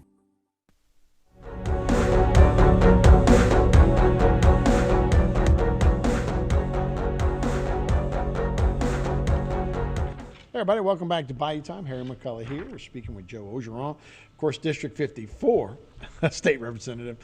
Thanks for joining us. And redistricting, you guys are going to go to work February 1st for a special session. Got a couple of months to get it done before qualifying for the next election.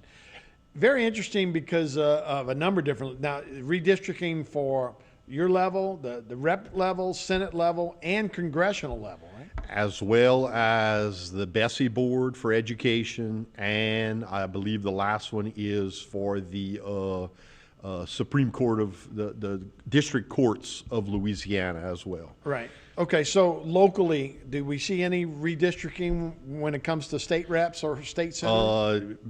Tanner and I on the southern part of Lafourche and Terrebonne lost population. People moved further north, and I believe Representative Zarang and Representative Fontenot both gained people, so there's going to be some moving of the lines, and then Representative Beryl Amity is kind of in a wraparound district as well, and I don't remember what her plus or minus number was, but I know that that I need to move my line further north and get a little bit more people.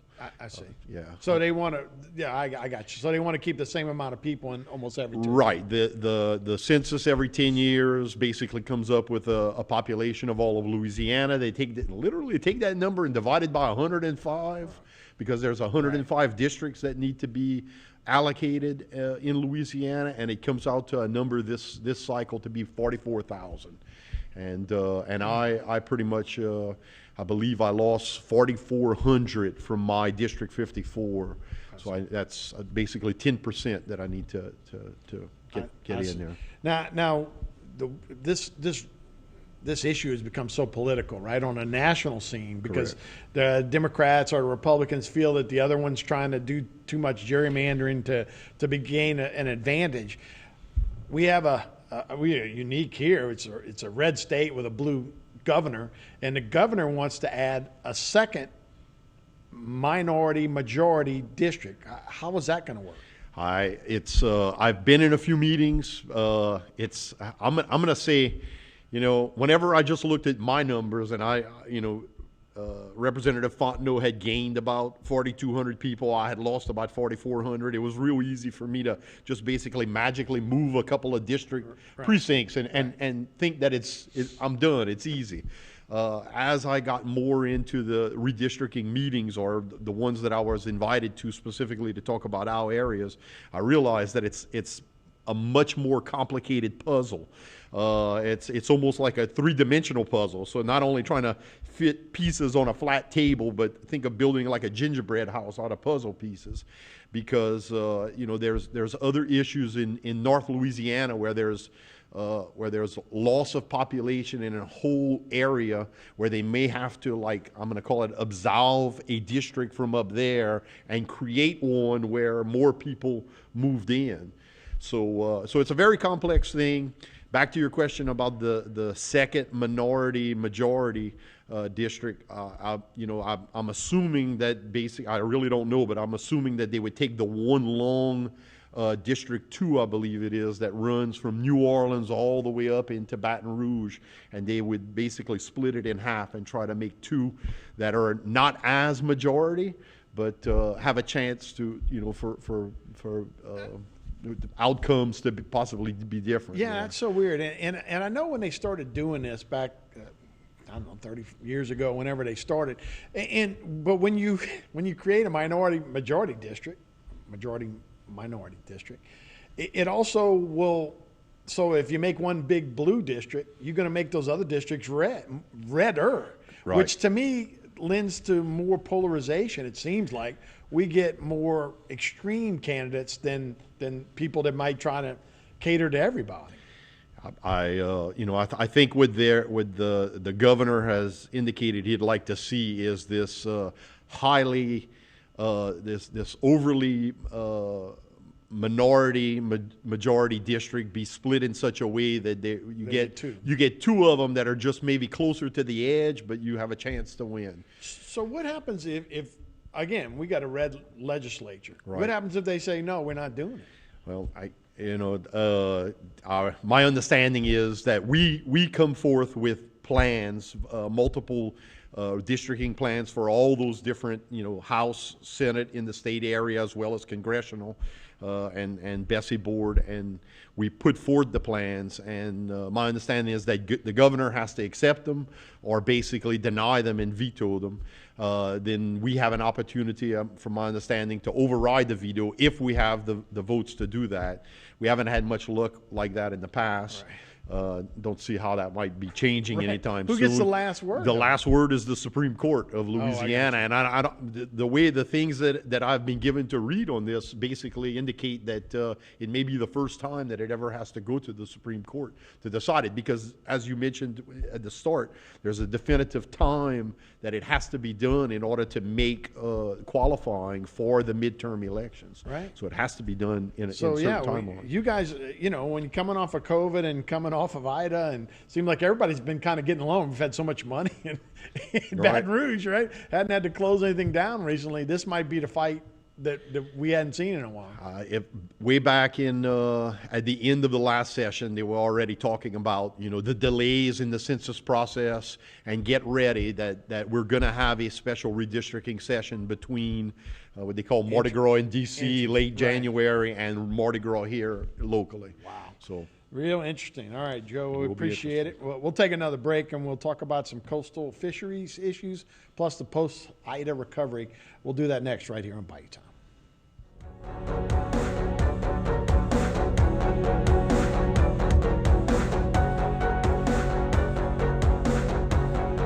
Sharing a little holiday joy starts with arriving in good spirits. The energizing Mazda CX-5, beautifully designed signature interior, and the refined performance of available iActive all-wheel drive.